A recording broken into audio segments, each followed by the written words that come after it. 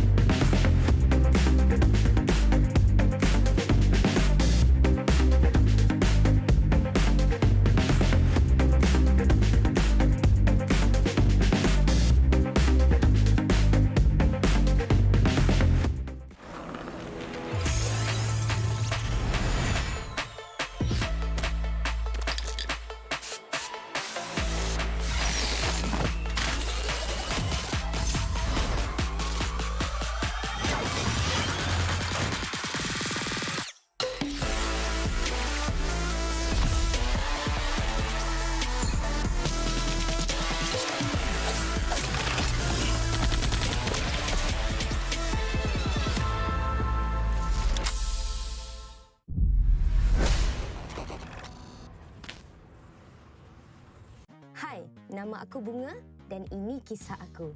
Dekat uni, aku tak ramai kawan. Bukanlah sombong, cuma kebanyakan grup tak kena dengan jiwa aku. Sampailah aku jumpa grup dengan minat yang sama. Perkenalkan, inilah family Free Fire aku. Dorang selalu ada untuk aku. Tak kira pada hari yang muram ataupun ceria. Setiap kali aku dengan dorang, aku lupa segala masalah.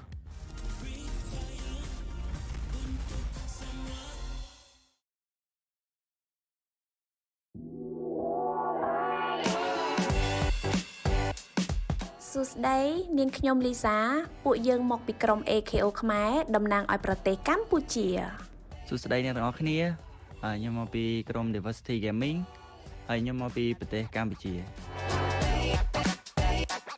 ជាទូទៅខ្ញុំជាអ្នកលេងដឹកនាំក្រុមតែម្ដងប៉ុន្តែនៅពេលបន្ទាប់ពីខ្ញុំដាច់ឬក៏ខ្ញុំអ៊ីមលីទៅគឺប៉ាប៉ាគាត់ជាអ្នកដឹកនាំបន្តពីខ្ញុំពីព្រោះអីពួកយើងធ្លាប់លេង tournament ច្រើនជាងសមាជិកធីមផ្សេង យើងកំណត់តួនាទីរបស់យើងអាស្រ័យលើអ្វីដែលកើតឡើងនៅសមរភូមិពេលខ្លះខ្ញុំនិងហេងនឹងដើរតួនាទី support ហើយ Double B នឹងលេងជាអ្នកបើកមុខនាងខ្ញុំមានអារម្មណ៍សប្បាយរីករាយមែនទែនដែលបានឡើងមកដល់ FFCS League Stage នេះ និយាយទៅពួកខ្ញុំពិតជាសប្បាយចិត្តមែនតើនៅពេលដែលបានជាប់ឡើងមកវគ្គ FSCS ហ្នឹងហើយនិយាយទៅពួកខ្ញុំព្យាយាមច្រើនដងហើយប៉ុន្តែអត់ដែលបានឡើងមកដល់វគ្គហ្នឹងទេតែឥឡូវបានឡើងមកដល់ហើយ ធីមដែលពួកយើងចង់កម្ចាត់ចោលហើយចង់ប៉ះខ្លាំងជាងគេគឺធីម ORV Esport ខ្ញុំគិតថាក្រុមប្រទេសហ្វីលីពីននិងម៉ាឡេពួកគាត់នឹងប៉ះគ្នានៅដើមហ្គេមហើយទុកឲ្យខ្ញុំជាអ្នកប្រមូលផលនៅចុងហ្គេមនិងទទួលបានបុយា ទោះបីការប្រកួត FFCS ជាការប្រកួតដំបូងរបស់ពួកយើងតែសូមកុំប្រហែសជាមួយនឹងក្រុមរបស់ពួកយើងវាមិនងាយស្រួលដូចអ្នកគិតឡើយ ORV Esport ខ្ញុំត្រៀមខ្លួនរួចរាល់ក្នុងការកម្ចាត់អ្នក ទីបំផុតពួកយើងបានឡើងមកលេងជាមួយនឹងក្រុមអន្តរជាតិសាជាថ្មីម្ដងទៀតហើយអញ្ចឹងសូមឲ្យធីមផ្សេងជួយធូរដៃឲ្យខ្លះផងឲ្យពួកយើងទទួលបានបុយា1 2អីចឹងនិយាយទៅគឺសប្បាយចិត្តខ្លាំងមែនតើដែលពួកយើងបានឡើងមកលេងវគ្គអន្តរជាតិម្ដងទៀតហើយពួកយើងនឹងខំប្រឹងឲ្យអស់ពីសមត្ថភាពហើយនឹងឲ្យអ្នកគ្រប់គ្រងនៅតែបន្តគ្រប់គ្រងពួកយើងទៀត DG for the win Let's go AKO ខ្មែរសូមអ្នកទាំងអស់គ្នាកុំភ្លេចធ្វើការតាមដានក្រុមរបស់ពួកយើងដែលតំណាងឲ្យប្រទេសកម្ពុជាក្នុងការប្រកួតនៅក្នុងវគ្គ Leg Stake Bye bye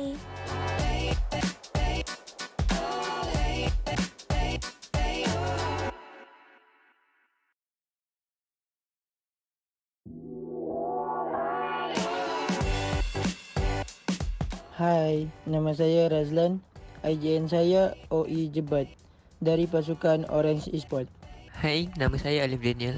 In-game name saya ialah OE Dekos. Saya berumur 17 tahun dan masih belajar. Saya akan bertanding bersama tim Orange Esport. Hello, I am Jiminio Hello, I am Jiraya. and we are from Team Princess. Saya Jiminio sebagai IGL Team Princess, Tony dan Jiraya sebagai Russia, Mika Boy sebagai Frege dan dua pemain simpanan iaitu Abekari dan Nonem. Peranan saya sebagai IGL ialah meletakkan role masing-masing mengikut skill individu yang saya lihat dari segi gameplay mereka. Peranan saya dalam tim ni adalah sebagai leader pasukan dan support dalam in-game.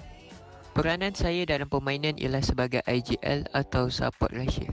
Saya yang selalu membuat keputusan untuk membuat rotation. Semua ahli pasukan saya suka buat lawak dan tak cepat koyak.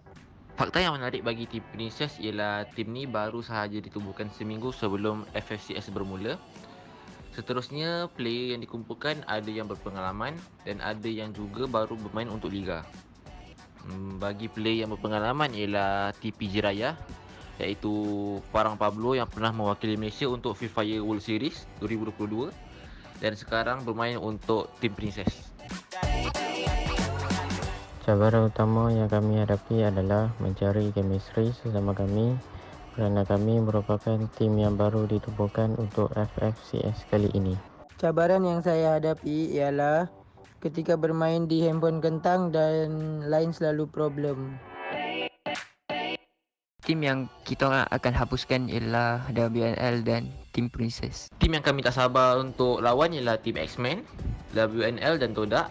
Bagi kami, tim ni adalah agak mencabar sebab mereka mempunyai potensi masing-masing dalam FFCS kali ni. Pesanan saya untuk tim-tim lawan, good luck dan tim Malaysia boleh. Tahniah kepada tim yang lepas Liga dan tim Princess, jangan suka sangat. Offset kita orang punya. Orange Esport boleh. Orange Esport boleh. Up and down, we are together.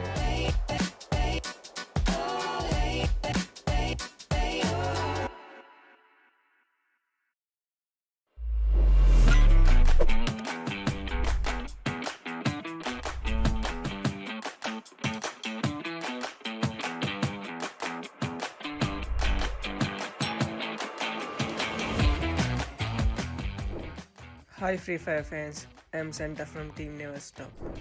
Hi Free Fire fans, I am Makhluk from Team Never Stop. Hi Free Fire fans, I am Roma from the Archangels team all the way from Sri Lanka. Hi Free Fire fans, I'm X-Gun from the Archangels team all the way from Sri Lanka. I am the team leader who serves as the shot caller and the sniper. I basically use a sniper, but I play at a medium range because it lets me lead the team while supporting them. I'm the close range rusher. Usually I'm the first in my team to rush in and get us some entry knocks. I'm the sniper and I am the IGL for the team. My sniper skills are strong and I will always cover my teammates. I play as a planter for the team. I am playing this role because I am good at explosives and long range headshots. This is the first time that we are going to play in an official tournament. We will do our best even though there are a lot of teams who already have experience in this tournament. I'm so happy that we are one of the teams which qualified for the Free Fire Challenge Series Season 2 from Sri Lanka.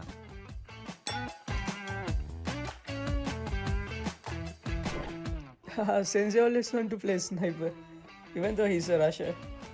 Let me think, Sana always like to play with female players than his team. Specifically the Auto Knockout team. It is one of the most famed and the most experienced teams we are facing in this tournament. We are looking forward to meeting Team Todak in battle. We wish them to do their best in the league stage.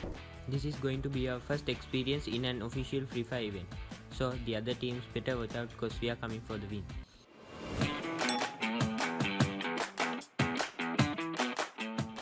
Thank you so much Garena for giving us Sri Lankans the chance to participate in Free Fire Challenge Series Season 2.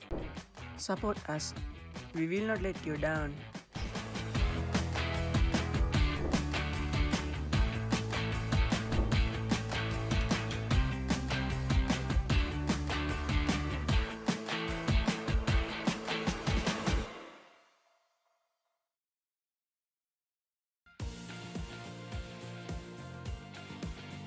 Guys, aku nampak ada enemy. Mana korang ni? Cepatlah backup aku. Okay, belok kiri. Oh, okey Raj. Okey, Bunga? tembak.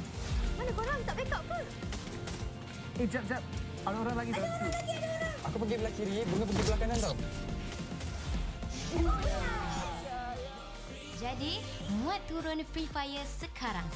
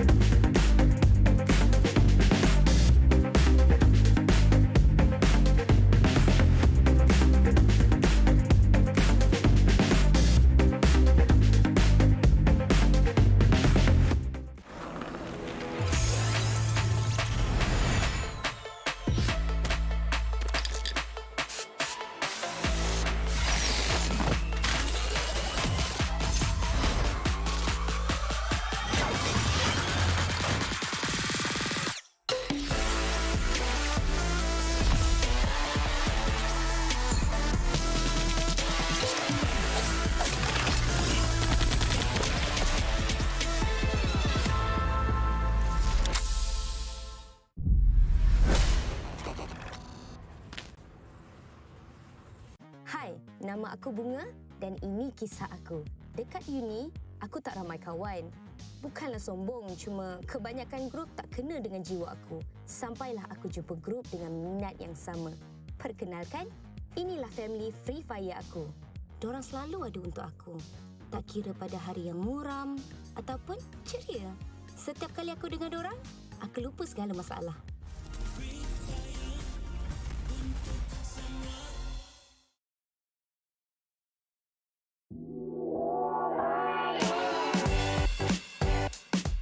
Susday នាងខ្ញុំលីសាពួកយើងមកពីក្រុម AKO ខ្មែរតំណាងឲ្យប្រទេសកម្ពុជា សួស្តីអ្នកទាំងអស់គ្នាខ្ញុំមកពីក្រុម Diversity Gaming ហើយខ្ញុំមកពីប្រទេសកម្ពុជាជាទូទៅខ្ញុំជាអ្នកលេងដឹកនាំក្រុមតែម្ដងប៉ុន្តែនៅពេលបន្ទាប់ពីខ្ញុំដាច់ឬក៏ខ្ញុំអ៊ីមលីទៅគឺប៉ាប៉ាគាត់ជាអ្នកដឹកនាំបន្តពីខ្ញុំពីព្រោះអីពួកយើងធ្លាប់លេង tournament ច្រើនជាងសមាជិកធីមផ្សេងៗ យើងកំណត់តួនាទីរបស់យើងអាស្រ័យលើអ្វីដែលកើតឡើងនៅសមរភូមិពេលខ្លះខ្ញុំនិងហេងនឹងដើរតួនាទី support ហើយ Double B នឹងលេងជាអ្នកបើកមុខ នាងខ្ញុំមានអារម្មណ៍សប្បាយរីករាយមែនទែនដែលបានដើរមកដល់ FFCS League Stage នេះ និយាយទៅពួកខ្ញុំពិតជាសប្បាយចិត្តមែនទែននៅពេលដែលបានជាប់ឡើងមកវគ្គ FSCS ហ្នឹងហើយនិយាយទៅពួកខ្ញុំព្យាយាមច្រើនដងហើយប៉ុន្តែអត់ដែលបានឡើងមកដល់វគ្គហ្នឹងឯងតែឥឡូវបានឡើងមកដល់ហើយ ធីមដែលពួកយើងចង់កម្ចាត់ចោលហើយចង់ប៉ះខ្លាំងជាងគេគឺធីម ORV Esport ខ្ញុំគិតថាក្រុមប្រទេសហ្វីលីពីននិងម៉ាឡេពួកគាត់នឹងប៉ះគ្នានៅដើមហ្គេមហើយទុកឲ្យខ្ញុំជាអ្នកប្រមូលផលនៅចុងហ្គេមនិងទទួលបានប៊ឺយ៉ា ទោះបីការប្រកួត FFCS ជាការប្រកួតដំបូងរបស់ពួកយើងតែសូមកុំប្រហែសជាមួយនឹងក្រុមរបស់ពួកយើងវាមិនងាយស្រួលដូចអ្នកគិតឡើយ ORV Esport ខ្ញុំត្រៀមខ្លួនរួចរាល់ក្នុងការកម្ចាត់ Welcome to the Free Fire Challenger Series Season 2. My name's AJ. I'm the Mustachio down here with the one and only Husky, bringing you guys the broadcast for the day. This is going to be the final week that we see all of these players stand a chance to make it through to the grand finals, Husky. We've seen Group A run their marathon already. Today is the day for Group B. Tomorrow is Group C. And at the end of it, we kick out the final 6 teams overall. And that's tomorrow, right? By the end of tomorrow, 6 teams will get eliminated. And for those who might not have been catching up with the competitive scene and people are wondering, why is it the final week? Are we at week 4? No, this is week 3. We have a new format. We have 4 maps instead of 3. We have 8 matches instead of 6. But don't worry, the teams will still get to play 32 total matches. Just that some of them will have to run a longer stretch of road for specific days. And today, like AJ mentioned, it's going to be Group B. And from what we've seen thus far, I think Group B are doing a pretty good job. Yeah, absolutely right. And of course, if you look at the overall leaderboard, you can see that it is dominated mainly from the teams in Group A, but that's mainly because they've already run their marathon in here for the second week as well. Let's take a look at exactly what we've got in store for all of you guys in here today, because these are the reshuffle groups. So once again, Group A, Thoda Archangels, No Escape, Farang, Aikyo Khmer, as well as Bloody Head. They have already played 24 matches so far. The teams in Group B as well as Group C have got a overall of 20 matchups, and today Group B will catch up to the total number of Group A, Husky. Yeah, and for one of the things for for this new format is that it's very hard for us to look at the data before day 3 or 6, and to decide which team is the front runners, right? Because of the numbers of games that they play. But at least by the end of day number 3, we did figure out that some of these teams are really at the top. We're talking about teams like Geek Fam, we're talking about teams like Anxiety, Farang also catching up in a huge way, jumping 10 spots in just one single day. But that is also because they played 8 rounds last Sunday. But today, when we look at Group B, I want to look at K9 Esports because I think this team is a team that has shown potential, but that potential fluctuates very heavily depending on their probably the weather that day, probably what they have for breakfast. But the main issue for K9 is inconsistency, and today is what is the day that they need to prove it. Absolutely, man. I absolutely love the fact that you brought up K9 Esports. We'll continue the conversation in a little bit, but looking at the prize pool here, ladies and gentlemen, boys and girls, it's not the be-on and end-all of the prize pool. This is just a very small amount in comparison to the overall that we have in the competition. As always, Free Fire puts a 1/3 of its total prize pool just for the league stages, so that everybody gets a little piece of this pie, from the 18th spot all the way up to that number 1 spot. As you can see, those that finish up the league stage in that number 1 spot pulls away the lion's share of $2,000 Husky. The best part is that you don't need to necessarily aim for that first place, right? Correct, You just need to aim for top 12. And sure, you might say, wow, I only get $200 in 12th place, but wait until you see the grand final prize pool. I believe that we will see that when the grand final rolls around, the first place prize is basically more than what you ever imagined, right? So even if you're in last place, you walk away with $75, so there's a piece of the pie for everyone. This is the overall standings as expected, as the storyline has shown us thus far. Geek Fam is still at the top with 347 points, but Farang is catching up pretty tightly behind. Oh yeah, absolutely, man. Thoda in 3rd spot. I mean, you guys can see the list there. But continuing the conversation that we were carrying on earlier about K9 Esports, the one day where they had a breakout round was on their own day of marathon. They hit about 100 plus points on that day. But apart from that day, we've seen them average around 30 to 40 points per day of play, which is quite insane. Because not only do they double, but they more than double their performance on a day where they are truly tested to see what they are capable of back-to-back in 8 matches. Today is the marathon day for Group B. So it's great that you brought up K9 Esports, because this will show us what sort of consistency they can bring into the competition and whether or not they can continue climbing up to the top, Husky. Yeah, and if K9 Esports is kind of the figure for Group B, I think there's another team that is worth taking a look at, and it's a complete polarizing a team compared to K9, and that team is Never Stop. Today is the day that they play 8 matches in a row, and unlike K9 Esports, they are not even close to guaranteeing a spot in the grand finals. In fact, they are almost 70 points away from ORV Esports, and we've seen what Archangel has done in their Group A last Sunday. They did not have the best of days, and if Never Stop wants to overtake their nemesis from the same region, today is the day to do so. Absolutely, man. Never Stop is the worst performing team in Group B so far, and we hope that changes for their own sake, because they have got today as that opportunity of a marathon to do something for themselves. Tomorrow they will only have 4 final matches, and if Never Stop cannot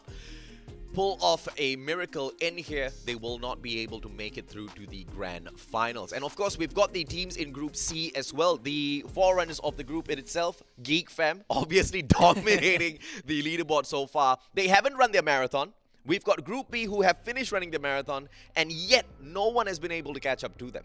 You can say the same for Group A on last Sunday, right? Yeah. They played 8 matches in a row. And sure, on that day, GeekFam didn't have the best of performance, but not like it matters too much. They have garnered such a huge lead that one mediocre day did not change anything for them in the standings. And I can only imagine what it will be like when GeekFam plays their own 8 matches tomorrow. But with that being said, GeekFam averages one of the highest average points per round that we have, and even if they play only 4 matches, we've seen them gather as much points as teams that play all 8 matches. Oh yeah, absolutely right. Because this is one of the most consistent, if not the most consistent team that we've got in the league stage. On their own day of marathon, they hit 151 massive points. Yes. And nothing changed in the days that they don't play those marathons because they average around 70 points per day. The most insane part about GeekFam, before we talk about the map pool, is that on that very first day, they hit 100 points. That is the craziest thing I've ever seen. So they play 8 rounds, and they're like, yeah, within 8 rounds, we will just hit 100 points. Correct. And give them, then come day number 2, they hit 200 points. In 2 days, 100 points per day, only GeekFam can do it. But if you guys are not familiar with the schedule and the map pool yet, this is it. A reminder for you guys that we start with Bermuda, we go to Kalahari, we follow up on Purgatory, and we end with Alpine. We do it twice. Start off with Group B against Group A for the first 4 matches, and for the last 4 matches, it will be Group B against Group C. Absolutely. And of course, nothing changes except for the fact that all of these teams will still be tested in here. Everybody wants to prove themselves. The top 12 will have quite a good time playing, but the ones who are trying to catch up to those top 12 spots are the ones who are going to be tested to the max in here today. I mean, we're talking also about Archangels. They only have 4 matches today, 4 matches tomorrow, nowhere near the top 12 spot. Yeah, I think they need around 50 points to catch up to ORV, which is a pretty solid gatekeeper, right? Because ORV has always kind of been in the conversation. Sometimes we see them, sometimes we don't. But when we saw them last Sunday, they actually put up a heck of a performance and kind of shuffling that overall standings a bit. But these will be the teams to watch today: No Escape, Bloody Hit, and EWG. And I think it's a very fair roster to look at. You know, you might wonder, why are we not looking at the top dogs? Because we have talked about them so much.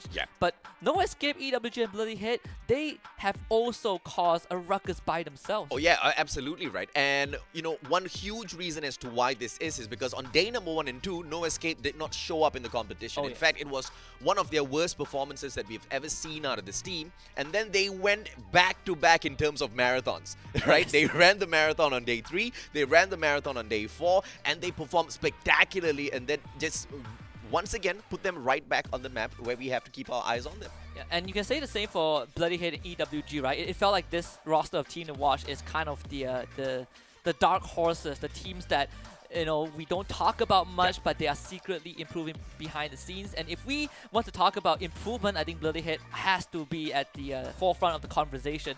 2 years ago, Bloody Hit is kind of the butt of the joke for very first major. The team that somehow could not make it, but for some reason always takes down GeekFam, who was in the first place. But right now, they are very much secure in the top 12. Of course, this is the roster for No Escape: Grizzly, Cass, Error, iPants, Dadat, and Potter. And I think, without question, Cass is the icon for this team. Absolutely, man. Alongside iPans as well. Both of these players, star players, no doubt whatsoever, constantly focusing on taking down the opponents, but more importantly, always on the forefront to pick up the rest of their team members as well. Not all of them can strike as hard in the team of No Escape. We do see a little bit of ups and downs, and mainly when we talk about the performance of Grizzly as well as Dadat, the number of kills that they can secure in all of those rounds, quite questionable, and that's why they need a heavy carry in their team. Yeah, and I think Cass is the definition of a survivor, right? I think the very first example we saw was Raja on day number 1, and that's how they got this. They lost 3 members and they came back to win the very first booyah of the tournament. Cass did the same thing. It did not lead to a booyah, but he sure as hell knows how to keep himself alive in the game for as long as possible. And we're going to look at Bloody Hit as our second team to watch today. And I know with Bloody Hit coming up, just to quickly continue the conversation of how much they've improved, I think at the same time it's also how this team still has some members from the very first iteration, right? We're talking about Morgana and Mark, very, very experienced players on the battlefield, especially when we talk about Mark. This guy is a sniper from far and beyond. And now we add in Shanks and Kaloy. I think Bloody Head are in a very good spot. Minus some inconsistencies, but overall, they're looking pretty good. Oh yeah, absolutely right. And Shanks is the only player in the group that struggles overall to find those solid kills. This is a very balanced team. Now, but even though Shanks, struggles to keep up with the performance of the rest of his team members, he is still one of the hard hitters of the competition, which is what makes Bloody Heads an overall team to look out for. They are very dangerous on the battlefield, but the one concern for this team is that they started off good. But on the day that they started off good, it was their day of marathon. So it looked very impressive. But the following days, not as impressive, Husky. And then they did also run their marathon in the previous day, right? And that was day number 4, which wasn't as impressive. They scored an overall 40+ points on that day. It's definitely a rough day for Bloody Head. Now they have completed those long runs. And I think Bloody Head is one of the teams in this competition that looks good when certain conditions are met. And if you put them in an uncomfortable spot, that's where you see Bloody Head struggle. And I think we see that example very clearly when we look at Kalahari. We have teams now contesting command posts, a spot where no one else has ever dared to go to. And now we push Bloody Head out. Suddenly, you see them in a more struggling in a harder spot. But EWG is a team that is finally worth talking about if we haven't talked about them enough already. Jay-Z, Twa, Monito, Manchai, Riven, and Bill. And some of you guys might remember some of these players from teams like Freedom Rumble, teams like FastQNY, but mostly Freedom Rumble because they have been on that team. And right now, under the banner of EWG, I believe this is their second year in the competitive scene, and they are doing absolutely sublime. Absolutely right. And they have managed to bring in quite a bit of performance on day number 2, where they equaled up the number of points that they picked up to their day of marathon on day 1, which is quite ridiculous. They had half the number of matches, but equal in terms of points. Today is the day of marathon. They've got the potential of picking up a lot, but it depends on which sort of EWG we see out there on the battlefield and whether or not they're raring to go. Because if we get a soft side that we saw last week, for example, where overall in the whole day, we saw them perform just like Bloody Heads, picking up just barely about 40 points. Yeah, and for EWG, it is a team that I think is very controlled, at least compared to the first time we see them. I want to kind of shine a spotlight on Monito and Manchai a bit. I think these two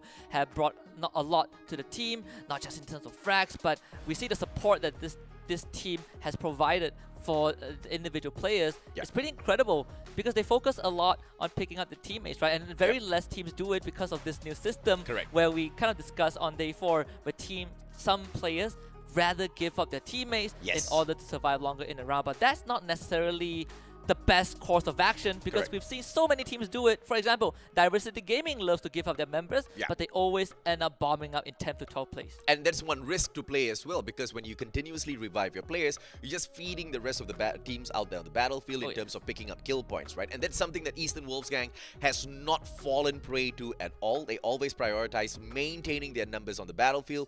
But we've seen some of those plays where, that strategy hasn't really led to them winning a lot of points as well. Because as they focus on going in for a very defensive sort of game, they very easily get overtaken in those situations. So hopefully today is the day where they can, bring in all of those changes and pick up all of those very, very much needed points, Husky. We've seen a couple of teams in this competition, aside from EWG, that plays a very defensive game. I think we can kind of call it back to Diversity Gaming, the Sri Lankan teams, where they don't make the initiative to take fights. They wait for other teams to come to them. But that's where the problem arises, right? What is the plan when a separate team decides to push you? And I think EWG has that nailed down. But we got to turn our attention to Never Stop, a team that is in the conversation, starting it off with 2 knockdowns on No Escape, on X-Men Akatsuki. Interesting start here coming through from Never Stop. This is the kind of performance that one would not expect from the team that has been hitting quite softly in the competition so far. But Zensei, he wants to prove himself today alongside the rest of the players from the side of Never Stop. Will they be able to finish off X-Men Akatsuki as Yan and Jasly back away from this compound? The right decision being made here, as although they do have enough to fight back, the game of numbers won't really deal well with them. And Sana finds a long-range AC-80 knock. Yan down on the ground. Jazli has no choice whatsoever. Has got the guns on him to run away and fight back, but just a little bit. X-Men Akatsuki looks like they are going to be taken out in the 12th spot. You could not have asked for a better start for Never Stop. Yeah. A day where they had to play all 8 matches, starting from the very bottom of the leaderboard. If they can get this entire team wipe, I think Never Stop will feel really good about themselves. And that's going to be the case. X-Men Akatsuki completely outdone in their own territory. Never Stop off to a great start. I'm glad that Never Stop has found 4 kills already, but I don't want it to stop there, no pun intended, because this was the same team that barely picked up any placement points the last time round, but we saw them picking up kill points, right? So Never Stop, hopefully they can continue this run in the competition. The first kill on the side of Toda, on the other hand, from Afix, courtesy of a player that's straight away a little too far from the rest of his teammates. What's interesting about Toda, at least from what we have seen across the past 4 days, is that the dynamic changes depending on who they have on that roster, right? When they have Xac, you see the shift in gear for Toda, where they play so much more aggressive, where they are making so much more first moves, and they're getting all of those points in. But when Xac is not playing, we see Toda playing in a slightly slower but more controlled manner. So it kind of backs the question, what is Todak's intention? What direction are they going to head into as they prep themselves for the grand finals? But of course, you guys got to prep yourself to claim this giveaway. Key in the code down there. It expires at 5:30 p.m. by the end of the stream. And of course, you're only eligible for it if you're playing on the Singapore server. Diversity Gaming with a very interesting approach earlier on. They were at the Revival platform, but the kid hasn't really been brought back into the matchup just yet. They are waiting. Perhaps we're being a little too cautious, anticipating an attack from a different squad. But they will be hopping on in towards the next compound. Team Eternal Watch and Learn will be at the hangars to welcome them in. No engagements coming through just yet, but the Archangels seem to have found a squad. It's going to be No Escape in a compound, all smoked up already. Error with a great defensive play for himself, whereas the rest of the players on the side of No Escape move on to reposition. Archangel having the high ground does give them a lot to work with, a lot of line of sight. But one thing they do lack is cover. I think Archangel are just going to take this slow. There's no need to rush. But the team that is rushing is Bloody Hit. And it seems like they want to chase down Todak. It's kind of a cat and mouse game so far. Todak are running away from Bloody Hit, not really wanting to take this fight. And they do have one member kind of isolated on the second floor of this building, and Bloody Hit is going to look for him, and that guy is Ames, getting a knockdown to Morgana to start things off, and does have a couple of glue walls to work with, buying time for his teammate. And Bloody Hit, they really want to rush him down before backup comes in, and look at Ames, the survival instinct just kicking in, and Bloody Hit just cannot find him. In fact, they found Mark on the outskirts of the building, and even with Sparks down, I think Todak are still in a comfortable spot to take this fight. You can see Ames have made it down onto their first floor. Yeah, Kalau now moving on in for a finisher, and he will be able to take Chills and Affix out of the equation. And Toda gets wrapped up. This is one of those attacks that are so rare. Usually it is Toda that runs away and baits in those players who are on the chase and finishes them off. But Bloody Heads with a very quick equalizer against them. And No Escape, on the other hand, makes the aggressive move and completely overwhelms Archangel. And one thing Archangel, they do not have, as I mentioned, is cover, and I think No Escape. From what they observed so far, they know that Archangel isn't the team that will make that first move, so No Escape decides to take matters into their own hands. They're greatly rewarded with 2 kills. And I think they want more. We can see there's one member of No Escape just trying to follow the footsteps of both X-Gun and Joker, and might be able to get one more kill. Is Error, and he has the correct gun for this. And Joker tries to fire back, but Error is going to hold his ground. A good play coming through from Error. Has got the artillery to take out Gun as well as Joker. Has a little bit of backup as well. X-Gun, one of those glue walls to be played with. And Error repositions just so that he can have his own glue wall as cover whilst he tries to take down the partner of X-Gun. Time Turner pulled out, but Ipans takes advantage. A beautiful headshot to knock X-Gun down onto the ground. Archangels now only have one final player to depend on, and this was such a unfortunate approach by Archangels. initially, the last time we spotted them, they were the ones who had No Escape pin sit down. And you really got to love the play by No Escape here. They pop the smoke, they heal themselves up, the players reposition, and they flank the players of Archangels who had that open spot. Amazing plays coming through. But Archangels themselves, man, you called it out. No defense, and yet they stayed to take that fight. Yeah, I think the best part about that scenario, that entire sequence of event, aside from, you know, Diversity Gaming losing 3 members and Papa on the run, was that No Escape identified that, yeah, well, Archangel are firing at us from the high ground, from 4 different angles. You know what that means? The members are isolated. Let's run them down. Yeah. And they immediately make that move. I really like that snap of the finger decision from No Escape. But the good news is that Archangel still has 1 guy left alive. Might not be for long though. He's running straight into Watch and Learn's territory. Unfortunately for Archangels, I believe this next skill is going to come through for one of the players from Eternal Watch and Learn. Joker spotted out already. X-Boys. Beautiful finisher by Demon76 as Archangels get taken out in the 10th spot. But speaking of diversity, as we spotted them earlier on, Papa 44 outside of the circle. Eternal Watch and Learn will be able to gatekeep him for the longest of time. Now, Diversity was a team that started off hot in the competition. Oh, yes. We had so much of trust in them after their breakout performance on day number 1. That was the same day where they ran the marathon, picked up 79 massive points, and then fell off the radar. Yeah. They suddenly became one of those bottom feeders who could not pick up more than 20 points a day of play. It's like those one-hit wonders, right? It's Yeah. like you drop a bomber track, and then that singles was pretty much it. They came into the first round, they hot dropped Geek Fam at Clock Yeah. Tower. They took out 3 members. Of course, Geek Fam went on to win that booyah, but they set the bar real high. Yeah. But they say the higher you go, the harder you fall. And I think Diversity Gaming is suffering from success. Well, at least from what they've set for themselves. Never stop. Again, fighting EWG. It's going to be an initial knock onto Sana by Tua. A good shot from afar. And Sana not able to win that fight. But of course, his teammate is there to pick him back up. Santa's just a little too slow with those shots. They are able to connect one. Monito continuously tagged up, but Zenze now in a lot of trouble as Manchai waits for him to peek out, spots him a little too slow as the players on the side of Never Stop reposition and disengage. They do not want to take this fight, and that's a good decision. I talked about this already. Never Stop have been good in picking up some kill points, but those placement points have been absolutely horrendous so far here, Husky. Yeah. And Never Stop understood that they don't really have as much compound as they do to work with, and EWG is holding that revival spot. But maybe Never Stop can utilize this interference from Bloody Hit to create a window for themselves. And I think EWG probably smells that something is in the air, and this Bloody Hit on the other side of the map is Jemba with a nade, lands onto Boyloy, perfectly lobbed, and that should be a free kill for Farah.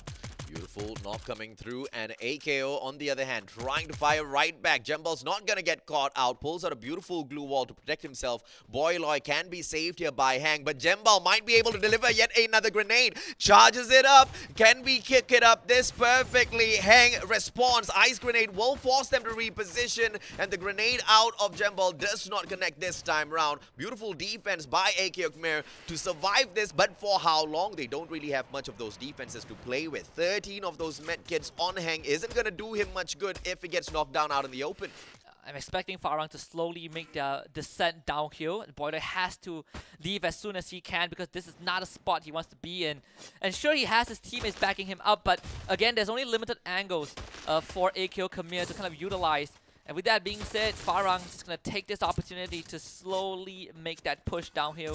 Of course, Jesbu is facing a lot of pressure from AKO Khmer, who are doing a fantastic job of keeping Farang at bay, but they are being forced into Farang by that blue zone, and Farang is just waiting for that opportunity when AKO Khmer makes that inevitable decision towards Doom. And you can see that AKO Khmer, they're actually splitting out. Doomin Jr. is going all the way round this circle, and that means that he leaves 2 of his teammates to the devices of Farang, and Farang would take advantage of that. No way out for Boyloy, and Hang is going to get overwhelmed. Yeah, beautiful shots coming through, and Jembal just goes around those glue walls. Make good work of Boyloy as well as Hang alongside Jesbu. But AKO Khmer, they have managed to survive. But Dooming Jun getting his health docked down little by little. Eastern Wolves Gang, great nade opener by Morgana. It's going to be the ice grenade. It forces a reposition out of the players of EWG. But now Bloody Heads themselves can't hop on in because of all of those ice grenade responses coming through. Shanks holding on to the outside perimeter, stealing away all of that loot from the airdrop. And the players of Eastern Wolves Wolfsgang can't do much about it. The response from Bloody Heads is a little slow as Eastern Wolfsgang now start responding with that firepower. A very slow flank coming through from one player on the side of Eastern Wolfsgang, Monito, to open things up, and he sends out an ice grenade to continuously force the players of Bloody Heads to reposition and buys more time for the Eastern Wolfsgang. Bloody Heads off to a very good start. They didn't allow EWG to recover, but like you mentioned, AJ, it's a bit slow on that offense, and EWG has so much time to get themselves back on their feet, and Tua just pushes through. Does get punished though by the members of Bloody Head, and it's up to Monito and Mantai. We talked about this dynamic duo before, and they need to keep the entire team in the game, but it is not meant to be. Bloody Head makes it slow, they take it slow, but it is very controlled. Amazing plays coming through from the players of Bloody Heads, but Eastern Wolfsgang almost did a number. The only mistake was the flank from Bonito, a tad bit too slow. The communication was a little off for the players of Eastern Wolfsgang. If only Bonito had been able to flank around from the right-hand side before they fully engaged, things would have definitely been different, because he was definitely going to be in a position to make a very big play for those players of EWG. But that's something they have to look in for those next round. Eternal Watch and Learn, on the other hand, in a terrible spot. They are all surrounded by multiple teams. AKO Khmer on the left. Here comes No Escape alongside K9 Esports as well. Things don't really look good for them. But the players haven't caught up just yet. Poor iPans. He was just hiding, and suddenly just two members of K9 show up and take him out. But that was also because K9 Esports are being severely pressured by Never Stop. And it's all down to none. Watch and Learn get one, and Zenze from Never Stop also finds the other. And now it's down to Never Stop and Watch and Learn in this standoff, just right outside the perimeter of that safe zone. And of course, it feels like Never Stop just have a better cover to work with. That Riptide Rhythm just doesn't do anything for Watch and Learn, and Never Stop actually decides to retreat. Very calculated move. Oh, excellent move by Never Stop. But Eternal Watch and Learn, what a play. I mean, the combination between the Riptide Rhythm and that snipe was just a little too good, a little too close to perfection as well. They take out two players on the side of K9 Esports back to back, but at the very same time, they did not allow the players, they did not allow the team on the left-hand side, AKO Khmer, to take advantage, but Never Stop cannot run away anywhere. Sensei with a masterful knock, two players down, and Bloody Head's about to get taken out of the equation. Never Stop needs to put in the finisher. Mark sticks onto his own tiny little corner. No finisher coming through just yet, but Akela seems to have spotted him out. Grenade launcher in hand. Mark needs to watch out. And this is Zenze's day. The Sri Lankan sniper, 5 kills thus far. Never Stop with a banger of around 11 total kills under the belt, reaching top 5. And this is the best, the best final spot for these teams to battle it out. King of the Hills. Farang has already made it to the center, and we know that Farang is incredibly good when push comes to shove in this final moments. But Never Stop are on a roll thus far. Fun fact, Never Stop in this match alone has picked up more points than their last play date. On day 4, they picked up an overall 12 points from 4 games. This one game alone, Never Stop has outdone their previous day of performance. Now they take on Farang, not an easy team to take out, not a lot of chaos to play around with, as well as Farang has already found their defensive spot. But the backstab now from AKO Khmer might just make the difference for the players of Never Stop. Never Stop needs to hear all of those gunshots and take advantage quick before time runs out, because the circle hunts for the players of Farang and moves towards them. I want to see how Never Stop deals with this. The only team right now who has a very secure compound to work with, but the circle isn't in their favor. Too bad. Gets knocked down from afar. Thanks to Venom. And Farang, they might have the circle, but they have the entire world against the Musket, just not aware of where Jembao is. And these spread out angles from Farang is giving them such good advantages to work with. Never Stop still not making that move just yet. 10 more seconds and they have to push in. You know, we wanted Never Stop to play for those placement points. We wanted them to play for kill points as well. They're playing both beautifully. Zenze now. Beautiful knock onto Maske. Finisher doesn't come through just yet, though. Farang, are we going to see a steal coming through? Zenze continues all of the pressure, but they're focusing on the wrong team. If they want the booyah, they need to focus on the right-hand side. In fact, if they hunt for the circle, they'll be able to do exactly that. But Farang, their positioning is just so supreme. All spread out, and they're using Mother Nature as a little bit of cover there. I know you say that some teams need to play placements, but you know what, AJ? I say Never Stop, go for the kill, because this is the best moment for them to do so. Jembao distracted by Venom 96. And look at Never Stop. And Sensei steals that away. Never Stop. The final fight against Farang. Jesper getting tagged by the nade early on. And if there's something that Never Stops wants to say, is that this is their moment. But Jembao doesn't want that to happen. Sana knocked down. Santa with a good glue wall. Akila running forward, getting sprayed down. Jesper needs to protect himself. He needs to stay alive for as long as possible. But Never Stop goes in for the swing. And Jesper wins that fight. Sensei, can you save the round? It seems like that is not going to happen. Jesper is just way too solid. And Farang will not let Sri Lanka take the dub in round 1. And it's all down to Santa, and Christmas will not arrive today. Not for round 1. Farang takes the booyah. Farang, untouched in the final circle, makes quick work of everyone. The circle hunts down for them as well. And Lady Luck alongside all of those other players who just could not put up a strong fight allow Farang to pick up a solid booyah. Never Stop as they picked up that final encounter against them. Did not expect Jesbu to go ape on them, right? 3 back-to-back kills with that Charge Buster. Perfection out of Team Farang. Farang only got 5 total kills, I think. Or actually, no, I think 5 is too less. But the point is, even if Farang get this booyah, I think Never Stop did a number on all of these teams. I mean, Zensei had a great opening. Yeah. I think, 7, 8 kills in total. The snipe that he's been putting out is incredible. This is the best possible start for Never Stop, right? Especially when we kick off the day with them at the very last place. They need 70 points, AJ, to be in top 12. And I think they've already closed the gap by 20. We talked about how Never Stop needs a miraculous run in here today. Yes. They are starting off their miraculous run with a miracle round for themselves. 1 round outperforming their whole of day 4's presence in the competition. Never Stop is starting things off really, really good. But are they oversetting expectations here? Because now we expect a lot from this team, Husky. That's what I was thinking, right? So, like, there are 2 ways you can look at this. They overperformed themselves on day 4, and people are like, wow, how did they do on day 4? They got 11 points. And you're like, well, is that improvement? But now they got to keep it up for 7 more rounds.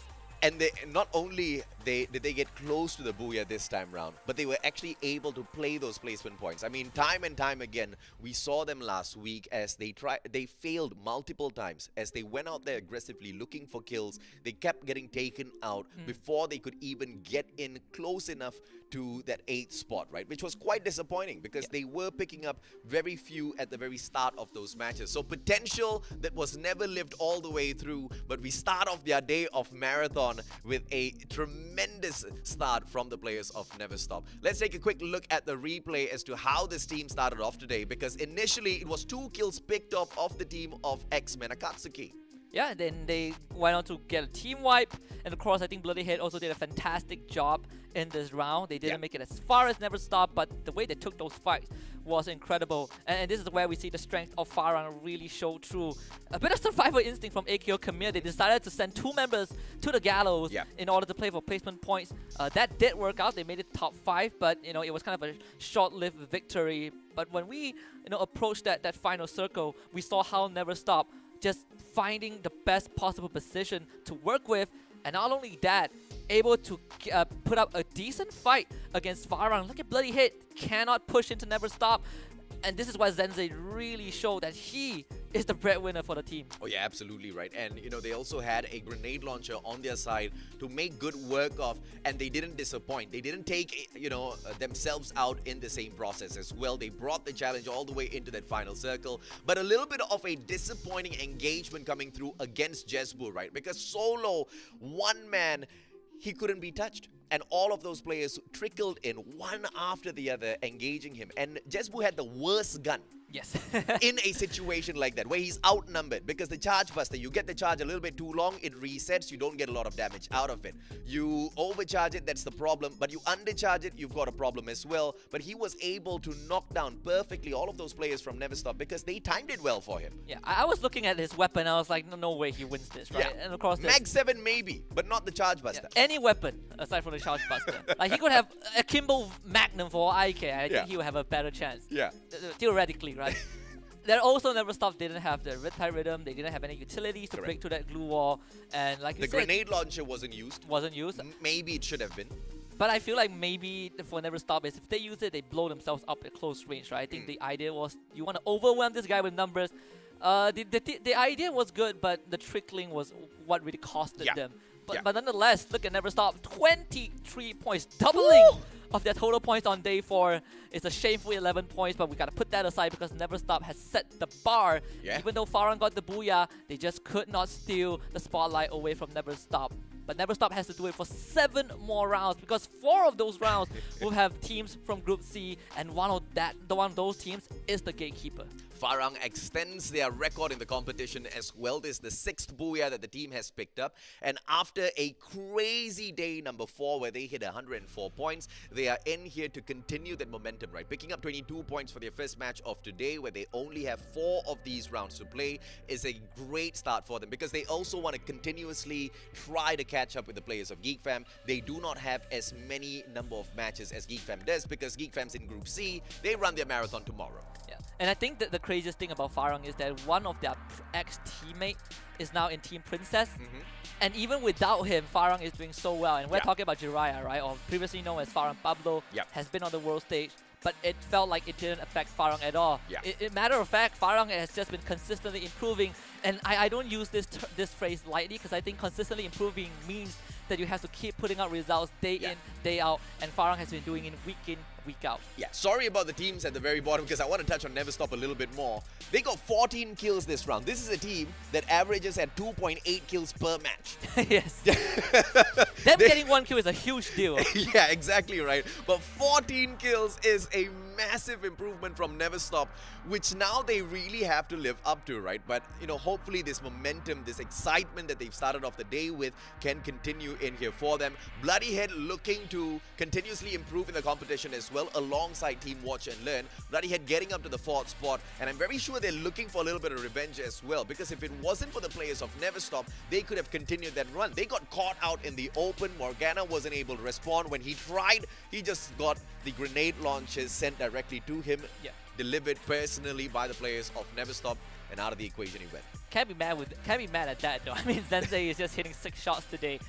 That's kind of the round 1, right? And you gotta ride off that momentum, ride that tidal wave, and hopefully get more points. Again, if Never Stops don't do it today, there's no other day for them to do it. Tomorrow is the last day. I don't think they have enough rounds to accomplish it. So it's now or never. We say the same about Archangel, and I think with this round, Never Stop probably caught up to Archangel on the overall leaderboard. That is the craziest thing.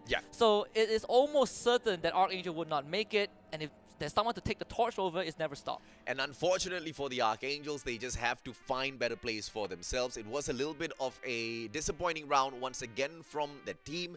And, you know, I guess there's just nothing else to say, right? In terms of the consistency out of the Archangels, it seems to not come through for them. But we have seen some moments of brilliance from Archangels, at the very least. We've reached the stage of acceptance, right? You know the 7 stages of grief? Yeah. Is it 7 or 5? I'm accepting Archangels. We're reaching the stage of acceptance, at least for some of these teams.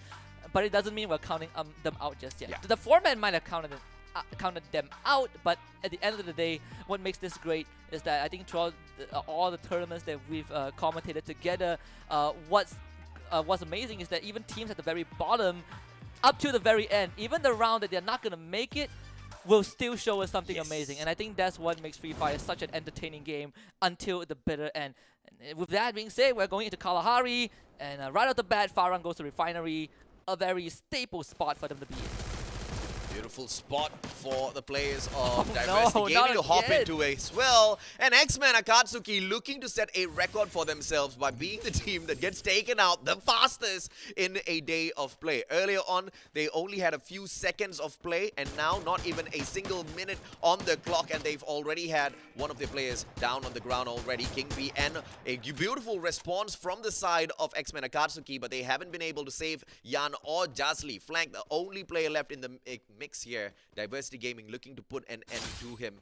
But if they don't... Oh, Flank has been spotted out. The kids, a few shots coming through, but no connection just yet to punish the players of X-Men Akatsuki. The probability of X-Men Akatsuki surviving this and getting away from here, very, very slim, unless we see a miracle play from Flank. He does expose himself just a little bit. One more shot would have done the deed, but the kid misses. But oh my lord, and at the very same time, Eastern Wolves Gang makes the exit. we have an explosive day today. Correct me if I'm wrong, AJ. I think X-Men Akatsuki is playing the marathon, right? Yeah.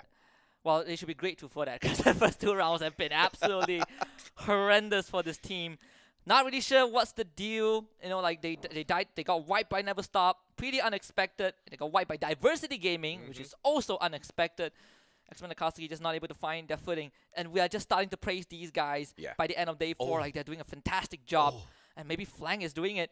The kid, not sure if you see him though. He's coming in from an angle that would give him vision if he just checked. Oh my lord, kid! Turn to your left! Kid! No way! I told you he needs a miracle, man, No and he just way. found the miracle, and the kid literally just runs past him. How could you not check? I tell you, love if Free Fire. X-Men wins this one, it's all on Diversity Gaming. Oh, they found him. Uh-oh. There it is. And wait, what? Right, he. Oh my! He comes back alone. And Flank actually just runs away. Where are your Papa now. friends? Papa hasn't recovered his health at all. Flank might get caught off here. Has managed to back away. Doesn't really have a lot of medkit to play with himself. And he just gets away. 31 HP left on the side of Flank. But look at Diversity Gaming. They just let him go. They're not hunting him down. This is just a little too dangerous. We're going to allow him to survive for a little bit extra. And X-Men Akatsuki actually gets a miracle play. What a play, Flank. What a spot to hide away at. I hate to say this, kid, but if you just bring your friends, you would have gotten 4 points without losing any. But you know, Goodness. yeah, it happens. It happens. I mean, X-Men Akatsuki gets some breathing room, but Archangel taking a Farang. And Spade caught out in the open.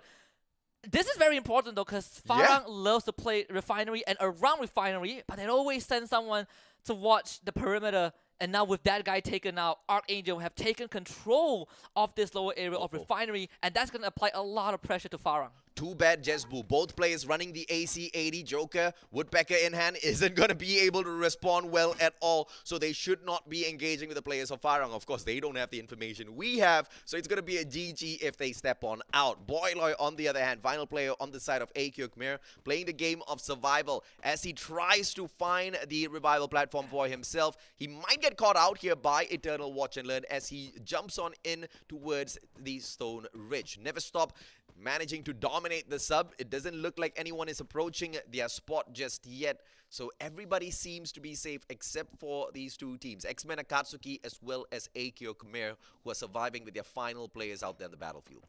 Yeah, Archangel's initial, I think 2 or 3 kills, 2 kills came from AKO Khmer, where I believe they hot dropped as well. So Archangel came up on top of with that. Bloody Head, this time uncontested at command post, which is something that they definitely would appreciate, because I think on day number 4, for some reason, teams love to push them out of their area, and Bloody Head has been struggling on Kalahari, at least on that day. But this time they get to enjoy that peace and quiet.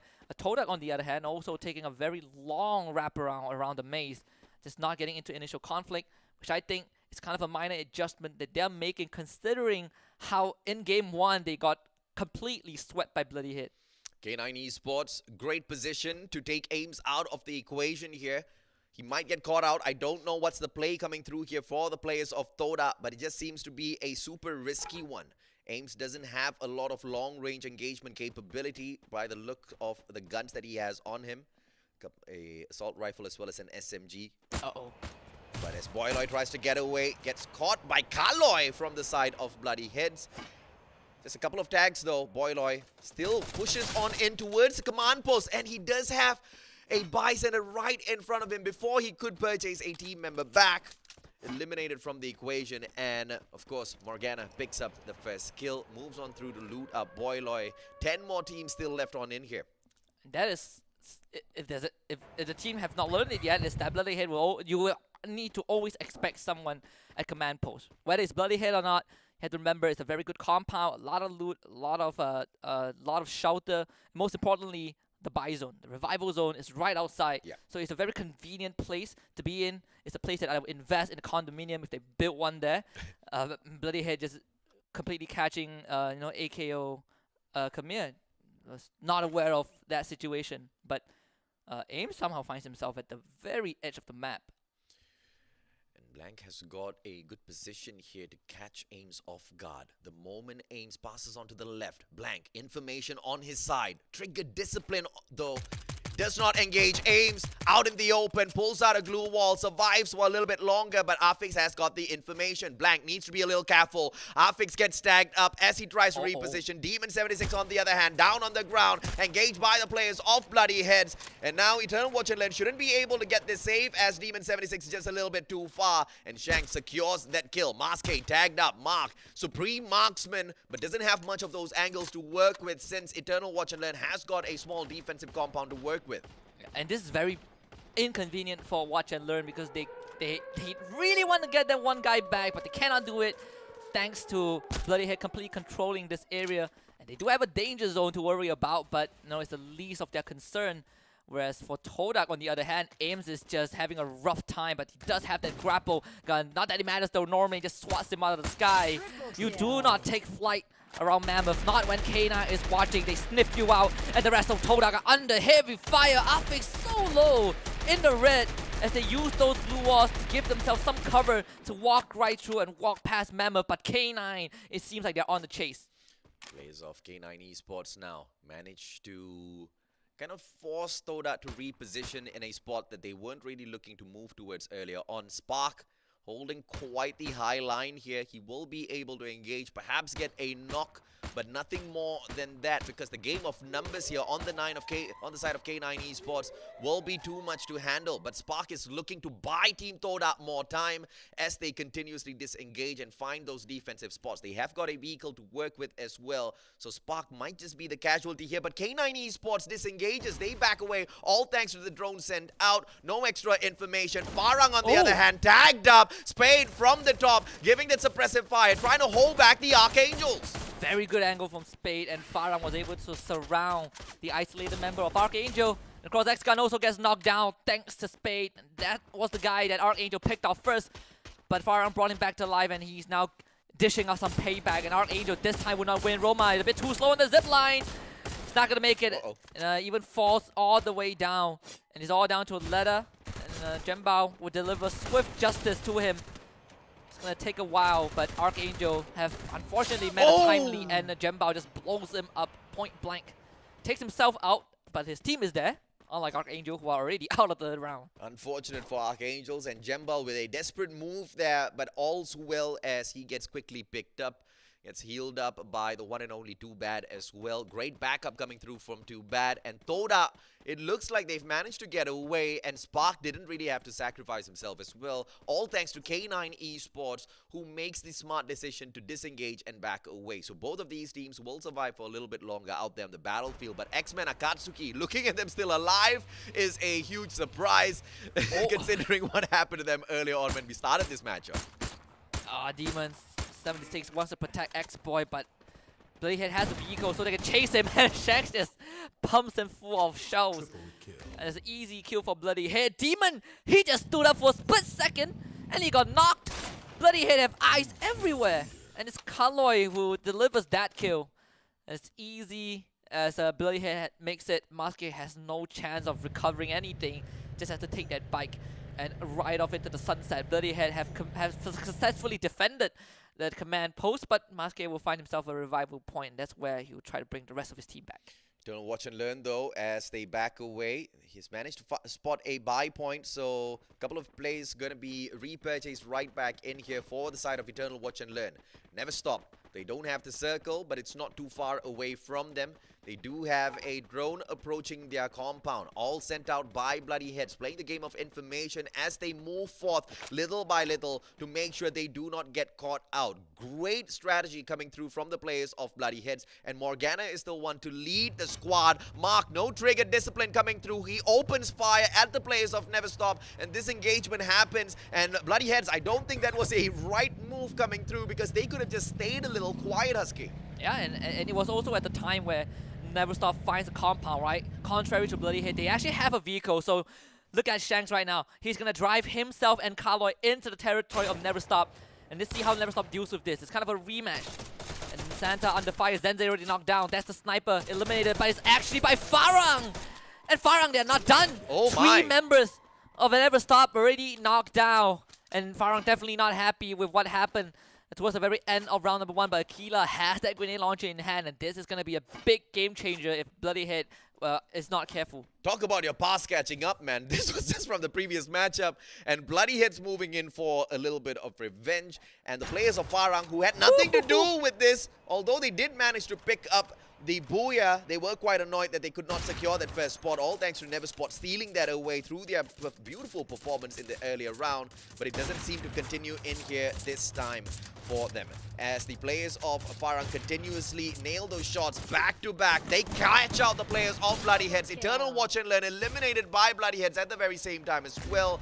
And Karloy, on the other hand, Master Grenade out of Aquila. It is the grenade launcher in hand, but no finisher coming through just yet though. Yeah, and that's, again, the game changer, at least the fight changer that Neverstop can rely on. And Sana, he's rushing in. And this is going to be kind of the be-all, end-all moment for Neverstop. And I'm not really sure why did they go to do that. Not under the heavy fire of Farang from the top of the hill, and Bloody Head gets their revenge. But this is why Farang always have someone playing on the edge of the refinery. It gives them so much vantage point to work with. And too bad he's just having a field day. And look at that. Noah X-Manikoski just kind of flying in and kind of trying to go for a slam dunk onto the members of Farang. But I'm not really sure if that is going to be the case though. Funan is already down. This is going to be a tricky circle that is coming up in a little bit, but until it becomes trickier, Farang can continue to play that bird's eye advantage against all of the other teams. X-Men Akatsuki holding on to the bottom side of this refinery platform, and that's not going to be too much of an issue until the next circle closes in. So a lot more time to still play around with in terms of Farang holding on to that top spot. Toda, on the other hand, a totally different strategy as they want to maintain their distance very close to the edge of the circle that's continuing closing in. But that'll keep them a little busy, so they better hope and pray they do not spot any players as they rotate their way in. Oh, Riptide Rhythm! Timing perfection, too bad, as he knocks Jazley, gets the kill as well. 10 kills so far for Farang, and they still have probably the best position in this map. And I just want to quickly turn our attention to Todak for a while, because I think Farang has already stolen a lot of that spotlight. This is the very controlled, very slow Todak. Yeah. Coincidentally, without Exec in the team. I'm not really sure if that is a big factor, but we are seeing that shift depending on who they have on the team. And look at Todak. It's very weird to see Todak play so slow, because the Todak we know would try to run people down. And look at that spark and aims. They're trying to go by from that left side, from the right side. And Jesbu has eyes on all of them. So even if Todak makes it through, Farang will be very prepared for this. Bloody Head is in the midst of everything. Farang is fighting 3 teams at once. Yeah, and Farang doesn't really have a lot to worry about since they've got that high ground advantage, as Chill now knocks Kid down. Jesbu has got the AC-80, continues to play that pressure. Afix being pushed by the circle as well as controlled by Jesbu. Jesbu trying to engage with 2 players at the same time because he's confident nobody can shoot right back. But Bloody Heads has got to play. Yeah, and now Toda, they barely just made it in. But again, that one member of Bloody Head that is on top of the tower has been snuffed out by Farang. So there's no one to point spoilers anymore. You can see K9. They are desperately trying to climb out the mountain, and Farang have already taken control. Look at Spade. He is so fast to the safe zone, and he's going to get all the info for his team and secure a way out. And Mark just has to use the grenade launcher to take down 2 members of K9. And that fight has just begun at the foot of the hill, at the midsection of the hill. And Farang can just watch this happen. In fact, they just go in for the cleanup. A quad kill for Jembao so far. But AJ, Farang have 16 kills. I am absolutely mind blown with the performance of Farang this time round. Wuxi flies straight in front of Spade. Opportunity to go in for the takedown. Jesbo on the backup as well. Oh no. Wuxi is forced off of his offensive position, and now it's a 2v1. Too bad has got the Mag 7 to play around with as well. It's going to be the players of K9 Esports right down there below them. Jesbu taking the fight to his opponents. Charge Buster in hand as well. The players of Farang getting a little over aggressive as they lose 2 players back to back. Spade and Jembal, final players to depend on, but Spade makes quick work. 3 players back to back, and now 20 total in terms of kills for the players of Farang. And Jembal also has got that grenade launcher to play around with. Farang is not only on fire, but they're toasting everyone at the same time. It's going to be 22 kills by the end of this, I believe. I think Shang stole the last one away. Riptide Rhythm is out. Grenade launcher from Genbao. Oh, GG. Terminates him. 21 kills for Farang and the second booyah of the day. 2 out of 4 matches that Farang played, they have won it. We talked about them continuously breaking their own record, and now 7th booyah of the competition, and the performance that they have brought in on day number 4, where they were back-to-back on full crazy performance, they lead into day number 5 as well. Yep, what is that? It's all about Farang, baby. They have not dropped a single spot in terms of attrition out there on the battlefield. I love it. They're already taking a group selfie. They know that they've got this in the bag. Just casual selfie. Best part is that they actually have the live stream open with that delay, so they're watching everything on replay as they win the round. I love this team. So they've gotten more than 50 points in 2 rounds. Yeah.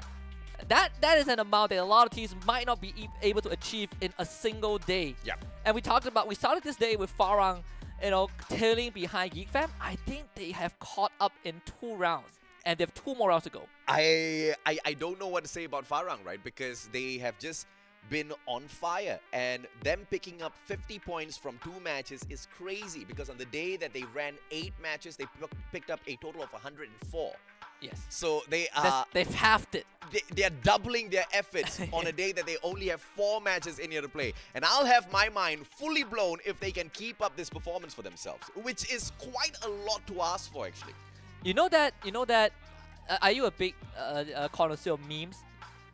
You know your memes? I'm an old man, but I know a few of them. All right. Okay, so you remember? You probably have seen this meme before. You know the meme of the Shiba Inu Doge, one that is very weak and one that has a lot of muscle. Oh yeah. The weak one is Farang in the first half of the group stage, and the strong one is Farang on the second half of the group stage. And we are talking about the Farang that on day 1 picked up 49 points from 4 matches. On day 2 picked up 33 points from the 4 matches, and they back-to-back hit 104 on day 3 and day number 4. Yes. They picked up 200 points in 2 back-to-back days, just like what the players of Geek Fam did on day number 1 and day number 2 of the competition. Yep. The only difference is that Geek Fam did it in 12 rounds. They took 16, but with that being said, they made up for it in this first 2 rounds, right? And if Geek Fam is watching right now, you guys got a competition on your hand, and that team's name is Farang. So if Geek Fam still thinks that they are secured as king of the group stage, well, they got another thing coming their way. Yeah, but that being said though, Geek Fam hasn't played in here today, and they will not play until match number 5. And on top of that, what Farang needs to worry about is they need to overcompensate for the 2 days of lack of performance. Whereas Geek Fam has been consistently performing all throughout the competition, right? So just ridiculous in terms of effort from the side of Farang to catch up. But Geek Fam might just be able to pull away, as they have got 12 back-to-back rounds from today leaking into tomorrow. But Farang picking up 33 points for themselves. You are right, Husky. They've managed to catch up with the elusive Geek Fam, who held on to that number 1 spot for so long. Yeah, and I think Farang is, from day 3 onwards, we see Farang waking up a bit, and day 4 we see the same Farang, and we start to wonder, is this team really coming online? And and at this point, there's no doubt that if there's any team to challenge Geek Fam, if there's any team that is eyeing for that throne, that trophy, I think Farang is a very big contender. Oh yeah. But I want to quickly turn our attention to Never Stop. As quickly as they rose up to the top, they fell down just as quick. Only 5 points in this match, and we emphasized a couple of times how important it is for Never Stop to literally keep their foot on the pedal and not take a single break. But the other teams decided against that, and guess what? It was Farang that stopped them. Yeah, absolutely, man. And in terms of Bloody Head, the improvement from day number 4 into day 5 has been quite solid for this squad so far, because overall on day 4 they only managed to secure 44 points for themselves, right? 2 matches in, they're almost equalizing the performance from day 4 already, and that is a huge statement, because on day 4 they had 8 back-to-back matches. So the players of Bloody Head, although they do not have as many of those opportunities this time around, they need to make sure they continuously pick up all of these points, because they have to make up for quite a weak day of marathon. And 2 of the teams that we, that are the team to watch today are at the bottom 3. Watch and Learn and EWG. Oh, GG. Not having a day at all. Well, No Escape and EWG, excuse me, not Yeah. having a day at all, at least so far. But thankfully, you know, for No Escape, they actually no, I don't think any of them are playing 8 rounds today, right? As for No Escape as well as EWG, no. Yeah, They so are- yeah. the rough pace being at not even Bloody Hit, right? The 3 teams we're looking at today only play 4. Will only play 4 matches, and Yeah. Bloody Hit is the one that is showing up. Though I wonder where the X-Men Akatsuki end up. I think they got a decent 10 finish, points. right? 10 points, right? So not as bad. Diversity Gaming, I'm looking at you guys. That could have been 0 for them. Yeah. But you guys just had to blow it. So that. But I'm that really stinks. proud of X-Men Akatsuki. I mean, I thought, you know, I was about to cry for them in that second matchup because Right. it was just back-to-back quick rounds. I thought they were going to break the record in terms of how little time a team has spent in a day of play out there on the Like battlefield. speed run out the round. But instead, they survive with flank, and then Kid from the side of Diversity Gaming just absolutely misses him, makes his round right back, and gets taken down. That, if the first round of missing him wasn't bad enough, Yes. the guy fails. It fails, and they just leave him, right? Yeah, but thankfully he survived. Not only does he survive, he manages to bring back his teammates. They managed to get a couple of kills out there on the battlefield. 10 points overall for a team that almost bombed out with absolutely nothing on their side. Shows the fire in the players of X-Men Akatsuki. But let's hope this time around in Game 3, they do not get hot dropped, because I don't know if it's their fault or someone else is hopping on into their spot for the time being, man. The best thing is I don't remember them getting hot dropped this often. At least Yeah. not 2 rounds in a row. I know that they have very high frequencies of fighting other teams at the beginning, but Yeah. never has it turned out to be almost a double wipe, right? Correct. So if anything, if round 3 it happens again, I have a feeling that something is up, right? Yeah. Maybe today is not that day. And when Diversity Gaming watches back that matchup, they are going to have a lot of questions for themselves as to how in the world did they miss a complete team wipe and allowed them to survive for so long out of that. And the engagements were not as crazy for Diversity Gaming. They're still trying to find a little bit of their momentum that they showed us they can pick up on day number 1. But that was all the showing up the players of Diversity Gaming did. Especially, I think right now AKO Kame has overshadowed Diversity Gaming by a lot, right? Yes. Because, you know, we talk about Diversity Gaming as a team a lot, Yep. but we talk about AKO Kame individually more often. I Yes. think Dooming Jun has always been in the conversation, Yep. Boyloy as well. Yep. But when we look back at Diversity Gaming, I think the one guy that has shown some promises is the Kid, but that is only on day 1. And Correct, afterwards, yes. it felt like the Kid was literally sent back to school. He's being schooled by all of these veterans in the scene. There's nothing against him, but I think individually, there's a lot of things that Diversity Gaming needs to look back and work on, at least, if not today, then for tomorrow. Because that moment, when the Kid lost to Flank, you know it's a moment of bloodlust. Yeah. He saw this one straggler, he's like, guys, I found him, I'm going in, dies, and the rest of his team decide that it's not worth it anymore. Which is such a crazy decision to make, right? Because they still had the numbers advantage. Yes. They just had, unless they weren't counting as exactly how many players they knocked down, but technically they do have their own number of kills shown to them, so they should have been able to make that equation. So I will not understand exactly why those decisions were made back-to-back by Diversity Gaming, and I don't want to know as well. I'll tell you, one team that can do that is definitely Farang, because Yeah. I think this is one thing that we didn't really get to highlight much about before we go into round 3. I just want to quickly bring out the last sequence, the last 2 circles of Kalahari just now. Farang was relying purely, well, for the most part, individual plays to hold on to yeah. the last circle. Yeah. We're seeing 1 versus 1, 1 versus 2, 2 versus 1. Yeah.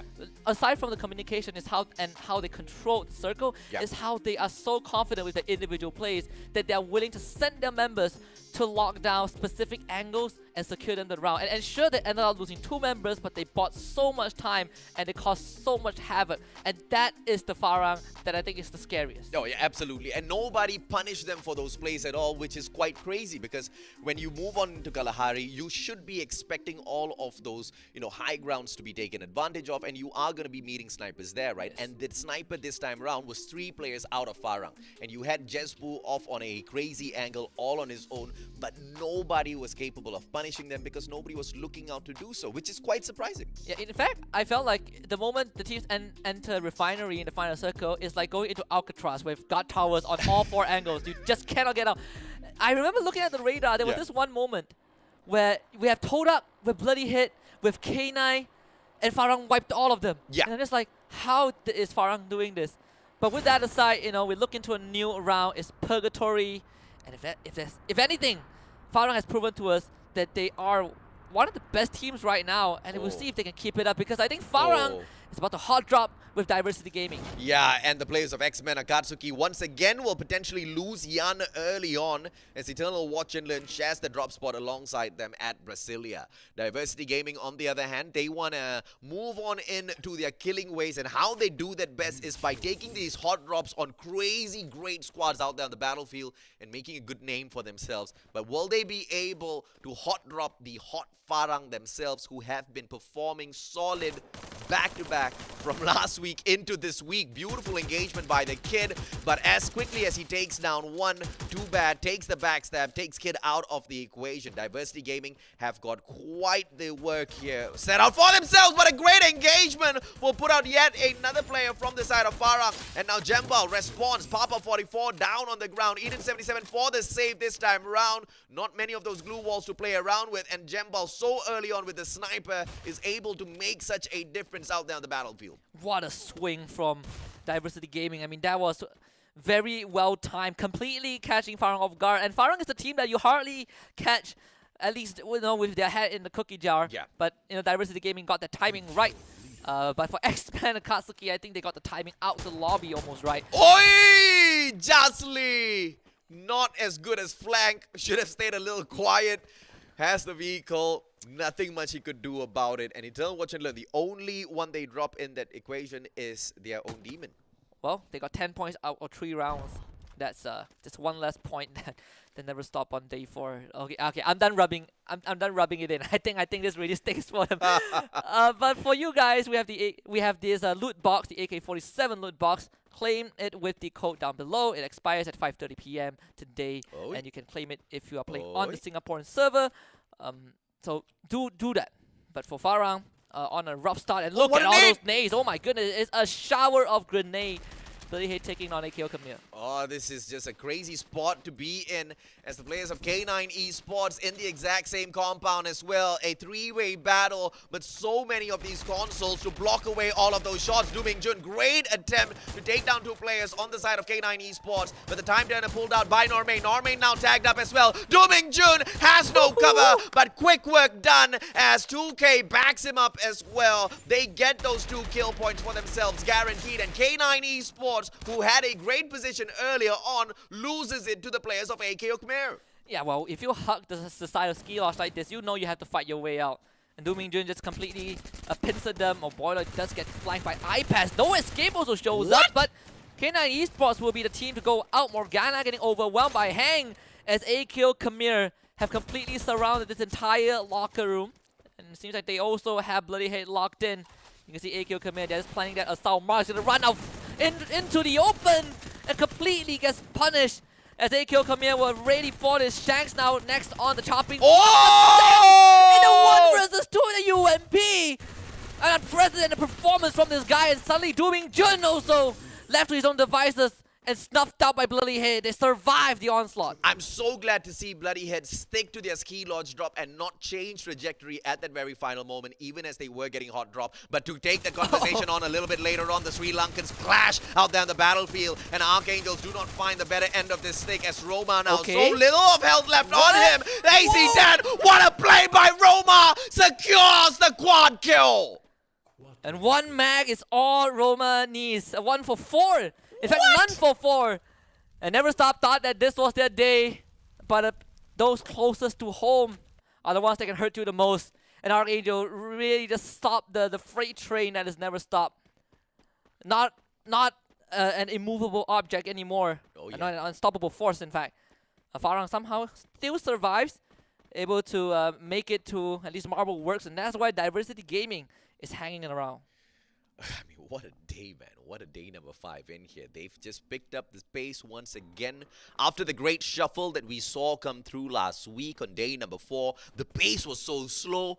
I started to fall asleep in halfway through of those matches. But today, we haven't been able to catch our breath, Husky, because these teams are just non-stop. They're just banging their heads up against each other. Farang now, Spade from afar, punishes Papa 44, and he takes the kill as well. Diversity Gaming in a lot of trouble, but they are at Marble Works, and not the whole squad of Farang to deal with, because a couple of those players just a little too far from engagement, but we know how quickly they get into position, Husky. I think Bloodyhead is about to catch No Escape as they are running right towards the area. That's a revival zone. No Escape doesn't need it, but it would be great if they can control it. And Morgana, oh, he's going to hear all those footsteps. And unfortunately, Morgana most likely will go down. Let's see if we can take iPads with him at least. Seems like that's not going to be the case. Actually, Morgana wins that one.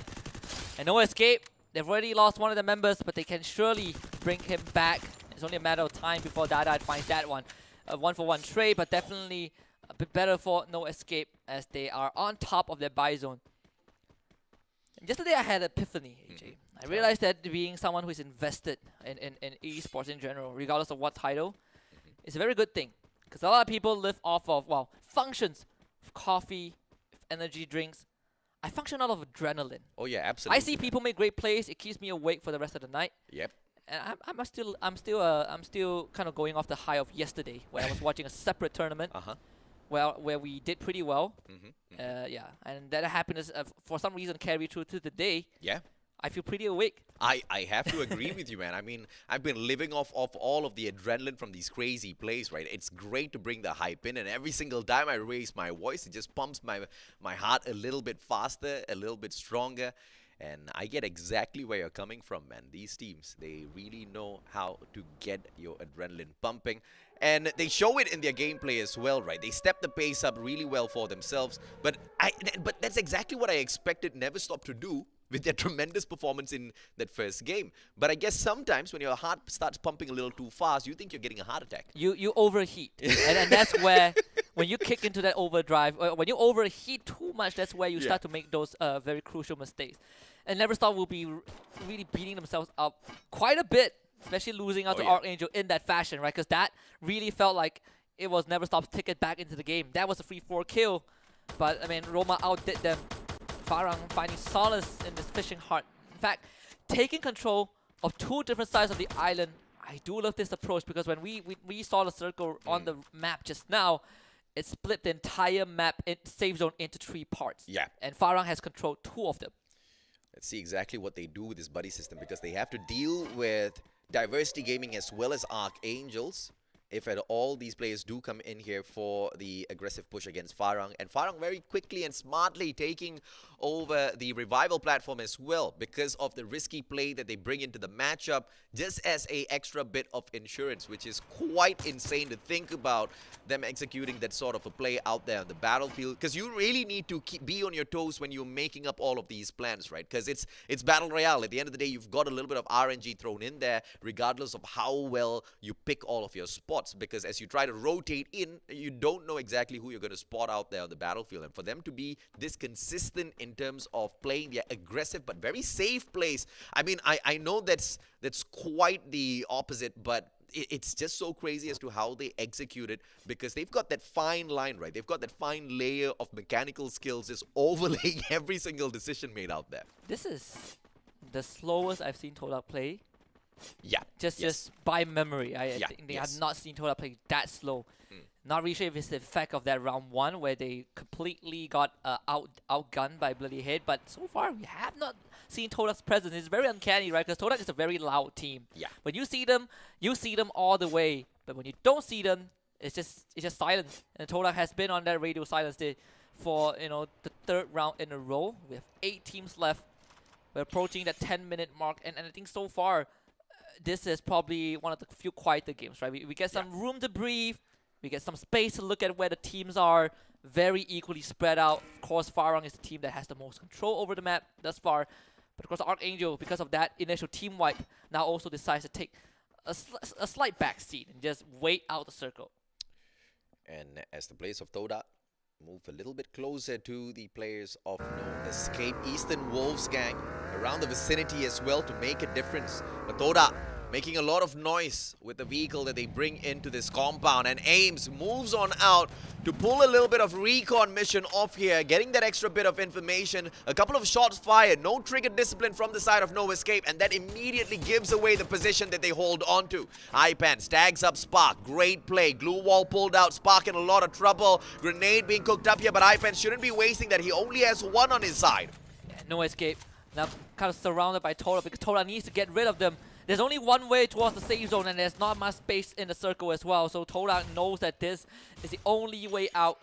And so far No Escape has been doing a good job running circles around Toda as Ames finally joins the fight. Grenade cooked up by Spark. We see an initial knock onto the members of No Escape, but they should be able to bring him back up. Spark cooking up a second nade, lobs it over, lands on the 2. As Spark shows us how it is done right. And No Escape completely caught out in the open. And this is going to be the undoing. Todak with 4 clean kills. Yeah, just when you're talking about how they've slowed the pace down, Spade steps it right back up to show that they are still in this game. But Farang not having a great day out there. Eternal Watch and Learn going to town with them. Maske has the double barrel in hand to punish Spade, but Spade very quickly repositions. X-Boys backs him up. Jembal keeping the distance a little close with those people because he knows he can do a great job. But Joker out of nowhere on the side of Archangels grows up from across the body of water, and now he pulls the attention of Jembal. AC-80 in hand. He tries to fire them down. Spade gets taken out of the equation. Diversity Gaming hopping into this battle as well. It looks like Farang's explosive run is about to come to an end. And finally a round where someone, well, not someone, but two different teams managing to kind of humble Farang a bit, but it's gonna take them a while as Roma finds the last kill. And if for Sri Lanka never stop is Zenze, I think for Archangel is Roma. This is his round. 7 kills thus far, down to 5 teams, and Archangel have taken control of the northern side of the circle. They don't really have to push on out just yet because they do have a great defensive position to play that bridge against all of the other players and sucker them in if at all they want to get super aggressive. But the fate of Diversity Gaming will be decided by the next circle, which we will get to spot in a couple of seconds. If the circle moves away from them, Archangels can farm those kills. If the circle moves towards Diversity Gaming, Archangels will have to do the swim, and the reverse happens. Eastern Wolves gang not going to get involved in that battle at all. Joker oversteps his boundaries, gets sprayed down, and now Archangels, even before that circle forces them away, they get farmed by all of the other teams, and it looks like the Archangels will not be doing any swimming at all. Let her out of the equation. Final survivor on the side of Archangels needs to play a really smart game. Now the circle does move away from both teams, but no swimming will happen just yet. They both have got a small piece of land to work with. And EWG have taken control of this part of the land. It got that low ground to work with. And where Archangel got gunned down was exactly where Farang dropped as well. Archangel X-Gun this time, a very tough spot to be in. Bloody Head already making the initial move, so they do leave behind a cleanup crew, at least. Want to tie up the loose ends. And Morgana is going to do the job, has that ice grenade in hand. Look at that, Shanks and Kaloy already on the other side of the map. So Morgana was able to kind of give X-Gun some frostbite and shatter him. 8 kills for Bloody Head so far. Now they can swim across if they want to, but with the circle closing in, Bloody Head has to make that decision fast. Let's see exactly what Bloody Heads can pull off here as they go for an open swim. Morgana and Mark. Toda can take advantage here, but they do have already 2 players up on the hill to return fire, to protect their players out there on the battlefield, and that's exactly what Shanks does as he catches the kid off guard. Here is Bloody Heads going in for the engagement even before getting all of their players on this side of the hill, and that's a very brave move coming through, looking at the fact that Diversity Gaming has got the high ground advantage, but King now pulls out the time turner. Kaloy doesn't care, double barrel in hand, jumps straight into the time turner to do number, but Diversity Gaming still stays safe, and the charge buster in their hands now as Eden77 suckers them away. Advantage taken by the players of Diversity Gaming. Papa 44 from afar, and now Bloody Heads have a high price to pay. Yeah, and EWG takes advantage of that, getting some kills for themselves as well. Papa barely dodging the grenade launcher. So Morgana can turn this around, and Twa again with the backstab. A Bloody Head kind of messing up the tempo of Diversity Gaming. And now they all pay the price. EWG playing it safe so far. But remember, Todak is on the other side of the river. They might not have the safe zone, but they do have some space to work with. Bloodyhead is the one with control of the circle. But the downside is that they are out in the open. There is still 20 seconds for EWG to formulate a plan. But it might not even matter, because if Bloodyhead goes down right now, EWG will have control of that area. And Todak is going to play spoilers from the other side of the river. Yeah, very smart play coming through from Toda, taking the players of Bloody Heads out of the equation first, since they hold on to the next circle. And that will force Eastern Wolves Gang to make all of those rotations, which then Toda can take advantage of. Because overall, looking at the diameter of the current circle, players of Eastern Wolves Gang have to move a little bit earlier, although they do have the circle on the other side of the island. Great setup coming through from the players of Toda, but Bloody Heads aren't out of the equation just yet. Yes, they are hiding at Mark. Has a rock to work with, and maybe that is the one boulder that is going to bring him to victory. Manchai finds Eden with a charge buster. Top 3 teams left. Bloodyhead, only one survivor. It's EWG, the one with the numbers advantage. Again, this blue zone is going to close in. Toda making their first move. They want to go for the swim. They have those walls set up. EWG tanking a bit of the blue zone, but they make it in. And look at Mark. He's already peeking out on top of the crate. They all want to go fish hunting. And Todak is going to be the recipient of that. Bill fights Affix and aims the last man alive. Grenade launcher lands onto Mark, tags him for half his health, but it's not meant to be. Monito finds his leg and shoots it off. Mark falls down, and EWG claims the booyah. And although the players of Bloodyhead had that final circle, they didn't have enough of those numbers to make good work. But Eastern Wolves Gang identifying the safest spot in that second last circle, taking command of it, snuffing out all of the other players who were coming on the approach. But I have to say, man, Toda played quite the solid strategy out there on the battlefield, giving them so much of pressure even though they were not on the safe side. Yeah. Could have been a Diversity Gaming run. The potential was there.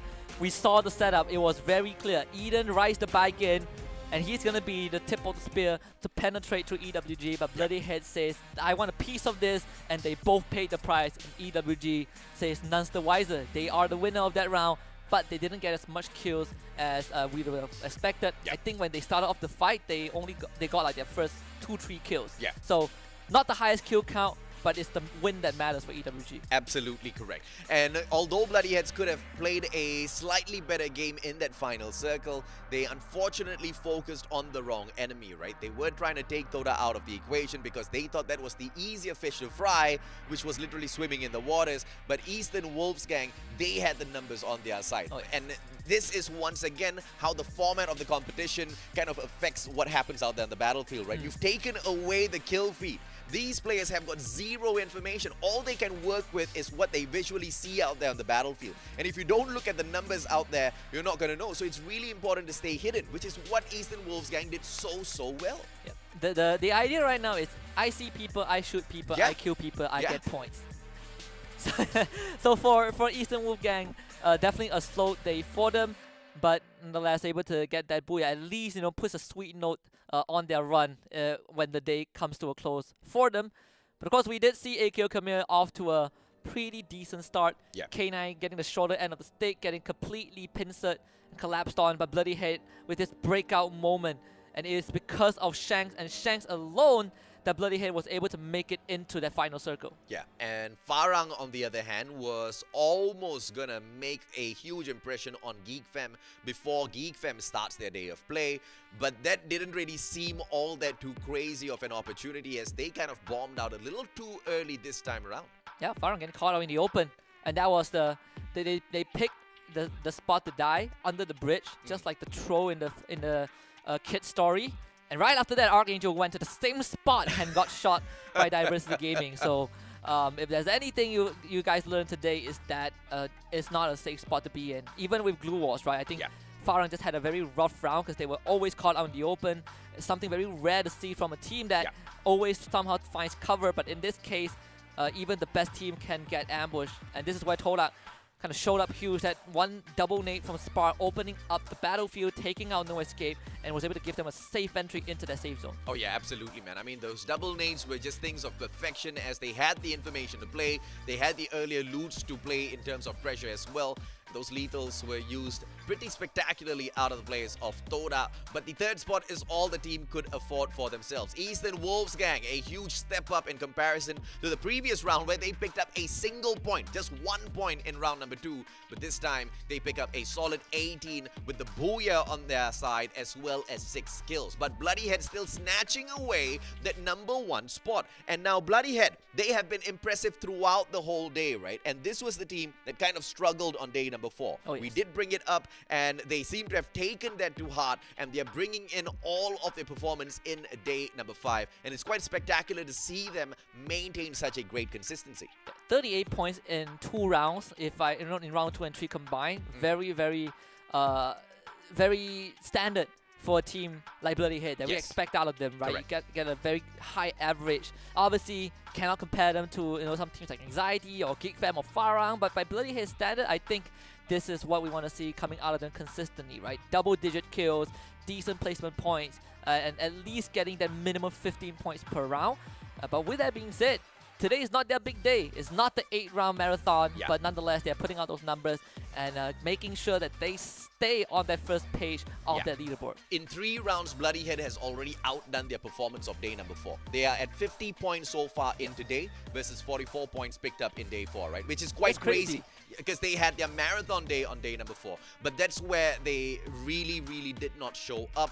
And we talked about it once again. Bloodyhead showing us that they can bring out that consistency. Archangels, very surprising run this time round. 6 placement points, 7 kills, 13 points overall as they equalize with Diversity Gaming, who pick up that 5th spot. A lot of these teams making a last-minute run in the competition as they know the consequences of not really showing up, right? Because they only have 2 more days to play in the league. Yeah, X-Men and Kasugi got to rewatch that one because out of 3 rounds, they only got 10 points.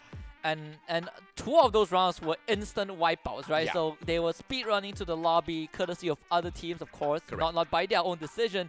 And thankfully, they have 8 rounds today, because if not, it would be a catastrophe. So 5 more rounds for X-Men and Kasuki to show us that they are not the bottom feeders. But for now, we'll give them some room to breathe. We'll take a short break and we will come back for more Free Fire action.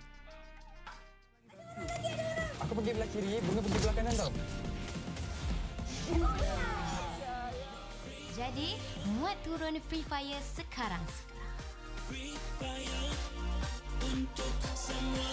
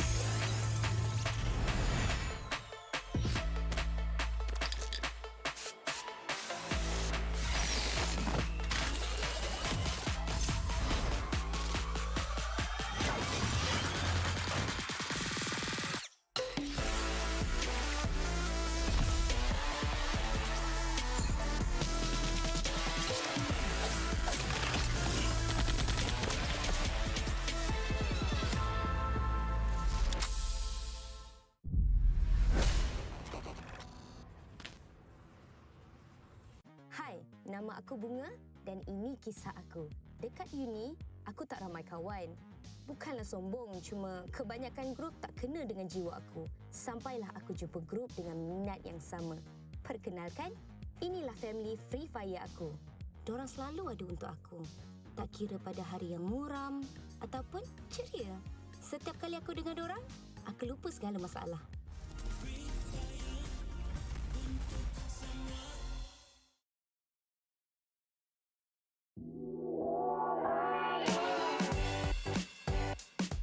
Tuesday នាងខ្ញុំ Lisa ពួកយើងមកពីក្រុម AKO ខ្មែរតំណាងឲ្យប្រទេសកម្ពុជា សួស្តីអ្នកទាំងអស់គ្នាខ្ញុំមកពីក្រុម Diversity Gaming ហើយខ្ញុំមកពីប្រទេសកម្ពុជា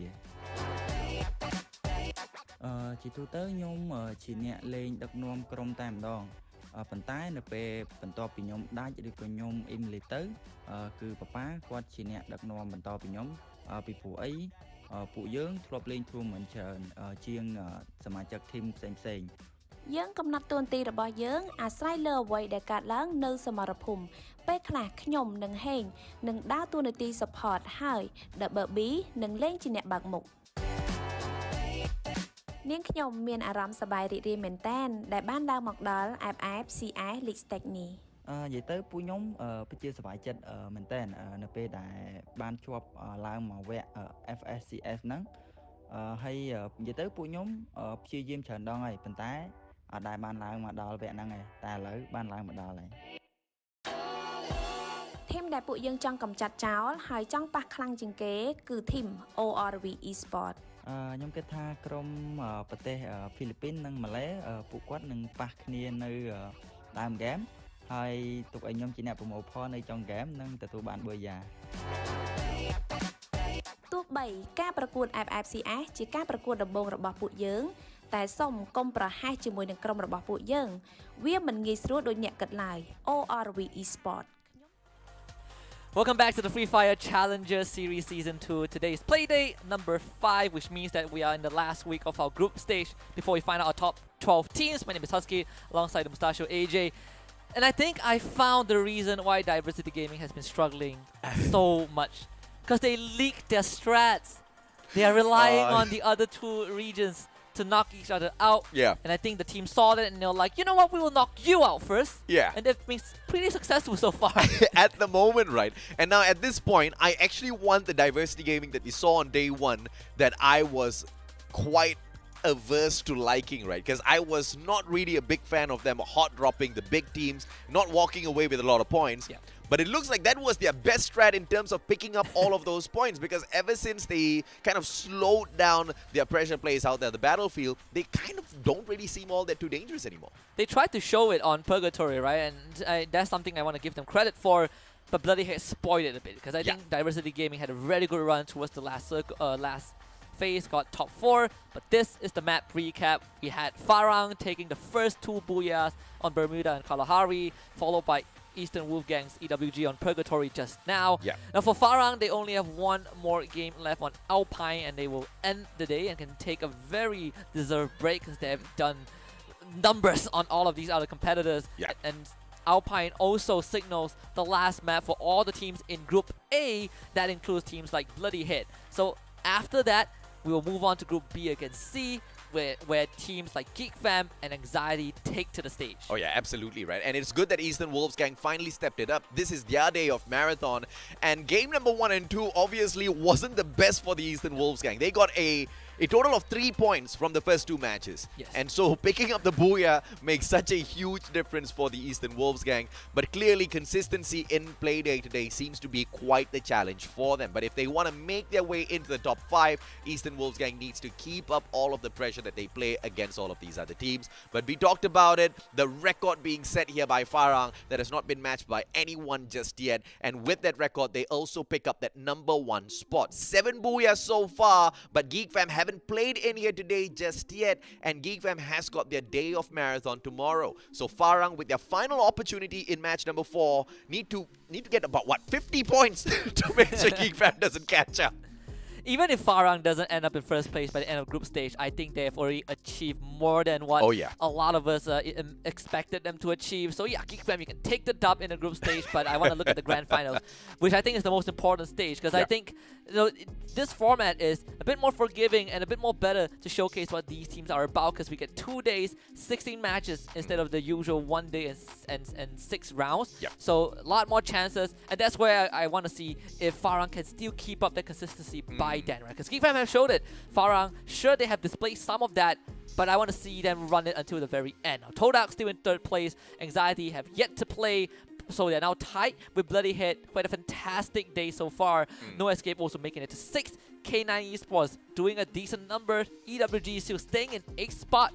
And watch and learn, despite having a horrendous day thus far, manages to squeeze into 9th spot. Khmer drops a single position here, moves on to the 10th spot with 195 points overall. And Khmer, they can't really rest on their laurels, right? Because they've already been done and dusted with their own day of marathon. So they really need to pick up the pace here. One final opportunity for the team. And in terms of Axis Esports, on the other hand, so far 11th place they'll have to make do. 182 points overall. X-Men Akatsuki, a terrible day of play in here. We saw exactly what happened back-to-back earlier on, but thankfully, round number 2, they managed to snatch away those 10 points, because if that didn't happen, you know, they would be in a lot of trouble here, man, because a lot is on the line here. X-Men Akatsuki literally on the 12th spot. You drop a single position, you're not in a great place already. And that is the only thing keeping them tight with ORB, who have yet to play a single game today, right? And we see this huge contrast where X-Men Akatsuki loves to take those fights, and ORB Esports are a bit more focused on surviving. But on their second page, the team that has the most placement points, surprisingly, is Diversity Gaming thus far. You know, up to this point, 108 points on the second half of the leaderboard.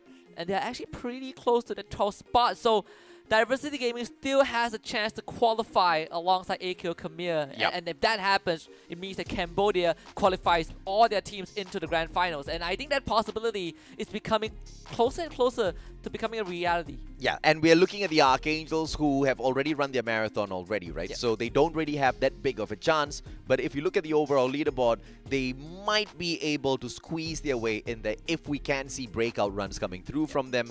But time is running out. Literally, they only have one more opportunity in here today, and they've got 4 matches to play tomorrow. So if we don't start seeing some drastic improvements, some drastic changes on the side of Archangels, then things might just be a little bit too late. But I think they are, I guess, finding a little bit of that rhythm once again, Husky. And they need to not only keep that up, but have explosive rounds. And I think that is the only way for them to at least secure a spot in the top 12, right? Even then, I think that they would barely scrape through. Yeah. But for Never Stop, there is still a silver lining. Sure, their positioning on the overall leaderboard is still a bit of a distance away from Archangel and a lot more from top 12. But the good news is they have 9 more rounds, including tomorrow. So they have so much more chances. And they've already blown 2 of them. I think the hardest hitting one was definitely that previous round where Archangel, where Roma went on a killing spree, wiping out the entire Never Stop. That was what I think, that was one of those rounds where I feel like they would hate themselves for it. But if there's anything they need to remind themselves is that they have the essence of time and they have the essence of rounds. Yeah, and Never Stop clearly can get the job done when push comes to shove. They showed it to us as they picked up a brilliant round for themselves. A massive number of kills. We've never seen a Never Stop like that in the past, and they've shown us that they've got the quality, and it's all the exact same number of teams out there, but the consistency out of Never Stop has been quite difficult to see out there on the battlefield.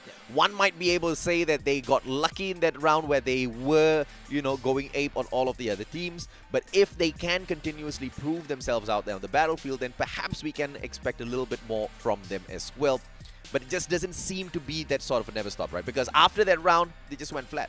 Yeah, and that's kind of the worst position to be in, right? You start off on a high and it just instantly runs out. But we head to Alpine, and by now I think these teams are very familiar with how this map functions. We have 2 weeks, in fact 3 weeks, right? Because we have that 1 week in between, which is kind of a break for all of these guys. Which is very spread out draw from K9 Esports on that eastern side.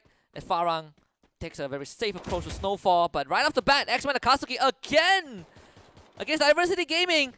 And they just lost justly. What is up with X-Men Akatsuki today? Shots on the ground, and it looks like Diversity Gaming goes to down with all of those players. And 2 more players left alive on the side of X-Men Akatsuki, making their way away from Malaysia.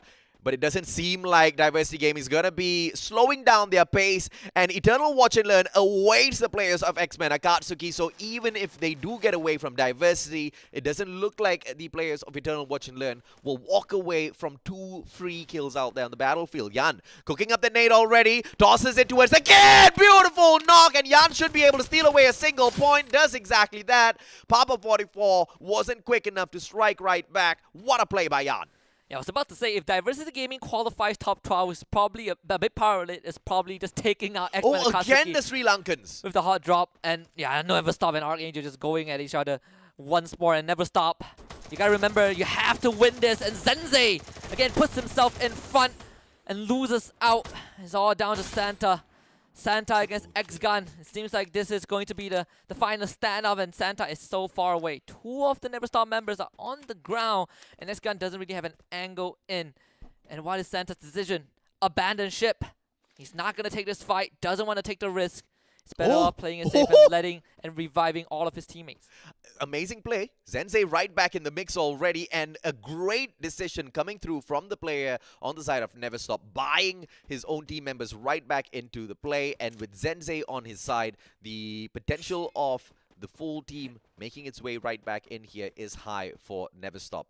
And on this other side, we do have the final player from the side of Archangels, who can survive if he plays his time and rotates the long way around. But he needs to be careful as well, because perhaps the zip line from Ocean View straight in towards Snowfall can be what saves him, but into the hands of Farang he will end up. So decisions to be made here from the side of Archangels' X-Gun, and hopefully he doesn't make the wrong one. But Never Stop on the same exact note, right? They haven't brought in their full squad just yet, Husky.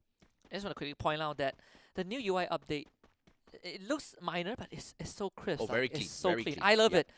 That was the first thing I noticed, and I was like, wait, this is very pleasing to the eyes. Yeah. Even the ability icons are so well drawn out.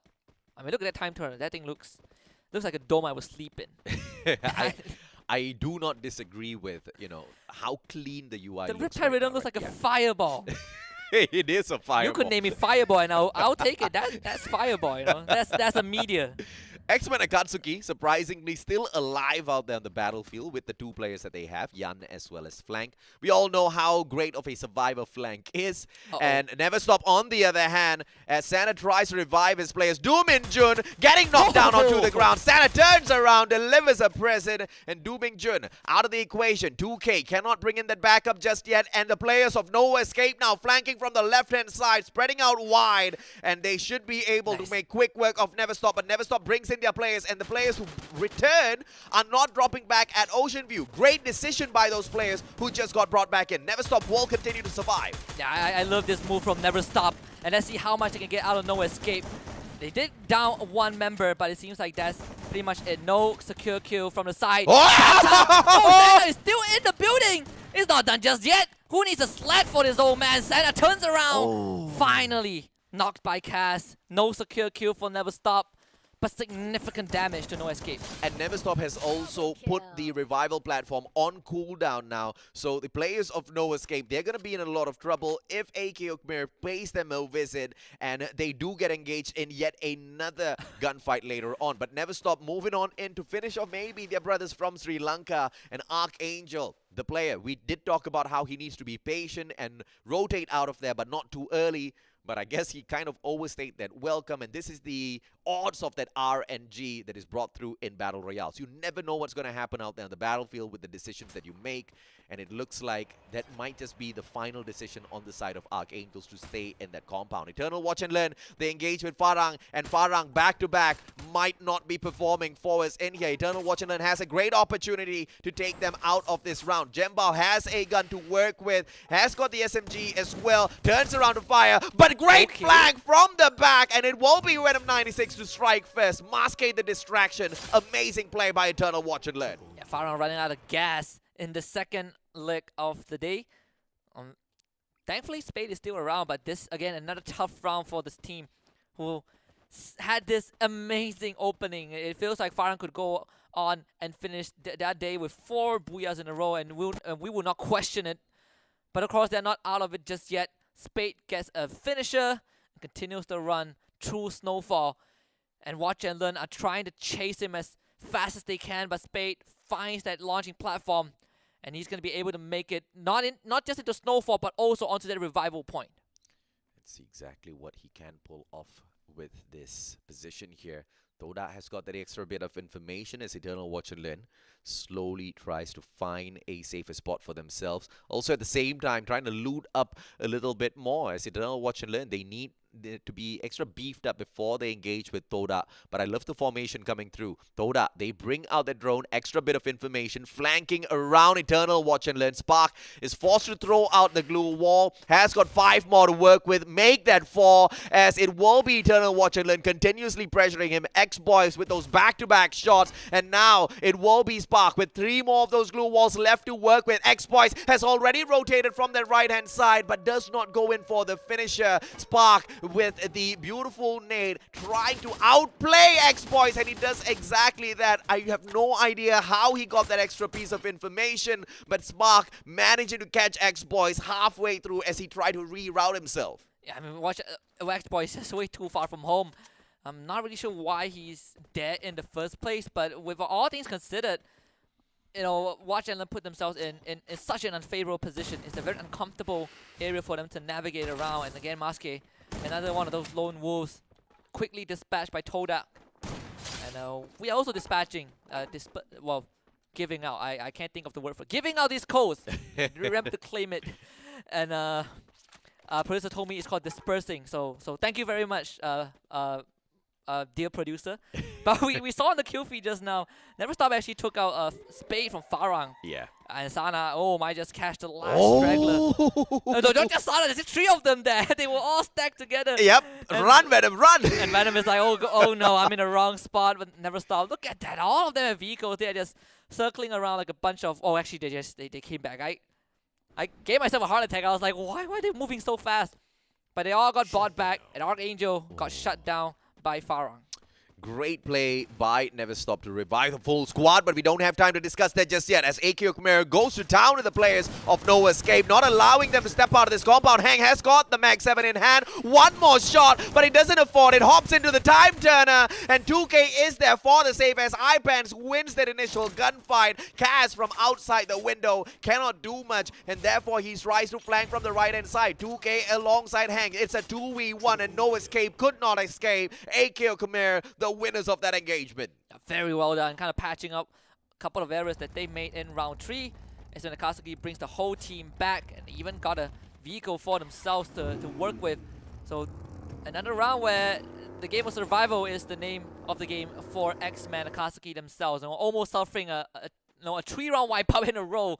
But this one is one of those lucky ones, and too bad. Can he outrun this blue zone? It seems like it's possible though. One stray bullet can knock him out, and we're hearing those gunshots, and too bad. Somehow, just squeezing through, and he has nothing to his name. This is the final matchup for Farang, and this was the team that has performed back-to-back in that first and second round, but we saw a drop in quality from the side of Farang in that third matchup as they only were able to pick up those 10 points, and it looks like that's exactly where they will stop all of their ferocious approaches to that #1 spot. And it looks like they have not done enough to run away from Geek Fam. Once again, Geek Fam hasn't played a single matchup. This is round number 4. Round 5 is where we see Geek Fam brought right back in as they are in Group C. Too bad. Brought one player right back, but he's now taken out of the equation. King BN with a big kill right there. And we see Never Stop. I think the whole squad is still around as they did buy them back just now. Courtesy of Santa, I believe. But they gotta get through Diversity Gaming, and Santa is very far away from home. So I think the decision for Never Stop right now is to regroup, but Diversity Gaming is on their tail. Akila just came back in with the launch pad, and I think Sana has been called out by Diversity Gaming. On the other hand, Todak is putting a lot of pressure onto K9 Esports and also AQ Khmer at the same time. The circle is very far towards Sunside, so a lot of these teams will have to make the very far trip, and Blank gets knocked by Chill as Papa will find Sana. Oh, Eden has got the grenade launcher in hand to play with, so Diversity Gaming is going to be quite the big threat for Never Stop. As they back away, Sana has already been sacrificed already, but it looks like he might be purchased right back in here as the players of Never Stop rotate in towards the next safe place. Farang as well as K9 Esports, who were in engagement earlier on, might be able to put them out of the equation. Papa 44 with the pressure from the back, and we do have Eden 77 on the vehicle as well, getting that extra bit of information. Zenze, what a backstab, and Never Stop might be able to do this. Zenze with the Max 7 takes one down, and he won't be able to deliver the pain. to King BN as well. King BN steps in from the back. Kid takes Zenzei out of the equation. Very daring from Zenzei, but the follow-up after that first knock just wasn't there. Unfortunately for Never Stop, they were all too spread out, and Spade actually didn't really finish off Aquila, being really disciplined with that. So Aquila now becomes the sole survivor of the team, carrying on the hopes of Never Stop in this round. We still have 10 teams left, so elimination right now will prove to be very detrimental to their overall score. But on the other hand, X-Men Akatsuki brings back the whole team, and they will have to face the music of Bloody Head, who are holding this very crucial point into the safe zone, especially with Mark in this building, and not only giving him cover, but giving him all of these vantage points, all of these angles, and Morgana with a double knockdown with the grenade launcher is going to set things in motion for Bloody Head to go in for the finisher. And look at that, ice grenade in hand, frag grenade in hand. They are just showering at Akatsuki with explosive. And it's only a matter of time before Flank goes down. He might be a survivor in Kalahari, but definitely not on Alpine. But Morgana out of the equation already. Managed to take down so many of those players back-to-back thanks to those grenades. But a buy point right in front, and Morgana is purchased right back into the matchup. And Bloody Heads does not drop a single spot in terms of momentum, and they will continue raging on. Diversity Gaming, on the other hand, needs to slow their pace down as AKO Khmer brings quite a bit of pressure into their compound. Dooming Jun, Mac 10 in hand, can play a difference maker against these players, but remain silent. So triggered discipline, Dooming Jun now, but time turner pulled out by King BN, pulls out the Max 7. Dooming Jun, biggest opportunity, didn't take advantage. Yeah, great reaction from King BN. That could have been a free knock, but the rest of DG out there, so Dooming Jun is doomed in one way or the other. But Norme is going to take this opportunity to try and slip through this very small area, but he's kind of sharing a very close proximity with someone from Watch and Learn. See if oh my god, Toda out of nowhere. Eastern Wolfsgang, Monito finishing off 2 of those players all at the same time. And 5 more teams left out there on the battlefield as Eastern Wolfsgang looks for a back-to-back booyah for themselves. And this was the team that could not perform in the first 2 matchups, but they have found that strength within themselves to play the biggest games that they can bring on into this competition. The previous matchup as well as this one, as Eternal Watch and Learn get taken out by Papa. Looks like Diversity Gaming is back in action as well. Yeah, the double Magnum, that's what I love to see. I think Papa is the only guy. Is it Papa and Eden? Only 2 guys I see that use that gun religiously almost. Yeah. It's like the Wild West execution style. Gotta do it the old way, the old fashioned. If it works, it works. Diversity Gaming, top 3 right now. Gonna catch up. Again, we talk about them catching up to AKO Khmer, and there's a huge chance that both Cambodian teams make it to the grand finals, and Diversity Gaming are making a lot of progress with that. I think the whole team is still alive. Bloody Head is around, and EWG also with 3 members left alive, and they currently have the most kills, and now they have to face Bloody Head. If Bloody Head also manages to pick up the booyah in here today, it will be a tremendous run for this team that has performed back-to-back just to wrap up their day of performance with a booyah. But Eastern Wolfsgang, they are still charging themselves up. This is their day of marathon. They started off the day bad, but they found their momentum already in the previous matchup as well as this one. Both of these teams aiming for the booyah, and Diversity Gaming between them. A team that is just very slowly recovering their pace in the competition. It's going to be a hot one, but it's not going to be easy for the Cambodians at all. And this is circle number 6. It's a very dangerous circle to go into. This is why we're not seeing any teams move. They're going to Papa back up, though. They might have to sacrifice Papa at this point. It's EWG, it's gatekeeping the members of Diversity Gaming. Bloody Head, they are not joining this engagement just yet. They're letting EWG and Diversity Gaming fight it out first. And now they finally show up, EWG and Bloody Head working in tandem. Again, Diversity Gaming not able to survive this one. Seems like both they want Malaysia and Philippines to knock themselves out. You know what? They're going to join forces and knock DG out of the round. And EWG with 9 kills so far. The Riptide Rhythm just flies through. Kaloik gets a knock onto Tua as the grenade launcher, a huge one, tagging Papa 44, but not enough to knock him down. But the follow-up will be enough. King BN also on the ground as Diversity Gaming is down to just the kid. Eastern Wolfsgang has already outperformed themselves in terms of picking up those kills. And now that ice grenade will be taking away at Monito's health, but he does not move away from his defensive compound, buying himself a lot of time because he knows the severity of moving on out. Great grenade launcher No. pumped on out, but he does not catch the player from the side of Bloody Head. Shanks, on the other hand, as he tries to take advantage, taken down by Riven. Riven secures the kill, and the players of Eastern Wolves Gang still surviving, but one final player. Bloody Heads have the advantage. Diversity Gaming getting themselves away from all of this action. They're They moving have out. the most number of players out there on the battlefield. And they're moving towards Mark into the shooting gallery. Can Mark hold on? It's a 1 versus 2. Mark What? do it. Riven spoils the party. And he's just turns around for the execution to the skull. Bloody Head with the booyah. What a booyah indeed for the players of Bloody Head. Back to back to back performance in this day. They had a terrible day of marathon on day number 4, where they picked up a total of 44 points. In the first 3 matches, they had already outdone their day of marathon, and in the final matchup, they pick up their booyah as well. What a play, Bloody Heads. What a day. I want to find out what the name of that kitty is. Because I love that. Best reaction cam so far. So a lot of teams of Philippines, they're very loving people. Yeah. I think one of the culture, the tradition that we've seen is that they show photos of their loved ones. But this is the first time someone brought their pet on camera. I want to see more of that, right? Yeah. That's extra 10 points in my book. Absolutely, man. But I'm just so amazed because, we had a lot to say about Bloody Heads when they did not show up on day number 4. And once again, this is the team that really takes to heart all of that feedback. And we saw this character of them as they, started off their career when we first started off, 1 year plus ago, shoutcasting for these Free Fire games. They weren't in the best of places, but they took all of that feedback to heart. They brought in the improvement, and in the exact same way, they brought in the superior performance of day number 5 after not really showing up on day 4. The difference in how much of effort they put out there on the battlefield might show them exactly what they're capable of, right? Because I don't know what was off for the players of Bloody Heads last week, but it just was a terrible day of showing, but a good recovery this time around. And remember, Bloody Head is a team that functions when conditions are met, and I think they found those criteria, right? Having a spot where they're comfortable with, they're not constantly pressured, they're not forced out of their initial geek zone. fam. No geek fam. That's one way to put it.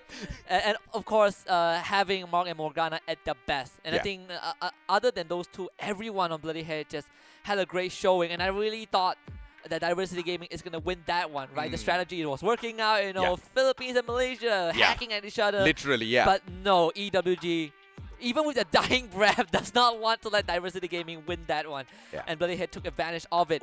Kind of getting a bit of a sweet revenge as well, because on Purgatory, Bloody Head was so close.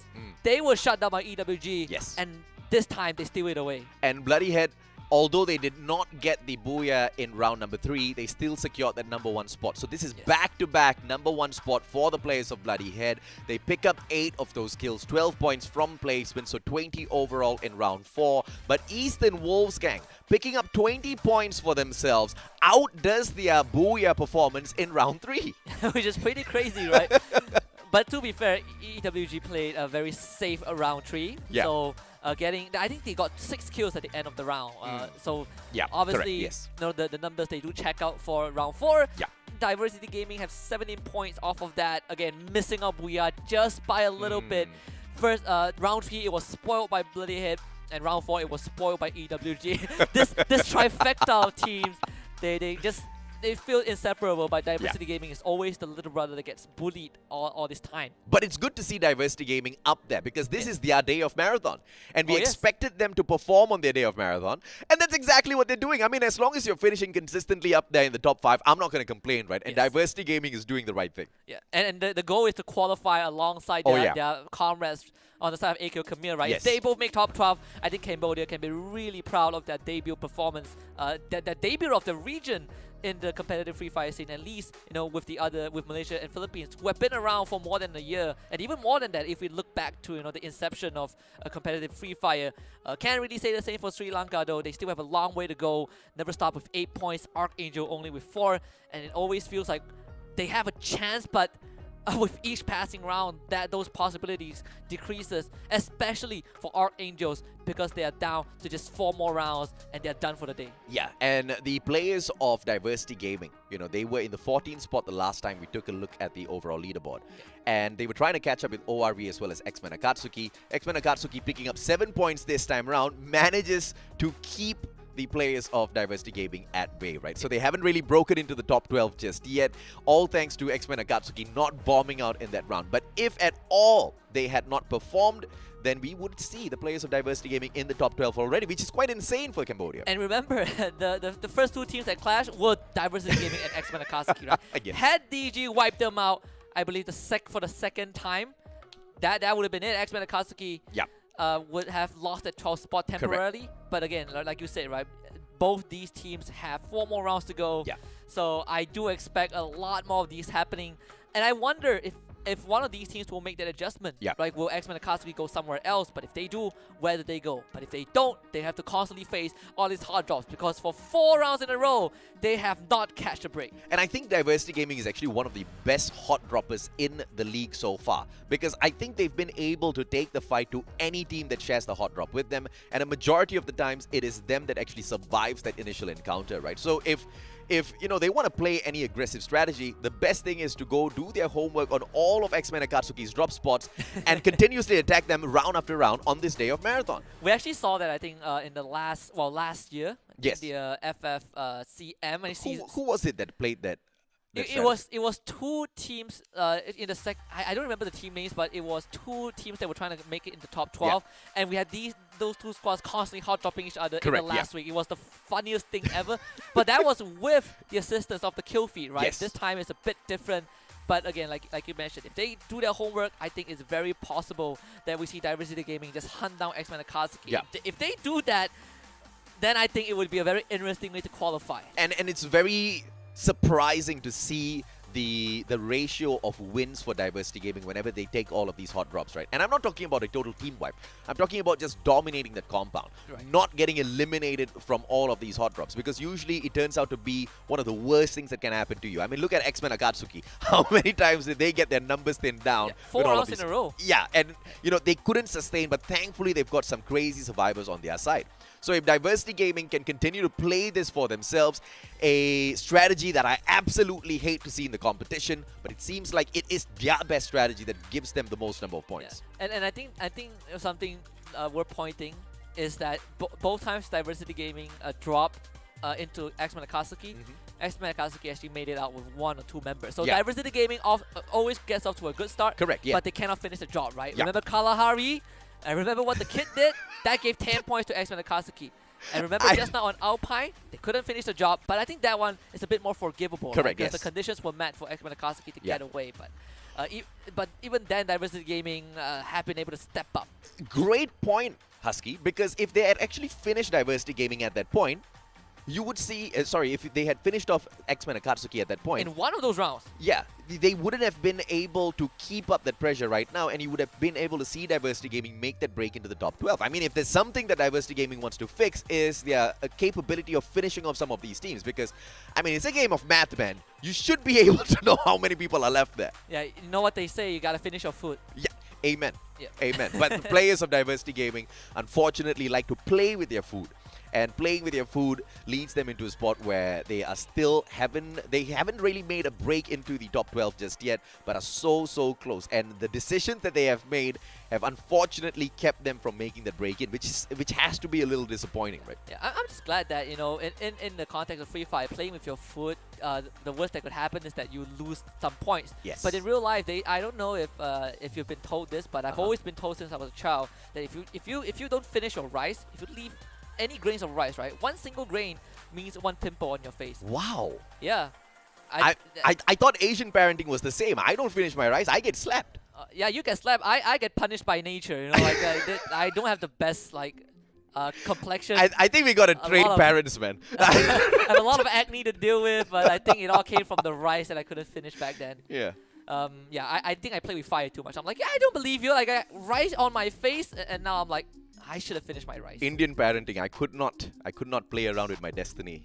Don't worry, like I get the same treatment. I think this is like this is like getting whacked by a sandal and also having biology decided to mess you up, you know. Fair enough, man. Fair enough. I mean, in my house, you have different levels of achievement based on how naughty you are. I mean, it starts off with the rotan and then it goes to the slipper and then the rubber hose, you know. I mean, when it gets to the rubber hose level, then Husky, you got to rethink life decisions. That's where you get the medal, right? And that's when you start finishing your food. Yes. I never once played with my food right after that. And I feel like diversity gaming hasn't really been punished in the same way exactly yet. Well, but in the context of my family, I think they have been, right? Okay. Because if you don't finish your food, you might as well don't eat. So I think... in my books, I think they have faced that 2 times in a row. Is that why you're so slim now? I believe so. See, I continued eating and then I put on a little bit too much weight. To be fair, there was a period when I was eating a lot. Okay. And I said, like, I wake, so we have school like 6 in the morning, 6:30, right? And I'll eat like heavy meal, like nasi lemak, day in, day out. Nothing has changed. I ended up losing weight and I could not understand why. So that's something that I have not checked up on. And I don't know how to explain to people, but I just have people around me. It's like, oh, you should be grateful. I'm like, I'm not grateful. Speaking of food, I'm starting to get hungry, bro. I am. Wait, you just had a full meal. It doesn't matter. I mean, thinking of all of this food, I don't know why, for some random reason, the Sri Lankan lump rice popped into my head. Remember I told you I'll treat you once at the Sri Lankan cafe? I mean, lump rice is literally, you've got like your whole meal with all of the gravy, the curry, and every single bit of vegetables all lumped into banana leaf and then steamed. Right. And it comes out like the greatest creation of God. For some reason, it reminds me of the chicken rice ball. Yeah. Oh. That concept. But this is a controversial take. I think the chicken rice ball is overrated. I hate it. I don't hate it, but it's not as great as I expected it to be. I don't hate it, but I might as well eat a proper plate of chicken rice. That's my point. I agree. I expected it to have more flavor. If you guys have never been to Malacca before, you have to. In Malaysia, it's one of the most popular things, but like Husky said, it might be a tad bit overrated. I mean, it's one of those things where if you're local, it's like, but if you're a tourist, then wonderful. Like, there's chicken rice balls? Oh, people get excited over cute things. It is. I bet if they make anything into a ball, people would enjoy it. I'm pretty... I'll do better. Banana balls, right? If... Never tried that one. Never tried... okay, something that relatable. Fried banana. Before you close this topic. Bro, cekodo. I have not had that. What? Is that the one with How are you Malaysian? Is this the cempedak? No, it's not cempedak. It's cekodo, bro. It's fried banana... fritters? No. It's mashed banana with flour. Look at us talking about food on Free Fire, ladies and gentlemen, boys and girls. Match number 5. Speaking of food, the greatest predators in the league stage are right back in play here. Geek Fam hopping right back into the competition for 4 back-to-back rounds. Right, so we were doing our sound check just now, and you gave me a scenario where Orange Esports won the Booyah. And now they are in the ring, and we'll see if they get that one, right? Because if that happens according to the script we had just now, it means that I finally shed the reputation as a cursed prophet, right? Like I want, for once I get something right. The good news is that look at Diversity Gaming. Go at them, bro. No more X Katsuki. They pick a different opponent, but it's Geek Fam, and this is not week 1. Geek Fam wins this one. I mean, the last time we checked in and this happened, Diversity Gaming forced the players of Geek Fam to run away with their tails between their legs, only, of course, to secure the Booyah later on in the day. So maybe that is a premonition, ladies and gentlemen, boys and girls, that Diversity Gaming is bringing into this matchup. Perhaps Geek Fam is going to secure that very first Booyah that they hop on into a match with. But now King Bian being caught out. Orin does not engage, but instead backs away and moves on in for a re-engagement into the time turner. King Bian pays a high price, but also because Victory chipped on into all of those shots from the back. Geek Fam dominating the clock tower as they always do. Yeah, and this is pretty rough for Diversity Gaming. So close, yet so far, and I think this run is going to be a very tough one. Though they do have someone who has been able to escape. Yeah, and then that guy's Eden 77. So even if the kid goes down, there's still someone to keep Diversity Gaming in the game. The team that hot dropped X-Men Akatsuki on Bermuda was never stopped. Yeah. But we haven't heard any noise from them, so I assume that there are some adjustments made. There were some adjustments made to one of those teams. But for the kid, I think his days are pretty numbered. The kid, Fikri has that information. Kid needs to turn the corner. And glue wall pulled out by Fikri. He's avoiding the kid. Surprising in terms of engagement from the side of Geek Fam. Good grenade now popped out by the kid, but misses the players by a mile. Man04 pops out that glue wall. Kid has no choice whatsoever, but it's Raja who provides that backup for Man04. And Geek Fam picks up kill number 3. Diversity Gaming has used Kid as a distraction to evacuate their final surviving team member. Anxiety, on the other hand, they catch hold of X-Men Akatsuki, and this is not good for Chessmen, because I don't know who's caught hold of whom, but it looks like Anxiety doesn't have the numbers in this compound. Chessman does have 2 glue walls to work with. Let's see if what's been spotted out. A very initial bomb. In fact, Kanoho was found by flank as well, so a very quick initial kill coming through for X-Men Akatsuki. Not the start that Anxiety wants, especially not at Mars Electric, and Chessman finally sent on the run.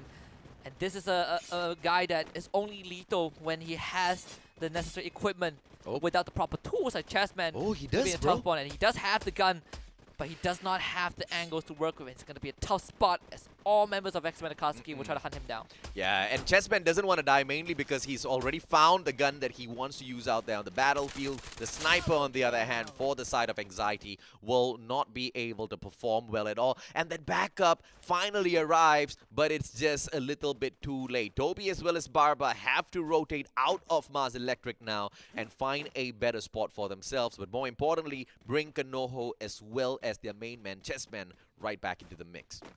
Yeah, and surprisingly, Never Stop and X-Men Akatsuki are completely in different drop zones, contrary to what we saw in the first 4 rounds. And Diversity Gaming is still in the vicinity of Geek Fam. Or should I say Geek Fam are hunting for them at Hangar. And I think Geek Fam are getting this read right. They expect Diversity Gaming to go for a bit of revive, and they have been able to spot them out again. But thankfully for Diversity Gaming, they have vehicles to work with, so that should get them to safety. Look at Geek Fam, right? I mean, moving compound to compound, hunting down the players of Diversity Gaming, making sure they pay a high price for hot dropping them at the clock tower earlier on. But Papa 44 manages to find the launchpad for himself, launches himself to safety, and Eden 77, on the other hand, managing to secure a motorcycle and backs away from engagement. Does not want to get involved with the players of Geek Fam just yet, and they need the numbers, and Diversity Gaming should be able to supply that later on. Eternal Watch and Learn, on the other hand, seem to be chasing the players of Eastern Wolves Gang, who back away, find a compound for themselves, but Ribbon gets caught off guard. Venom 96 quickly punishes him. AC 80, Maske on the ground as well as Eastern Wolves Gang respawn, but Demons there for their help. No one around to flank, so Eternal Watch and Learn still have the advantage. And Venom 96 just putting on so much suppressing fire from this high angle.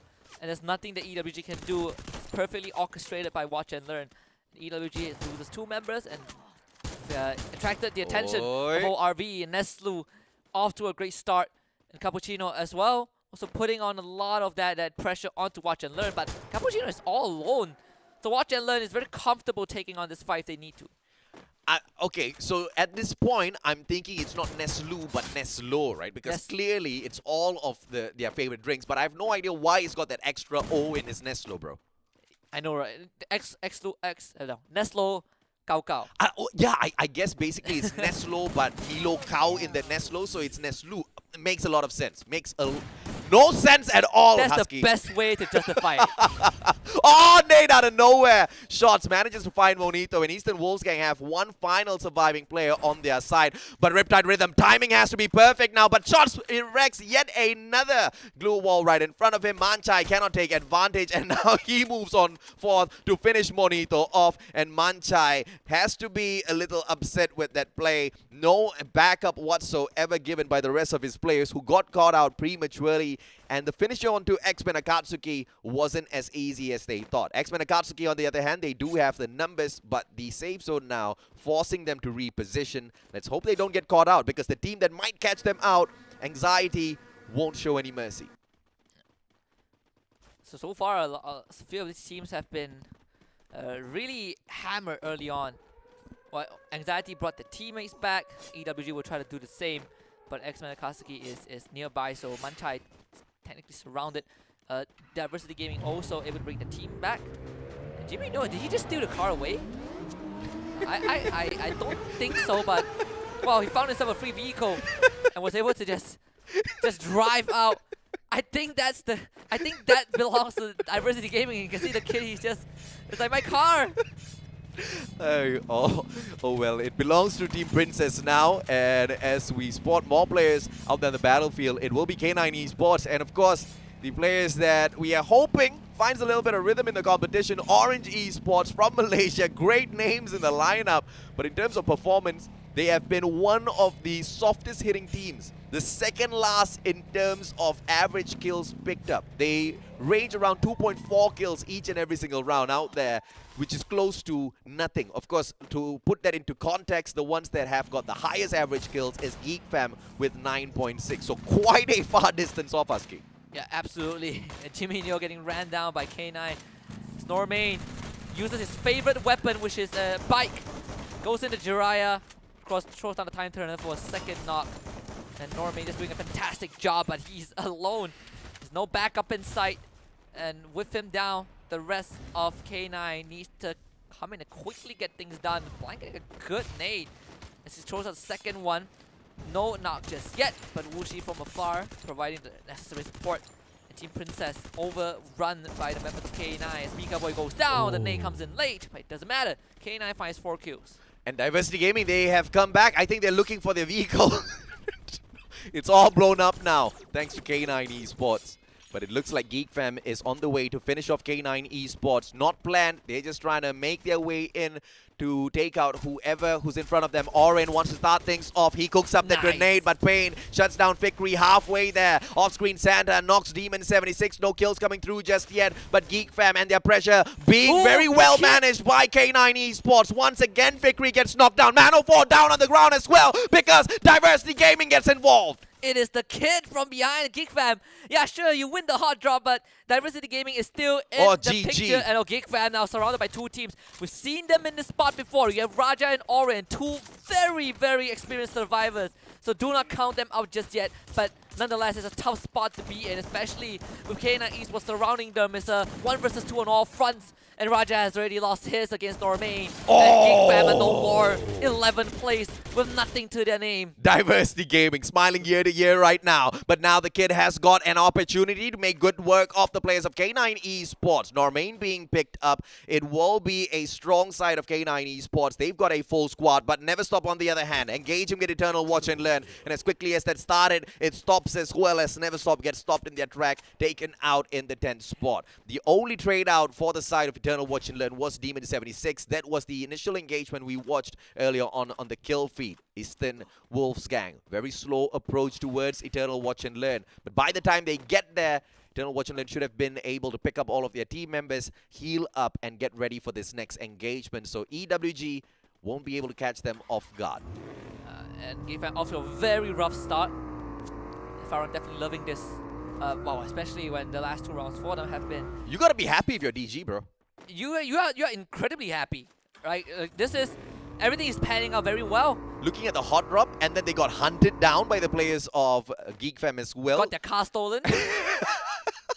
Thank God they got their car stolen, because this was just the universe helping them, right? If it was not for the car being stolen away, they might have just rotated from a different point of view. So, and they might have not come across Geek Fam. They might not have been able to beat the third party when Geek Fam took that fight against K9 Esports. So all's well that ends well. But for Eastern Wolfsgang, it's not the similar situation as X-Men Akatsuki. Shots from afar, AC-80 for the strike, and they managed to find the first player. But the rest of the Eastern Wolfsgang squad a little too far away. And now Eastern Wolfsgang taking on 2 teams at the same time, but they've got a great defensive compound. Eternal Watch and Learn from the back, which only means EWG, I think their time is up.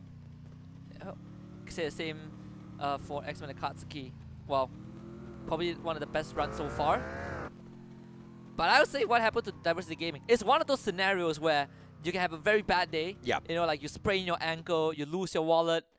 Like, it's a horrible day. Your car gets broken into, you know, like your girlfriend breaks up with you and you hit the lottery and you're like, yeah, it happens for a reason. I'll take it. I'll take the jackpot, you know.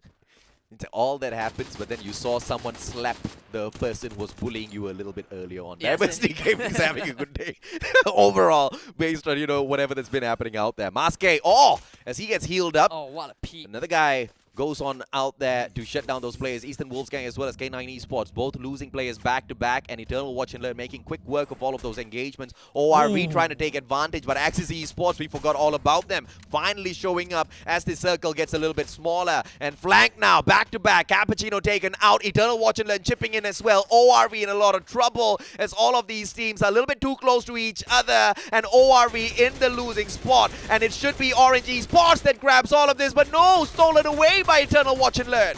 Oh, poor Orange, man. They had a clear sight, but Watch and Learn are just sharper with their shots. Now Orange Esports turns their attention to Watch and Learn, and Watch and Learn has to go through them. So can make up for some of those numbers if Orange Esports get those kills. Diversity Gaming, on the other hand, is going to make contact with K9 pretty soon. Jabba was able to down Maske early on, so Orange Esports are already in a very comfortable spot. Orange Esports gatekeeping the players of Eternal Watch and Learn. That's what they will be doing in 20 seconds, because there's just not much of space towards the left, or not much of cover towards the left or right for the players of Eternal Watch and Learn. So flanking is not going to be an option. They have to take the chances.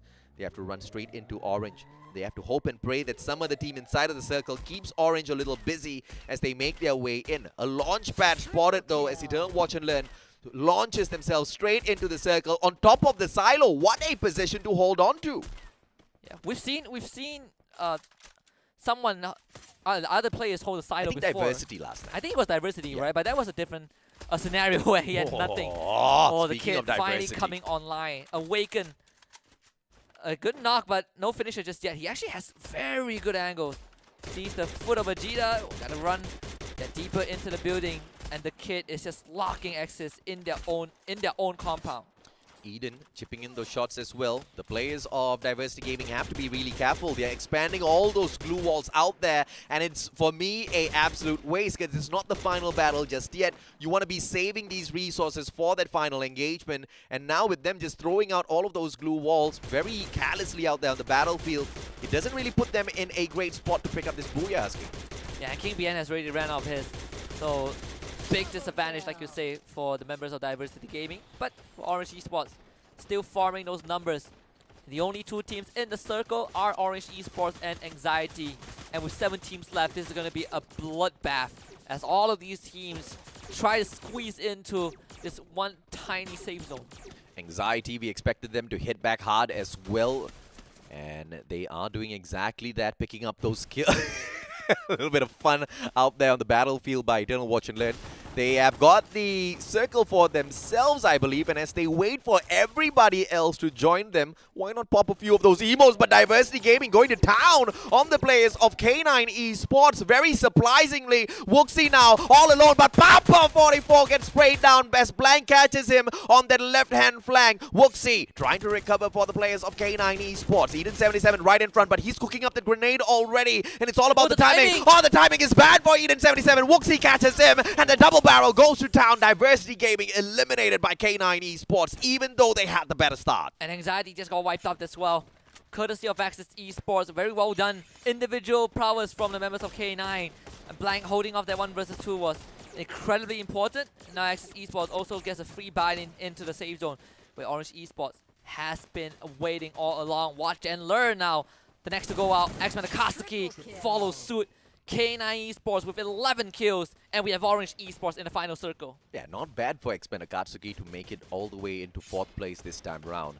But the more impressive ones have to be Orange Esports. This is a team that hasn't really been able to show up out there on the battlefield. The most number of points they've picked up in a single day of play has been, apart from their day of marathon, 42 points, right? 30 points max on those play days where they only have 4 rounds. So this is Orange Esports off to a great start already in comparison to all of those other days. And we are kind of heading into this final showdown, right? The rehearsal we had early on, it could be a foreshadowing for Orange Esports getting a Might Booyah. just be. 4 teams left alive, a flash! Blank completely blinded. not going down just yet, but the blue zone has the tank in now. what? Orange Esports going to town. Nades are flying through. Axis Esports getting knocked down. Blank with a quad. K9 Esports allow Axis against Orange. Jilbad gets knocked. 2 members on Axis Esports left alive. Dekos comes around the corner, and we talk about Dekos. He's going to be the one that ends it all. And the prophecy comes full circle. Orange Esports in the hands of Dekos alone gets the booyah. Oh, beautiful play by Orange Esports. And it's about time, man. I mean, so far in the competition, they've managed to pick up a single booyah for themselves. But that's not Orange Esports quality. That's not Orange Esports standard. So thankfully this time round, they managed to start off their day of play with a booyah. They've got 3 matches to go, and they have to make the most out of this for themselves, right? But not a massive number of kills on their side as they pick this booyah up, which I'm not complaining about. No. Seeing them in the final circle in itself is good enough for this Brad. I think you're up to something, AJ. They actually got the booyah. Yeah. And actually, we were looking at Dekos at the end of the round. Yeah. So who's going to win the next one? Let's not call it out, man. The last thing we want to do is curse Orange Esports.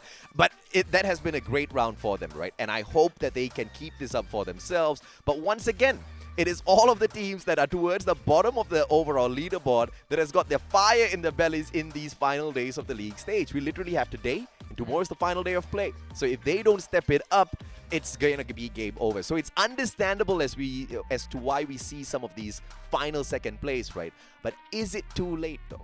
Well, not for Orange Esports, right? Because they still have 8 more rounds tomorrow. Yes. So they have enough rounds to make it happen. Yeah. But that's kind of what we said about Never Stop, right? They got up to a hot start, and that's pretty much it. Yeah, and if they got up to a hot start.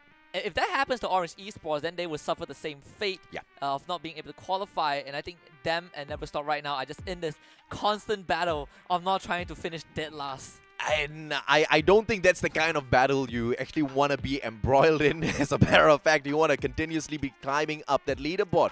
But speaking of climbing up the leaderboard, Geek Fam could not find a great round to snatch back that #1 spot. Because, you know, of all, they start off their day of play in the most horrible of manner. Well, good news for them, they have 8 rounds tomorrow, right? Yeah, Farang has already exhausted them, so even if they have 4 horrible rounds today, Geek Fam will still have 4 extra rounds tomorrow to make up for it, right? Considering the fact that Farang only got 2 good rounds, and no round 3 and 4 were very underwhelming for them. They were caught out in the open, felt very uncharacteristic for Farang. But with that aside, I think another team that had a very great round is K9 Esports. Yeah. Oh yeah, absolutely. And K9 Esports, as they were taking engagement after engagement, it was just not a day of great luck for them, because every single time they rotated around trying to find a defensive compound for themselves, before they could get to the defensive compound, they always seemed to spot a team first. So they were forced into these back-to-back engagements towards which, you know, the players of Team Princess could have caught them out, but it was a great retaliation from the side of K9 Esports. And out of nowhere, as they were trying to make their way into the next compound, which is where we saw them kind of get caught out a little bit. And ORV faced the exact same situation, and this is where you got to feel for Orange Esports, because they could have farmed those kills if not for Eternal Watch and Learn. Yeah, but the good news is I believe they were able to get rid of some members on Watch and Learn. Yeah. And so it kind of makes up for what they initially lost. K9, I think, exited with 12 kills in 3rd place. A very good ending. Nexus Esports made Orange work for this win. Of course, they just do not have the health to work with, and Dekos, the last man standing, was able to clean things up. But with all that being said, K9 Esports still finished in 1st place for round number 5 with 20 points due to the sheer amount of kills that they got. But Orange Esports netting that booyah for themselves puts them in a pretty good spot. Oh yeah, amazing spot, right? And of course, with Eternal Watch and Learn picking up those 6 placement points alongside 9 amazing kills, they pick up 15 points for themselves. And this is a great play for the players of Eternal Watch and Learn, as they are trying to remain surviving in the competition, right? They're quite close to being relegated, and as we get to the end of the league stage, as all of those teams towards the bottom of the overall leaderboards have this fire burning in them to make it to the top 12, Eternal Watch and Learn, they're not in the best of places right now. So watching them perform in this way is most definitely good overall for the brand, so that they do not lose the spot that they have. And X-Men Akatsuki seem to be finding a little bit of the momentum for themselves as well, picking up 15 points for themselves. They take 4th place. Axis Esports making their way right back into the competition, but only with 9 placement points. Engagement-wise, they have been quite soft out there in the battlefield, and this is where Axis really needs to watch out for, right? Because if that can be said for Eternal Watch and Learn as to how they're quite close to that bottom 12 spot, Axis are right down there below them. Yeah, and the good news for X-Men Akatsuki is that this is one of the better rounds that they have. Yeah. And also, because of ORV's performance in this round alone, X-Men Akatsuki has kind of slowly sealed the door shut into top 12, right? They extended that lead by, I believe, around 11 points, just based on the point difference between them and ORV. And with that being said, if they can keep this up for the remainder of the 3 rounds, we might just see X-Men Akatsuki being the last bastion in top 12 and the one that keeps everyone away. And if we were to draw a line graph for the players of Never Stop, it would just be going up and down like shares, right? Because they have performed tremendously great on round number 1. They were off to a fantastic start on this day of amazing run in terms of marathon. But we haven't seen that consistency from them. And sadly, they haven't been able to get anywhere close to their Game 1 performance. I believe that's not up and down. That's like the crypto shares right now. It goes up and it just plummets straight into the abyss for Never Stop. Unfortunately, that is true. And, I've been asking for performances from them. I've never asked for consistent performance. So it looks like they need me to be really specific with what I say, right? But, overall, it's great to see that a team like Never Stop has got the quality to make it all the way to the top. It's just a little surprising with some of those rotations, some of the engagements taken out there on the battlefield as to how they choose to engage, right? The decision-making when they meet some teams out there on the battlefield, no trigger discipline, jumping into those battles, allowing players like Archangels to kind of snuff them out back to back, shows their engagement capability. And I think that also exposes some weaknesses in Never Stop, right? Yeah. And not just in the macro sense, but also in the micro sense. The individual mechanics, they just get outclassed by a lot of other players, right? Like you can think of a name and that person probably will outdo the members of Never Stop. And that is not to take anything away from them. I think they're great because they have shown us that they can play good rounds. Yes. It's just that in the heat of the moment, they still get outdone by majority of the veterans that we have in this competition. And I think that's something that is an element that can't be fixed immediately, and it's something that's going to hold them back for a while. And that's absolutely fine as long as they do not die off in terms of spirit, right? Because we've all seen teams struggling in the competition, but teams that never give up have always had room to show us back-to-back, tournament after tournament, what's that improvement like. And hopefully that is the same for Never Stop. And speaking of Never Stop themselves, they drop into Shrines, and the hot drop right beside them will be from the side of Orange Esports. Anxiety has a hot drop as well as they catch out ORV at Refinery. And this is a play over at Refinery, which usually you do not see 3 teams, but X-Men Akatsuki hopping on in there as well. And just when you thought ORV was going to get eaten up, X-Men Akatsuki loses 2 players. Yeah, lovely one from ORV, right? If ORV gets knocked out early again, then their chances of qualifying for the finals dwindles. I say that, but they have 8 rounds tomorrow, but obviously you don't want to rely on that final stretch to qualify, right? You want to keep yourself as close as into the top 12 as possible. But of course, if you guys want to keep yourself as close as the loot crate as possible, so do remember to claim this AK-47 Flaming Dragon loot crate with the code below. Eligible until 5:30 p.m. only for Singapore server player, because Watch and Learn right now have bigger fishes to fry, and they just fried X-Men Akatsuki's Yan. Good play by Yan as he moves on in to take that engagement, but a little unfortunate for him as he's met by 2 players back-to-back. And Eternal Watch and Learn quickly wrap things up, but the next ones that they have to engage with would be Anxiety. And Anxiety, although they do have quite the great bird's eye view over all of the players of Eternal Watch and Learn. They have to be really careful because Eternal Watch and Learn can play this compound well, and based on the timing, can flank around the back of the players of Anxiety. That's where things are going to get tricky. But Chessman is the first one to play that flank, and with that flank, catches Venom, tries to catch up Demon as well, but Eternal Watch and Learn, they peel away, and Chessman will once again reposition, and that is the mark of a true crazy sniper out there on the battlefield, always re-engaging from a different spot so that they do not get caught out. But Manchai is not going to be as lucky. He erects yet another glue wall as a Riptide Rhythm takes down his first one. Team Princess trying to catch him off guard, and Jiraiya, as he moves down towards that left-hand side alongside Mika Boy, I believe these are the final few moments for Manchai. But if that backup can be solid from Eastern Wolfsgang, they should be able to punish the players of Team Princess.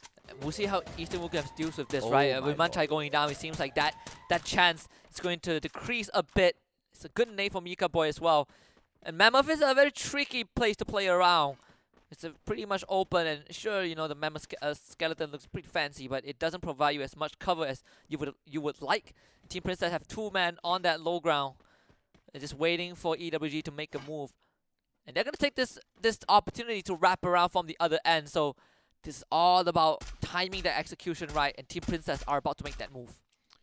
Let's see exactly what the players of Anxiety can do here as they continuously pressure the players of Eternal Watch and Learn now from the back. Demon down on the ground. What? No name being taken out. Eastern Wolfsgang going to town with the players of Team Princess. Ribbon knocks Jimmy Neo as well. Kanoho, great God nade onto Venom 96. And things just get a little bit more trickier for Eternal Watch and Learn as Demon gets knocked down as well. X-Boy's final player from the side of Eternal Watch and Learn needs to back away. But X-Boy's out in the open. No capitalization by Kanoho as Toby gets sprayed down. X-Boy still surviving. 2 players going in for the push. Ice Grenade forces X-Boys to back away, and Kanoho still hasn't been able to punish. X-Boys, how can he manage the situation as 2 players from the side of Anxiety continuously pressures him? Great glue wall, and he uses the terrain to his advantage to escape at the very least for the next few seconds. Still very winnable for X-Boy, but of course, making the smarter choice to just the safer choice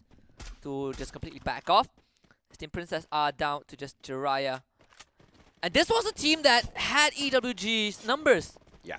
And look at what has happened. EWG just playing it so much better. Whatever lead the Team Princess have gotten for themselves early on, it does not matter anymore. But if there's one thing that Team Princess can do and clutch this, if there's one person to do it, it's Jiraiya. It's just a unfortunate showing by the players of Team Princess. And like you said, Jiraiya, he has got the experience out there on the battlefield, but the numbers might catch up with him. Trapped in his own glue wall. Monito waits for him to take it down. Time turner pulled out. Jiraiya, premature, but pulls out a glue wall, a double glue wall to buy himself more time. Can he heal up? Yes, he can try to, but Jiraiya gets sprayed down to the ground. But the timing is perfect as they have already managed to bring in a single player on the side of Team Princess back into the matchup. And Anxiety, on the other hand, they lose Kanoho as Eternal Watch and Learn still survives the onslaught of Anxiety, forcing Chessman to actually back away. Probably, definitely not the one that can play CQC. And remember, I mentioned that X-Boy can still win this, and I think Anxiety got a bit too greedy, rushing him in that watchtower. Of course, they got punished for it. Barbara left to bleed out. It's all down to Chessman. Only good in long range. It's close quarter, not so. And he doesn't have a sniper, bro. Yeah. That's a GG if you're Chessman. And it's a little unfortunate with the position that he's stuck in. No compound to play with defensively. Chessman out at the maze, but he is right beside a buy point, so he can purchase one of his team members right back in here for a little bit of backup. But as we can see, X-Boys on the way there as well. Eternal Watch and Learn might have Chessman numbered here, and we might just be able to see them getting taken out. But Anxiety, if Chessman manages to win this next engagement against X-Boys, then it just means that the team is going to be one to fear towards those final circles, because Chessman should be able to recover his full team. We've seen him do it time and time again, and he does exactly that. Toby and Kanoho purchase right back. X-Boys going in for the finisher, but the timing cannot be more perfect as Anxiety and Chessman gets the perfect move in. X-Boys buys Venom 96 back as well, but Chessman beat him to it, and Anxiety is not out of it just yet, Husky. Yeah, and this so well done from the side of Watch and Learn. Whole team is now back as if nothing ever happened. And I think Never Stop also lost one of the members to Geek Fam. Well, they didn't. Akila got knocked down, brought back up. Very long range snipe from Geek Fam. Demon 76 and under fire by the members of the Diversity Gaming, but does have decent cover to work with. In fact, it's Diversity Gaming that has to kind of fight into them. The fact that they are on the edge of the map, so this is going to take some preparation, especially when Diversity Gaming only have 3 members to work with. It's not going to be an easy descent, and you do have, Never Stop and Geek Fam also around this area downhill. But Never Stop gonna take a more defensive stance, and we are seeing the members of Geek Fam slowly but surely getting recon, maybe preparing for this push. Look at that, they're on the move. Axis Esports, on the other hand, going to town with the players of ORV. It will be that knock and kill immediately taken, and Geek Fam, as they continue to move towards Bayfront, will displace the players of Never Stop. Sensei has the angle now. Orin might get caught out here. 5 glue walls to play with. It will be hard to take him down, but Sensei does it. Knocks down Orin. Back up from Man04, who gets there very quickly. But the kill is taken, and players of Never Stop do manage to capitalize on that. And Geek Fam, on the other hand, they get caught out in the open with their pants down. But they're not out of the round just yet. Previous round, Geek Fam only managed to muster up 3 points for themselves. They have to do better now. Man04, Raja, Fikri, 3 surviving members looking for Never Stop. But as Never Stop takes that one quick kill, they immediately back away, trying to play those placement points for themselves. It's a good strategy so far for the team. And we see Watch and Learn. I know in the best spot, of Nate bounces, but connects anyways. The blast radius is enough. Watch and Learn not getting to catch any breaks at all. They just brought the whole team back and faced the tune of EWG and Team Princess. Complete backtrack. There's no name. Here's the commotion. Actually, they see him on the edge of the screen. And this could be the end of Team Princess. X-Men Husky making their way up towards the refinery. That's where Axis Esports kind of spots them. Axis can take the zip line. Very risky. But if they want to farm all of those kills, taking those high grounds will come in very handy. They have to deal with a little bit of pressure from the players at the very end of the zip line, so it's a big decision to be made here. Eastern Wolves gang, no name, inside of that compound. Riven, on the other hand, just walks past him. Turns around the corner. No Name still hidden away. Manchai spots him. Time turner. The patience from No Name has the Mag 7 but does absolutely nothing with it. Team Princess is still in the game though. 12 more teams out there on the battlefield. And No Name can be purchased right back or brought back through one of those revival points. But it's amazing to see 10 minutes into the game and still not a single team eliminated. Yeah, very slow-paced game. And in fact, only 7 players have been removed from the game. Some of them, have been revived as well. Mika Boy, I did believe this is probably the last man alive for Team Princess. The round started off well for them, trying to take out EWG, but they're now on the receiving end of this. EWG coming in for sweet, sweet revenge. Let's watch and learn the first team to go out. And as that glue wall expires, Mika Boy has to face the tune of EWG, the team that they tried to get rid of at Mammoth, but now has come back to haunt them. Mika Boy has an opportunity, but only one opportunity. If he gets a knock, you don't know if he can pull away a kill. Chessman once again knocked down onto the ground. He got brought back in, but to no avail. Geek Fam, on the other hand, as they approach the compound of K9 Esports, they are out in the open. So advantage to K9 Esports at the foundation. Man04 holding on to the angle right behind this wall, waiting for the players of K9 Esports to aggress on forth. As Sensei manages to find a knock, it will be Wuxi that trades out Fikri right after he finds a knock. Man04 takes Blank out of the equation. Fikri deals the shots to Pain as well. Normain and Wuxi still alive for the players of K9 Esports. Make that only Wuxi as the players of Geek Fam catch one after the other. K9 Esports, Wuxi, great gun in hand, Mag 7, but the game of numbers catches out with him as he dances around his time turner. Time runs out. Eastern Wolves Gang continues that battle to catch out the players of Geek Fam, and a great opener by Tua, who instantaneously puts Orin out of the equation.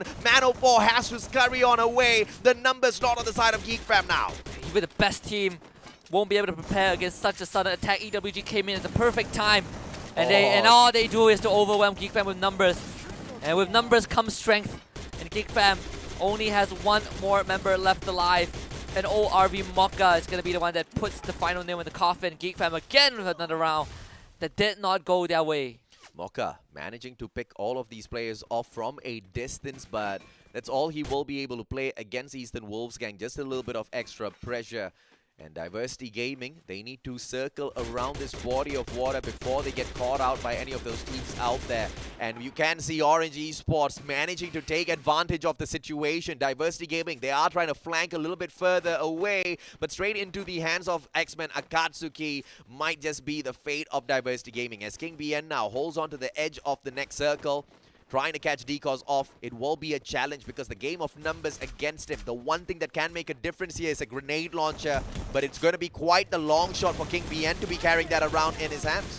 Yeah, and meanwhile, X-Men Akatsuki, close range fight. But it seems like this is not going to work out in their favor, at least not against EWG. Yan just in the red, and one quick pump of shotgun takes him out. 12 kills for EWG so far, and they are surviving incredibly well in this round. Meanwhile, Axis fights Anxiety. Toby is completely isolated, giving Neptune quad kill 4 under his name. EWG, 3 rounds they've underperformed, 2 rounds they performed spectacularly, and this might just be round 3 of spectacular performance from EWG, but it's still a little too early to call. 5 more teams to go through. EWG, let's see if they can pull this all the way, right? ORV on the other hand. Orange Esports surprisingly looking for that final circle as well. This is a very different team from what we've been seeing so far in the competition. Yeah, Axis Esports now kind of have to face off against Orange. Again, last time they met was on Bermuda, was that final circle where Orange Esports got the booyah. But it seems like that rematch is going to come a bit earlier today, or at least in this round. Axis Esports having a man disadvantage, but we see EWG also on the horizon. And the kid trying to squeeze through and avoid the blue zone. Barroso has a scope on him. Diversity Gaming out in 6th place. Great aims coming through from Rosso X, just placing his crosshair in the line that he anticipated his opponent to take, and he just walks straight in towards his aim. Orange Esports doesn't have a great place to work with now outside of the next circle. 34 seconds to rotate on in, but it's rotating through the open grounds, unlike Eastern Wolves gang, who has a lot of those defensive compounds to work with. And since they know their advantage, they aggressively take all of these fights out in the open, although that clock is running down. And I love this approach from Eastern Wolf gangs. Just sticking together, and that's like you said, they've controlled all these good compounds. They're reading the circle well, making sure that they are always sticking together. Axis Esports off of that previous encounter now, only left with 2. No revival available at this point, at this stage of the game.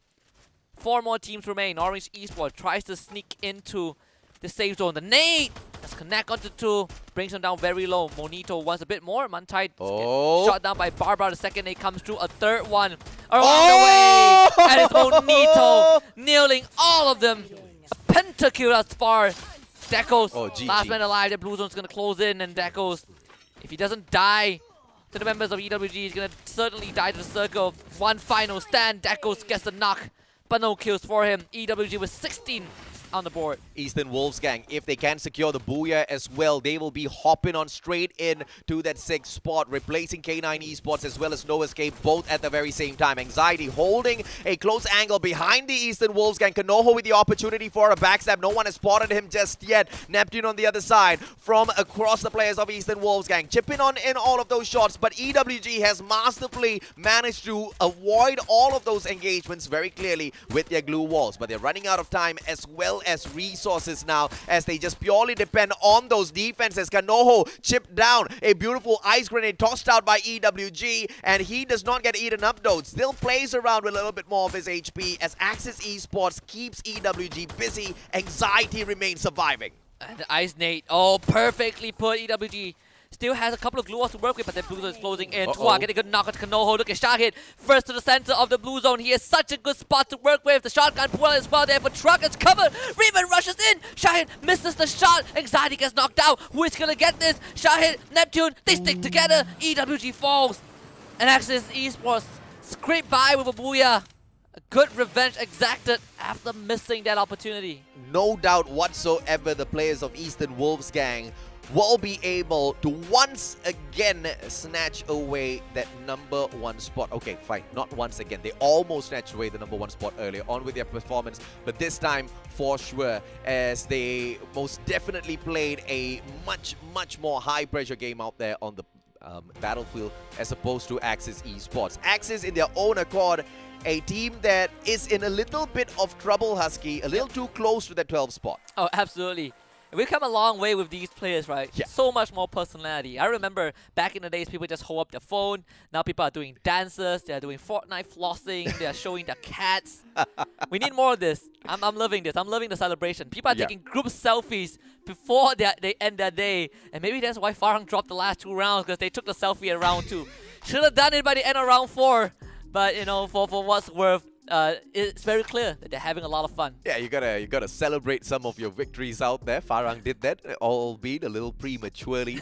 But this time round, I mean, we have to highlight Eastern Wolves Gang. Although, yes, Axis Esports, great job picking up that booyah. But today was the day of marathon for EWG. Oh, yes. And they needed to perform 8 back-to-back matches. But clearly, they have been having a problem pulling off those plays. 3 rounds we've seen them absolutely bomb out. And in the exact contrast, 3 rounds where they have found those final circles, managed to find the booyah ones already in here today, and 2 of these rounds managing to get the top 2 spots. Yeah, absolutely, right? The first booyah they got was, I believe, in Purgatory, and then Alpine, it was taken away by Bloody Head, you know, again, top 2 finisher. And that was the interesting round, Bloody Head, DG, Diversity, and EWG. And now they, claim they were not able to claim the booyah, but again, like you said, another top 2 finish. Kind of a late bloomer for EWG, but thankfully they have those rounds to work with, and they made full use of it. Right? So you can kind of set aside the first 3 rounds, think of it as only 4 rounds available in the back, and EWG making use of this means that they put themselves in a very comfortable spot to qualify. Oh yeah, agree. Oh, look at this slow-mo recap of that beautiful snipe, right? Absolutely love what production is doing with all of these highlight reels. And as Eastern Wolves Gang approach that final circle, this was once again a tremendous play coming out from Monito, right? Managing to toss out 2 of those grenades and very hugely making such a big difference for the team out there on the battlefield. And as Anxiety made their way in towards that final circle, still managing to put them out of the equation. And yeah, 27 points, courtesy of 18 kills that they pick up in this round, and of course 9 points from those placements. This is the most kills that EWG has ever gotten in a single yes. round, for sure. Yeah. Right, like, and this gonna bump that average up by a bit. Of course, 22 points for Axis Esports is also no small feat. Yeah. With Anxiety kind of lagging behind 15, Orange Esports still getting a very respectable 12 points. But the rest of the leaderboard, I mean, GigFam, very slow day so far. 11th place on round number 1, and 7th place in round number 5 and 6. But K9 Esports drops all the way down to 12th spot. Yeah. And that's a surprising play from them. What's not surprising to see at the bottom of the leaderboard is Never Stop, a team that has been riddled with unfortunate inconsistencies in the competition. Although we have seen them hit those high notes a couple of times, it hasn't been more than those couple of times. X-Men Akatsuki this time round, nobody goes in, to force them out of those rounds super early, but they still manage to find that exit, managing to pick up 4 of those placement points, a single kill out of that. Diversity Gaming, a much better performance this time around in terms of Team Princess, and them ranking in the bottom 4 might not be something that they are very happy with. But like, we talked about earlier on as well, you mentioned it, GeekFam, 7th place, 7 points. This is a shocker. Yeah. The good thing about GeekFam is that no matter how bad they finish in terms of standing in a round, they always get some points, right? Yeah. And most of them are kill points because they win most of the fights that they get into. So that is something that, a quality that a lot of teams struggle with. At least GeekFam, if they go down, they bring someone down with them. Yeah. So it's something that they can kind of hold on to. And again, they still have 8 rounds tomorrow, right? It's Yeah. not even their big day just yet. So for them, not too much to worry about.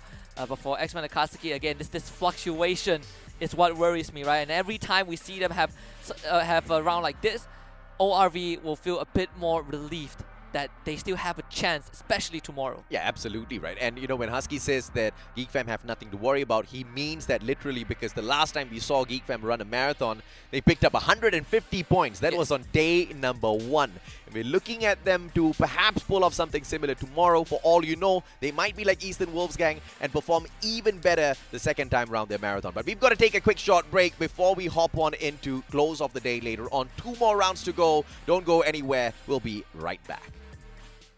Turun Free Fire sekarang.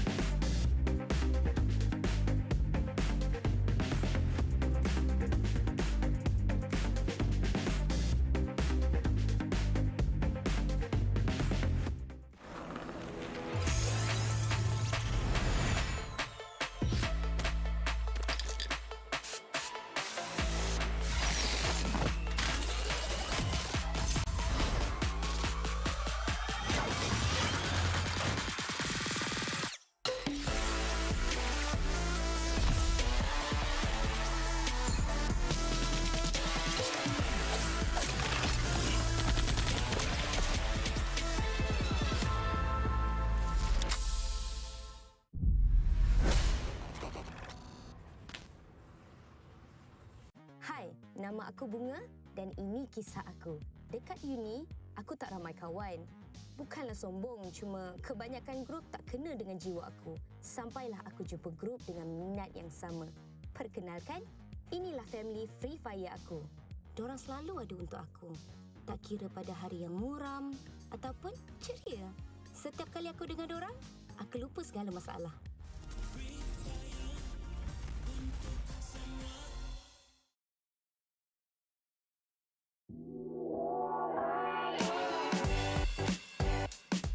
Susday នាងខ្ញុំលីសាពួកយើងមកពីក្រុម AKO ខ្មែរតំណាងឲ្យប្រទេសកម្ពុជា សួស្តីអ្នកទាំងអស់គ្នាខ្ញុំមកពីក្រុម Diversity Gaming ហើយខ្ញុំមកពីប្រទេសកម្ពុជាជាទូទៅខ្ញុំជាអ្នកលេងដឹកនាំក្រុមតែម្ដងប៉ុន្តែនៅពេលបន្ទាប់ពីខ្ញុំដាច់ឬក៏ខ្ញុំអ៊ីមលេទៅគឺប៉ាប៉ាគាត់ជាអ្នកដឹកនាំបន្តពីខ្ញុំពីព្រោះអីពួកយើងធ្លាប់លេង tournament ច្រើនជាងសមាជិកធីមផ្សេងៗ យើងកំណត់តួនាទីរបស់យើងអាស្រ័យលើអ្វីដែលកើតឡើងនៅសមរភូមិពេលខ្លះខ្ញុំនិងហេងនឹងដើរតួនាទី support ហើយ Double B នឹងលេងជាអ្នកបើកមុខ នាងខ្ញុំមានអារម្មណ៍សប្បាយរីករាយមែនទែនដែលបានដើរមកដល់ FFCS League Stage នេះ និយាយទៅពួកខ្ញុំពិតជាសប្បាយចិត្តមែនទែននៅពេលដែលបានជាប់ឡើងមកវគ្គ FSCS ហ្នឹងហើយនិយាយទៅពួកខ្ញុំព្យាយាមច្រើនដងហើយប៉ុន្តែអត់ដែលបានឡើងមកដល់វគ្គហ្នឹងឯងតែឥឡូវបានឡើងមកដល់ហើយ ធីមដែលពួកយើងចង់កម្ចាត់ចោលហើយចង់ប៉ះខ្លាំងជាងគេគឺធីម ORV Esport ខ្ញុំគិតថាក្រុមប្រទេសហ្វីលីពីននិងម៉ាឡេពួកគាត់នឹងប៉ះគ្នានៅដើមហ្គេមហើយទុកឲ្យខ្ញុំជាអ្នកប្រមូលផលនៅចុងហ្គេមនិងទទួលបានប៊ឺយ៉ា ទោះបីការប្រកួត FFCS ជាការប្រកួតដំបូងរបស់ពួកយើងតែសូមកុំប្រហែសជាមួយនឹងក្រុមរបស់ Welcome back to the Free Fire Challenger Series Season 2. My name's AJ. I'm the Mustachio down here with the one and only Husky. We're the casters for the day. In fact, throughout the whole competition, we've been with you and we've been able to witness the rise and fall of some teams.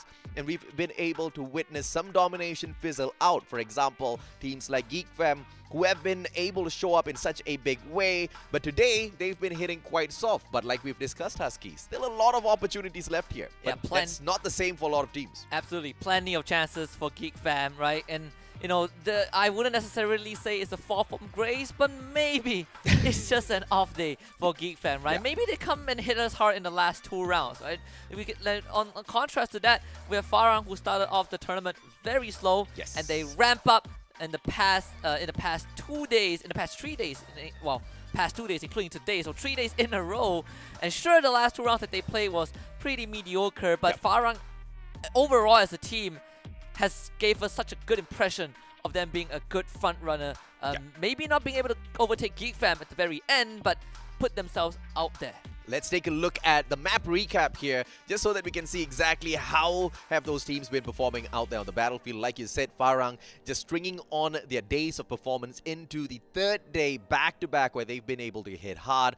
But that was mainly for the first 2 matches, because in Game 3 and Game 4, we saw them kind of deteriorate in terms of performance. They hit 10 points, followed by 5 points in that Game 3 and 4. But the first 2 booyahs picked up by that team. Eastern Wolves gang showed up in such a big way on game number 3, and that's after they themselves bombed out in the first 2 matchups. But we did see them keep up their pressure consistently to get into that final zone a couple of times later. But from then on, the Booyahs have been kind of changing hands from team to team, round after round. Bloodyhead securing Alpine at game 4, Orange Esports hitting back in such a huge way in game number 5, and Axis Esports also stepping up to the plate in the previous matchup before we went for a break. And I just remembered something. Every day that Farang played since day 3, they've gotten a minimum of 2 booyahs on that day, which is completely insane, right? So that's how consistent they are. So to put that into perspective, every single day they guarantee themselves 24 points just off of placement from their booyah. And that's not even accounting for the kills that they get, the massive amount of takedowns, and of course the rounds that they didn't get the booyah but still make it to top 5. And now the last 2 rounds for Group B, surprisingly, there's no Group B teams that got the booyah, well, except for EWG in round number 3. But aside from that, Group B as a whole has been struggling a bit. Well, maybe this is the point where K9 Esports or, Eastern Wolves gang from Group B. So I guess they stepped up once a couple of times. But maybe this time around we will see K9 Esports kind of steal it away in Purgatory as well. Because K9, they've not really shown up in here today apart from that round number 5 where we saw them kind of make that breakout 12-round kills, right? But even if they did manage to pick up the number 1 spot, no booyahs. I guess for just the sake of glory, K9 needs to pick that up a couple of times. Absolutely. And again, the overall standings tells a pretty compelling story, at least for Farang, right? Currently in 1st place, but we know by the end of the day, Geek Fam will be back in 1st place. And then there's tomorrow as well. So that remains up in the air. Toda, 3rd place, 304 points. So there are only 3 teams who make it to 300 points thus far. Anxiety well on their way to achieve that. Bloodyhead as well. EWG in 6th place. So far so good. Followed by K9 Esports, No Escape, and Watch and Learn. Yeah, this was something that we were talking about as well. If you look at Geek Fam and Farang, how Farang should have made great use of their final 2 opportunities to just truly run away from Geek Fam, but that's not what happened, right? They kind of just waned off in terms of their pressure on the battlefield. Picking up 15 points from their final 2 matches clearly wasn't enough to get away from the team that has been dominating the league so far. And Geek Fam now are just 3 points away from grabbing their number 1 spot back. And there's nothing that Team Farang can do about that. Let's see exactly what sort of a fight we see out of Farang tomorrow to perhaps put the final nail in the coffin. But we also know tomorrow is the day Geek Fam runs their marathon, and they're the insane team that picks up 150 points from a day of marathon. So good luck, Farang. Let's see how you outdo that. But Bloodyhead, they've managed to improve their standing on the overall leaderboard through such a solid, consistent day in here today. 282 points, they hop right back up. Yeah, I'm going to quickly look at both AQ Khmer and Diversity Gaming, right? 203 points and 201. Yep. And this is a very dangerous spot for both Cambodian teams to be in, because X-Men Akatsuki is just 2 points behind AQ Khmer, and they're tied with Diversity Gaming. And when tomorrow rolls around, these 3 teams will only play 4 rounds in a row. So it's a very tight race from 11th to 13th place. ORV Esports and Orange have a very good chance of making it into top 12. So now we get this 5-6 legged race in that for that top 12, which I think we'll only find out who makes it to tomorrow. Yeah. And again, it's this classic Free Fire. You do not know who makes it through until the very last round. Team Princess is the team that I'm very worried about. Yeah. Because they are underperforming by a mile. And I know by the end of the day, they will overtake Archangel and Never Stop, but it is not even close to being enough. Yeah, and AKO Khmer, they're in Group A, so they don't really have a lot to do much in here anymore because they have ended up, rounding up all of their 4 rounds in here today already, right, in the first 4. But when you look at Diversity Gaming, they still have 2 more opportunities. This is their day of marathon. X-Men Akatsuki, same situation. So they can continue climbing up the leaderboard, but it all depends as to how they perform out there on the battlefield. Consistency is what we look out for. But surprisingly, Diversity Gaming has been able to do quite well today. I would say, overall, I think they're a bit more consistent than X-Men Akatsuki. And that's just the impression that I got watching them play. And of course, by the end of the day, whoever gets that lead over their opponent automatically theoretically has a better chance of qualifying, right? So this is, now the tug of war is still on. Of course, they are going to overtake AKO Khmer nonetheless, and that means that AKO Khmer ends up needing to fight for their lives tomorrow, right? And of course, the best case scenario, like we mentioned, is that both Cambodian teams qualify for the grand finals, and I think that itself would be a massive milestone. But we'll see how this is gonna pan out in game number 7 as we head into purgatory for the last time today. All eyes are on Diversity Gaming and X-Men Akatsuki. One thing that AKO Khmer can, I guess, pray for is for X-Men Akatsuki and Diversity Gaming to both get taken out fairly quickly in these rounds so that they don't displace them from their position that they hold out there on the leaderboard. And tomorrow, all 3 of these teams will have the exact same number of games to play. So that kind of equals up the playing field. But AKO Khmer literally needs to pray for these 2 teams to bomb out early. And it looks like that's exactly what's going to happen. But as I was saying that, King saves his team member's life by downing Jimmy Neo. And King going in for the finisher as well. Mika Boy from the back trying to return fire. King catches him. And Mika Boy could do nothing from that position that he held on to. And King very quickly takes command of the situation. Best possible opening for Diversity Gaming. Just 2 points delivered on a silver platter. The Team Princess are just so spread out. There's nothing that they could do. No Name caught out by, I believe, the Kid. So 3 members of Team Princess have been eliminated. And the worst part is they can't even get them to revive because Diversity Gaming has control of that point. Eternal Watch and Learn chasing down Axis Esports. This might just be the bait. Axis leading them down out of Brasilia.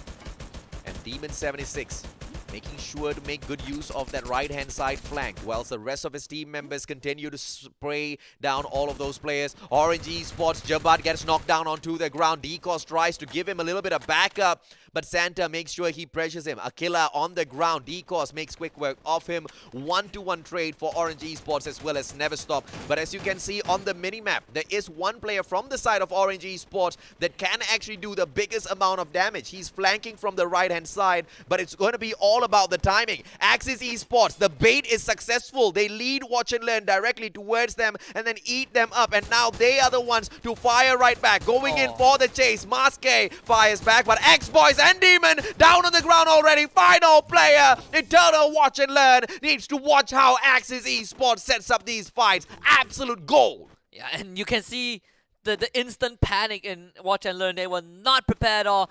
The moment they see Axis Esports, they all turn, but it was a bit too late. There was no cover for them to walk, to hide behind. No glue walls. Axis Esports just off to a fantastic start. Never Stop and Orange Esports though. A crucial encounter for either of these teams, but more importantly for Never Stop, as Orange Esports, they do have a marathon tomorrow, but it seems like, they might not even need to wait until tomorrow, as Tom, with almost no help, just takes down Sana, and Never Stop again, just not being able to finalize things, and it felt like round 1 was all about a fleeting memory at this point for Never Stop. I am quite frankly confused as to why is Never Stop backing away from this engagement, but they want to play a safe game. not confident with the way they're taking this fight. Zenze is going to be left behind. He's going to hope and pray that the players of Orange Esports does not come hunting. But if they do manage to give chase, I'm very sure Zenze will throw his body in the way of those shots and save the rest of his team members. K9 Esports, we talked about them stepping up and snatching away the Booyah, and it looks like they're on the way there. And the first thing that they do is help out AKO Khmer by taking down one player from the side of X-Men Akatsuki. And the wraparound comes through for Normain, getting that extra bit of information, but very risky play as he brings his bike straight into the defenses of X-Men Akatsuki, allowing them to shoot straight at him, but Normain makes one huge mistake. By the time Payne could arrive there for the little bit of backup, he had already been put down onto the ground. But Payne now with the backstab, but glue wall barricading down the players of X-Men Akatsuki. The numbers haven't arrived on time. X-Men now can strike right back.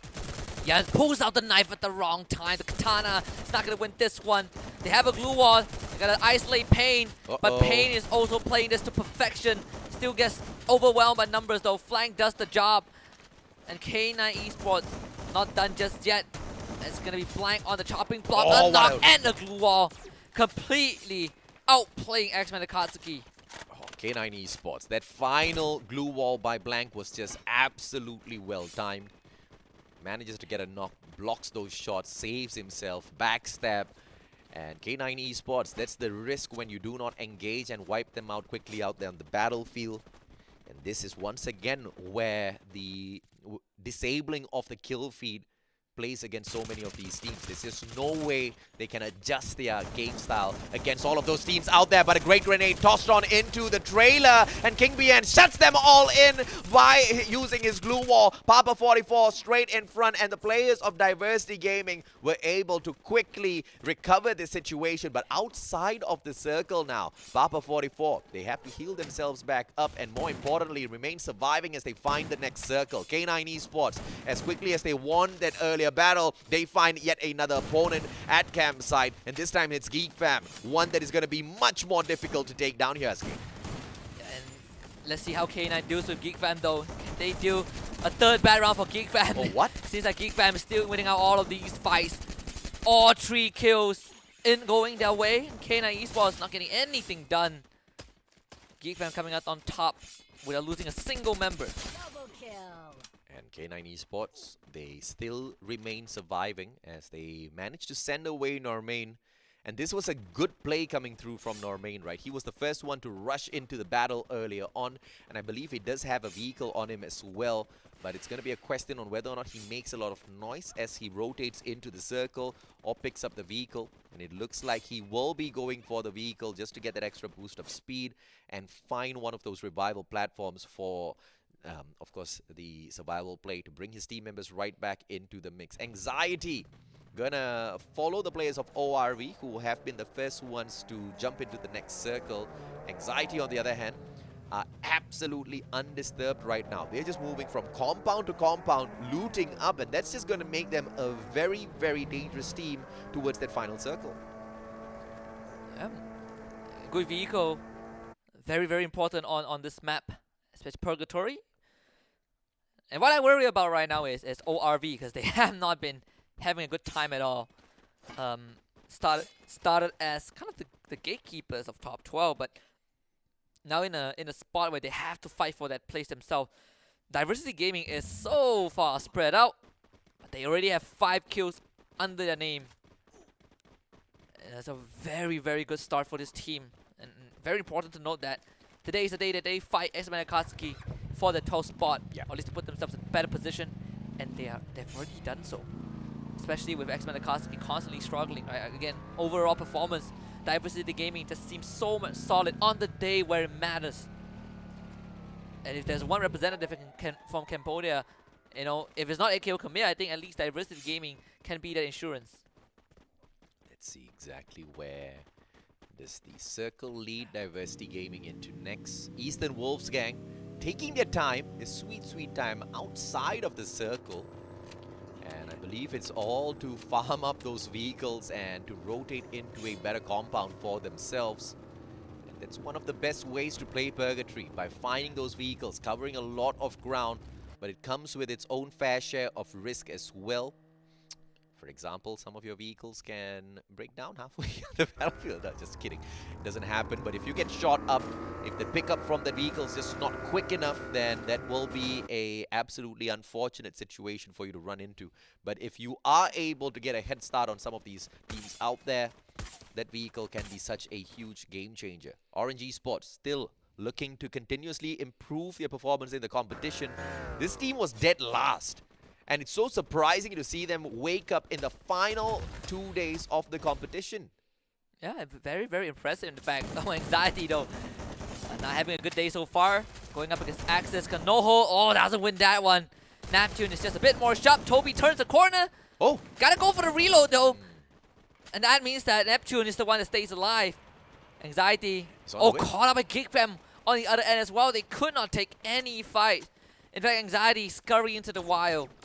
On one end, it's GeekFam pressuring them. On the other end, it's Axis winning those engages. Yeah, Barba doesn't have much of a choice in here. Chessman buying a lot of time. Barba has a vehicle, needs to pick it up and drive away as quickly as possible. Now, if Barba does not reposition himself, it's going to be all too late. And it is too late. Raja catches Barba, Orange catches Chessman, Anxiety out of the equation, and GeekFam making sure they remain dominant out there in terms of those kills. And now Axis Esports, the ones who are leading this particular round with the kills, might just be the next ones the players of GeekFam prey on. Eastern Wolfsgang, on the other hand, have managed to catch hold of the side of Orange Esports. No trigger discipline as they straight up shoot them, even without any cover on their side. But lucky for Eastern Wolfsgang, Orange Esports continues running towards K9 instead. They want to find a better defensive spot, and they do not want to give the players of EWG any bit of their time. And Eastern Wolfsgang, as aggressive as they are, they just go out hunting for another team. This time it's going to be ORV, but ORV manages to trade back Normain, knocking him down onto the ground. Mocha is in position already. Mancha in a lot of trouble here. Yeah, and we'll see how he deals with this, especially EWG. They have such a good second half, I would say. The fact that ORV is caught, is kind of playing this high ground in the middle, puts them in a very safe spot for now. But never stop. But the run into the territory of Axis, and not just Axis though. GeekFam has been watching this all along. Santa takes the brunt of it. Fikri with a long range snipe again, starting it off with a knock. And before Never Stop did anything, they are already at a disadvantage. Yeah, Never Stop. They don't have much of a run in here because they're running straight in towards Axis Esports. A killer down on the ground already. Zensei hopping straight into the compound of Axis. And Axis, they meet them with the numbers, and Never Stop are eliminated in the 7th place. A little unfortunate. They need to plan those rotations well. But GeekFam now, starting off the engagement against Axis. They take advantage of Never Stop's approach, and that just does not give Axis Esports any room to breathe. Great grenade, Vegeta. Geek gets knocked down onto the ground. Neptune still remains surviving, but Man04 reloads at the wrong time. Not his fault. Double barrel, a single opportunity you get. You need to be able to hit all of those shots. But he dances around Neptune and puts him on the ground. And he still wins that. That is the craziest thing ever. You see two guys just firing at each other, they're hopping left, right, and center. But I think this outcome is pretty much expected, right? Yeah. I mean, GeekFam is going to win that every single day. But ORV's luck might have just ran out. Cookie gets caught in the open. He gets a free shot. It's Papa 44's turn to take his one. Challenged by Latte. ORV kind of trapped in a very awkward spot with EWG behind him. And EWG is also kind of pressuring them. Eden. Down. Oh, Mocha is just better in those shots. And Monito is going to get finished off. Eden. Eden's going to do this. Latte already the last man alive for ORV. It's just a horrible spot to be in. Yeah, you gotta love those grenade launches if you are Diversity Gaming. I mean, not once, not twice now, multiple times Diversity Gaming has made great use of the grenade launcher. But, you know, my personal preference is to bring that out in the final circle. You waste out all of those opportunities with these early engagements with the grenade launcher. You don't win big because you find many more fishes in a tiny little pool when it comes to that final circle. Diversity Gaming taking their time to rotate in as the Eastern Wolfsgang look for ORV. I believe Diversity Gaming is waiting for an opportunity to steal this kill off as well on Mocha. But I don't think that's going to be the right call to make here. Diversity Gaming still playing a lot of their time outside of the next circle. 10 more seconds to rotate on in. Mocha's clearly not going to be making it through. And Eastern Wolves gang taking advantage of the fact that nobody's shooting at them. They're wasting so much of time out, all to get this one kill. And Eastern Wolf gang have no problem. It's playing the slow game at least. Papa gets what a sniper so far. Look at him just scrambling to bring everyone back up, and Orange, his back is exposed. Throws down the glue wall, keep himself safe just for now. Papa is still the hornet's nest. Now Geek Fam, they're not taking this lightly. No one disrespects them with a backstab. And with that being said, Diversity Gaming have revealed themselves not just to ORV, not just to EWD, but also to Geek Fam, as ORV finishes 5th. And King, just so good with those long-range shots, just catches Ribbon on the cross. Diversity Gaming looking so strong. Yeah, Diversity Gaming, I mean, we talked about how today is their day of marathon and they need to make the best out of this opportunity. They are doing exactly that. Earlier on, we had the Diversity Gaming squad start things off at the 14th spot. They slowly climbed their way up, but they are only making their way higher up the leaderboard. But now the next ones to contend the space with is the players of Geek Fam. And what an impressive run from Orange Esports. I mean, I don't know what sort of conversation their managers had with them, but clearly it was one hard conversation, Husky. Yeah, it basically is just don't die, you know. I think that's a very straightforward point. They found Eden. Oh, what a leg shot. And Manu4 just trips, falls, and finish as Diversity Gaming continues. And this is the 3rd time that they've made it to top 4. Yeah. The first 2 times, stolen. Oh, no Papa. booyah for them, and Papa is so good with those long-range snipes. And Diversity Gaming, maybe 3rd time's a charm. Maybe this is finally the round that they get the booyah. 13 kills to their name. An absolute explosive performance from the Cambodian squad. And they know how important this round is to qualify for the grand finals, or at least lock in a comfortable spot. Geek Fam are out. King B and got knocked early on, but they can bring him back up for sure. Yeah, let's see exactly what they have got in store for us. What a nade out of Rosso X. It would be the ice grenade to put the finisher onto the final player. Papa down on the ground. It's going to be Chargebuster. Diversity eliminated, and Orange Esports once again steps it up on the battlefield. Very impressive performance from Orange Esports. Another round where they play safe, where they read the circle, where all they need to do is to hold on to a vanish point. And this round felt like it was set in stone before they even ended, because Orange Esports were overseeing the entire battlefield. And all they need to do is to fire downhill and catch anyone trying to climb. And of course, and just ignore the logo, it's Orange Esports. Don't get confused. Orange Esports is the team that got the booyah. 2nd booyah of the day, by the way. And it's very easy for us to say that they're not going to get the most points by the end of the round. I think that belongs to Diversity Gaming, but nonetheless, for Orange Esports, it is a very good achievement, because this team is also fighting to be in top 12. Very impressive improvement coming through from Orange Esports, and by far, this is their best play day.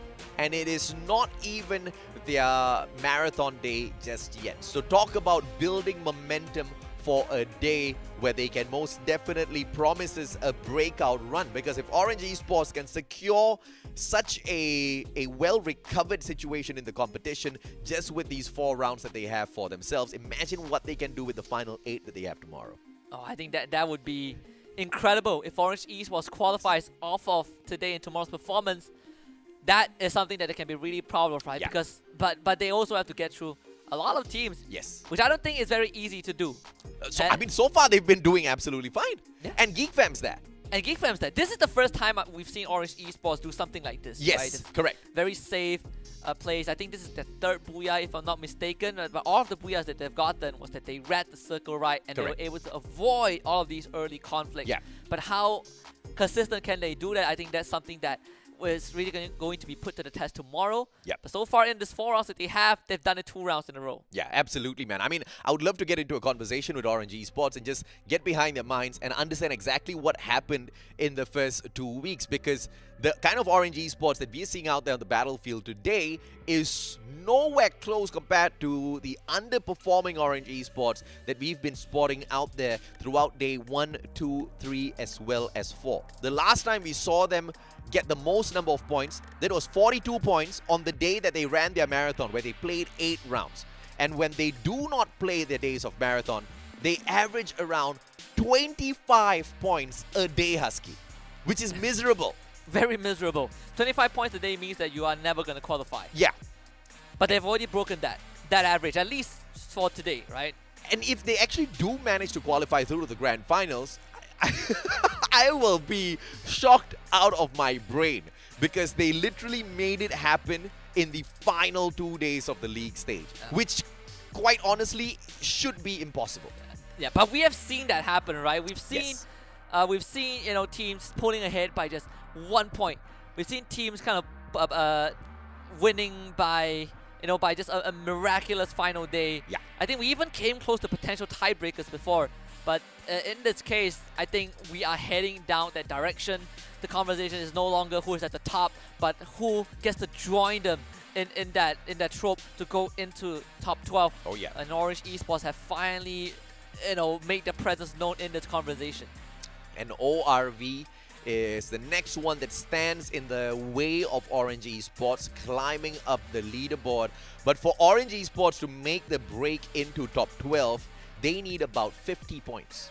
And they're battling with ORV tomorrow. Yeah, absolutely correct. And today they have got already about 20 points or so secured from this particular matchup. So we're looking at about 30 points remaining, right?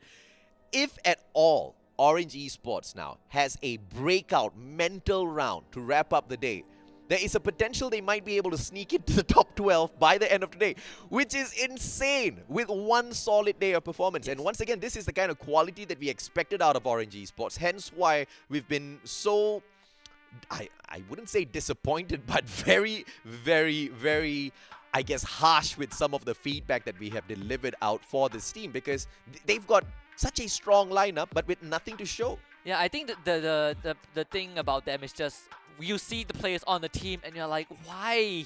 How did they end up in the spot, right? Yeah. 'Cause when they were on other teams previously, they were playing lights out. Yeah. So something definitely needed to be fixed, and I think Orange Esports have kind of found that formula. Actually tying up with Diversity Gaming in first place, 22 points, but of course they take the cake thanks to that Booyah. Geek Fam this time having a much better round in 16 points, and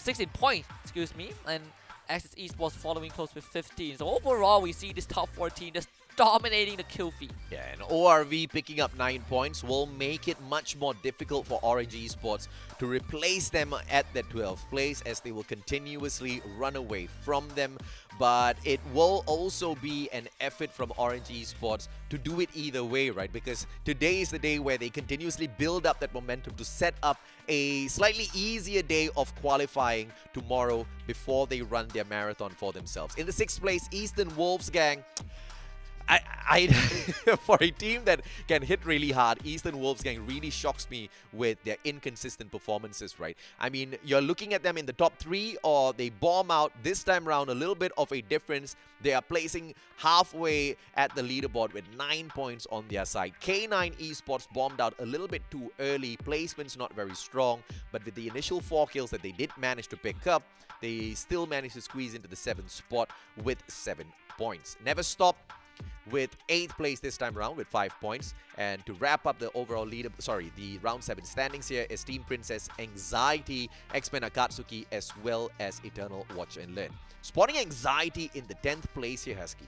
That is quite the shocker, isn't it? Yeah, I think for Anxiety, it's one of those days where they remind me of K9 a bit. Some days they get really good performances, some days they are just falling off. They're just not showing up. But that's why we see the big difference between Diversity Gaming and X-Men Akatsuki. Yes. Off of this one round, Diversity Gaming has pulled ahead by a pretty big margin. Yes. And also confirmed that they are going to be in the top 12 at least by the end of today. Yeah. Now, the good thing for X-Men Akatsuki is that they temporarily overtake AQ Khmer simply because they get to play more rounds today. Yes. But who's to say AQ Khmer cannot catch up tomorrow, right? Correct, Now we got to also worry about ORV and Orange Esports at the same time. Absolutely. AKO Khmer, they don't really have a breakout run in store for them anymore because they have already run their marathon, 8 rounds of opportunity. So they have to make the most out of their 4 rounds tomorrow. But looking at their performance in here today, I feel like they should be There's able a to chance, deliver. right? Yeah. I think there's a good chance. They just need to clean up some of those acts, right? When we Correct, saw the drop on, I believe, Purgatory at Ski Lodge against Bloody Head, I think that kind of was a missed opportunity for AQ Khmer. But when they pop off, they absolutely do wonders, right? Again, Boyloy and Dooming Jun, these two members on their team, have shown us moments of brilliance, but we just need a bit more of that. Just one final push. Yeah, absolutely. And I feel like AQ Khmer will be able to go the distance tomorrow because this was the team that started off the competition a little slow. Oh, yes. They spent their time learning all of those rotations from the other teams. They tested their power a little bit first before going a little bit crazy out there on the battlefield. As opposed to Diversity Gaming that started off really hot and then kind of waned off in terms of their oppressive power. But now they're slowly making those adjustments, right? Thankfully, towards the end of the competition, we only have one final game to be played in here, ladies and gentlemen, boys and girls, at Alpine. And tomorrow is going to be the final day of our league stage, which also means the final few opportunities. Team Princess this time getting very aggressive at Fusion as they take the hot drop against Geek Fam here. The good thing about this is that Diversity Gaming, if they don't count their booyahs, they can be proud of themselves. Because they made top 3 times out of 8 rounds, out of 7 rounds. Which is a huge feat for a team like them. But for Team Princess, it seems like they had to stay at the bottom of the leaderboard for a bit longer. Especially when you drop Fusion into Geek Fam. And they will fuse you into the ground. The initial kill comes through for Man04. The rest of Team Princess, I don't think they are in any position to fight. Yep, and Team Princess being dead last right now in the overall leaderboard. Clearly that engagement isn't going to do them any favors at all. ORV on the other hand, Diversity Gaming, the team that we were just talking about. Now Diversity needs to be able to win this, especially against ORV, a team that is trying to displace them from the 12th spot. So this is a huge engagement for ORV as they take out very quickly in succession 2 back-to-back players from the side of Diversity Gaming. But as you can see, one side from the side of Diversity Gaming, Kid running towards the revival platform, but changing his mind at that very final second. One team just got eliminated. I don't know. I'm not sure what team it was because we got the camera cut, so we're going to find out in a bit. But that team was wiped out by X-Men Akatsuki, a team that really needed a point to make up for their losses in the past 2 rounds. So whoever the team was, pretty unfortunate. A good start for X-Men Akatsuki. Oh yeah, absolutely right. And X-Men Akatsuki, the last time we checked, they were all equaled up with Diversity Gaming on the overall leaderboard. 201 points both of these teams had to their side.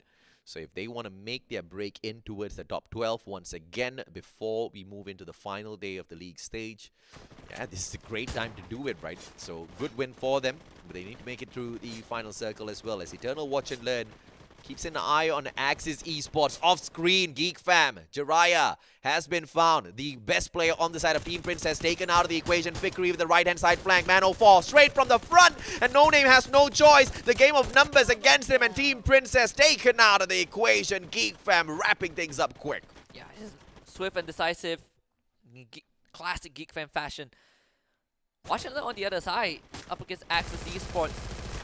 A solid team thus far. Axis kind of an up and down, and then they a mixed bag of very aggressive players like Vegeta that definitely needs ample support from the team to really function. But in this case, Watch and Learn have surrounded Axis Esports on all angles. They have that long range cover fire. They have Demon 76 in the forefront. Let's see how they're gonna execute this against Axis. Axis caught in a small compound here. Grenades can make such a huge difference, but it doesn't look like Eternal Watch and Learn has them. But Vegeta running straight into their crosshairs will help out Eternal Watch and Learn. And now, look at this. Demon walking straight into the enemy's compound, and he will be punished for it. Maske running into Shahid as well, but the backstep is going to be solid, and it will be Maske who enters into this fray as well. Neptune holding the fort for the players of Axis Esports, but to no avail as Eternal Watch and Learn clean up house, clean, and with all 4 players still surviving on the battlefield. Definitely felt like this is going to happen.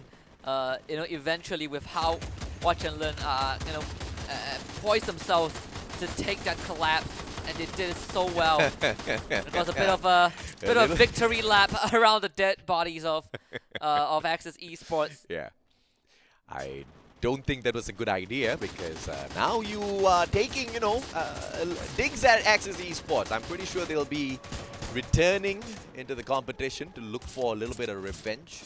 That's why they did it now, because it's the last round of the day, Yeah, tomorrow, bro. You can sleep it off tonight. Axis still has an opportunity tomorrow. And guess what? Axis is running their marathon tomorrow. Oh, yes. 8 rounds back-to-back, right? So I guess we can look out for Axis to start things off hot, but hopefully that doesn't get to their heads and force them to make rash decisions out there on the battlefield. Zen's a great shot. And that's why you gotta love that AC-80. Back-to-back shots, gets that extra bit of damage. Sana, on the other hand, put down onto the ground. Woodpecker responds by Jazley. And now the players of Never Stop slow down their pressure just a little bit. Sensei has been on point with his snipes today. And sure, they might not have the best runs the whole day, but all these individual snipes are incredible from Zenzei alone. I think Santa also stepped up. Obviously, the other two members of Kila and Sana has been struggling a bit on the side of Never Stop. But at least we are seeing, the other two players kind of step up to the case. And X-Men Akatsuki having to tank that blue zone, but it's just a stage 1 blue zone, so very, very bearable for them. I'll take this performance out of Never Stop any day, right? Because the last time they ran a marathon, they picked up an overall 26 points, Husky, which from 8 rounds is unfortunately miserable. Zenzei, opportunity, spots out Yan. But no quick shots coming through, and X-Men Akatsuki will be able to disengage and back away.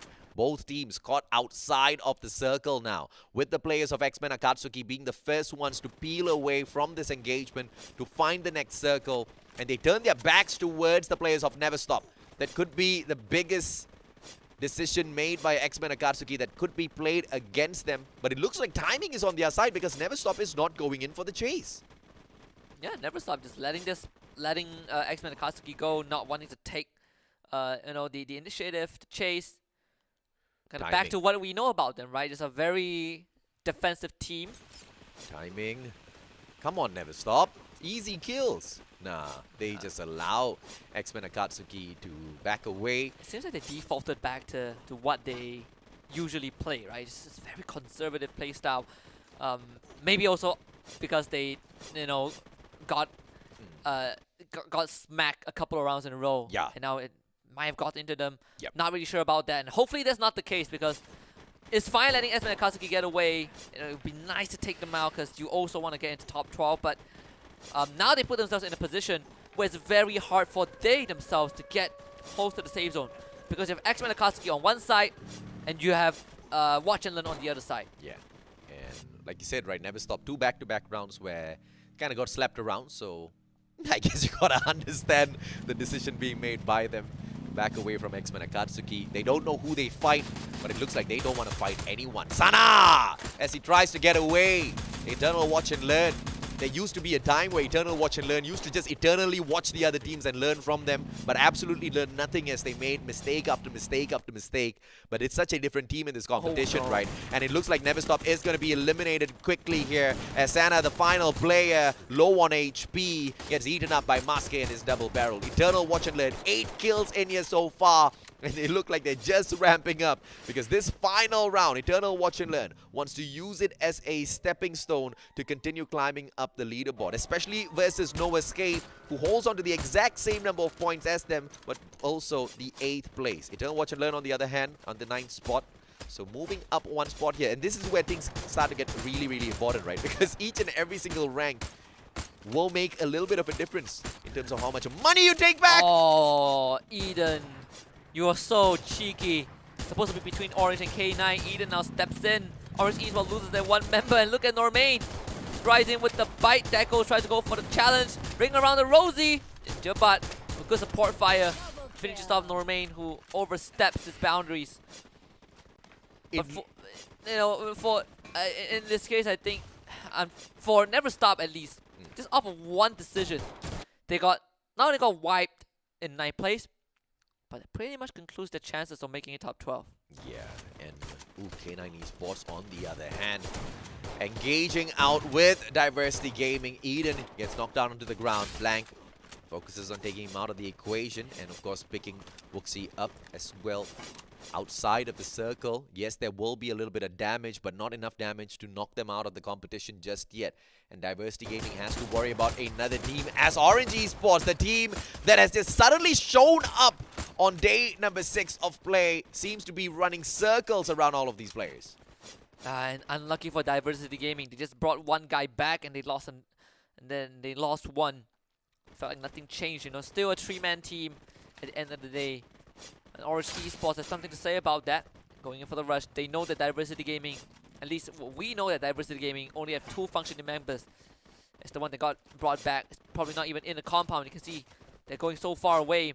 King Bian is going to be left to his own devices. That means that Orange Esports should be able to pick up a free kill. So they make quick work of this as RossoX is brought back into the mix.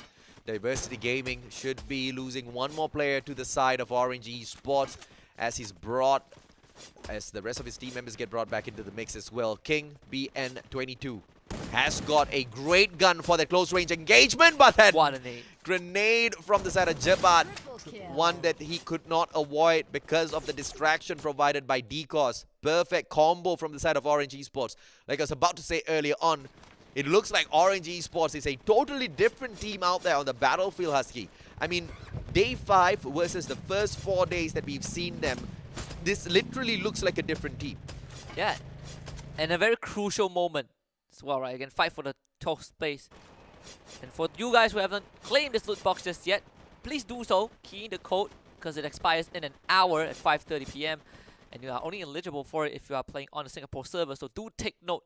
But as long as you key in the code, you will get that loot box, an AK-47 cosmetic. It's pretty good. Anything with dragons sounds good. And of course, you gotta love the facelift that the game has gotten overall. Oh yes. So much more sleek out there. K9 Esports can't take advantage of the sleek looks. Normain brings up a glue wall, but the Riptide Rhythm rips it down. Tom gets the knock. No kills coming through just yet as Tom himself gets traded out. Geek Fam arrived out of nowhere, and now they go in for the knocks onto the players of Orange Esports whilst engaging with K9 at the very same time because they've got a great defensive spot for themselves. Yeah, look at that Orange. Catches Decos right off the bat. King Fam finding fights on 2 fronts. But most importantly, they cripple Orange Esports so much that Orange not only has 2 members left alive, and there's no way for them to get into the safe zone. Orange Esports have been able to perform 3 rounds back to back. But now because of Geek Fam, they slow their pace down. They cannot choose to engage continuously. ORV steps on in, and ORV is the saving grace for the side of Orange Esports. Distraction for Geek Fam, which means Orange can buy their players back into the mix just at the outskirts of Forest Red. But he has to be careful here, the player from the side of Orange, because time is running out. That circle catches up with him as well. As we can spot on the map, it's going to be Rosso X, and he doesn't really have much of an opportunity. And yes, he is at the buy point already. It is that play. Orange Esports will be able to catch Rosso X off guard as he tries to make that survival attempt later on. X-Men Akatsuki on the other hand, one by one, they chip away at Diversity Gaming, and Jasly takes triple from that engagement. Oh, and Man04 just get overwhelmed.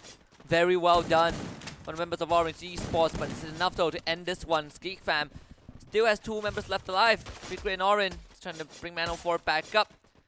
Fikri providing support, and Orin brings out the big guns, the grenade launcher, to force ORV away. Oh! You see Neslu.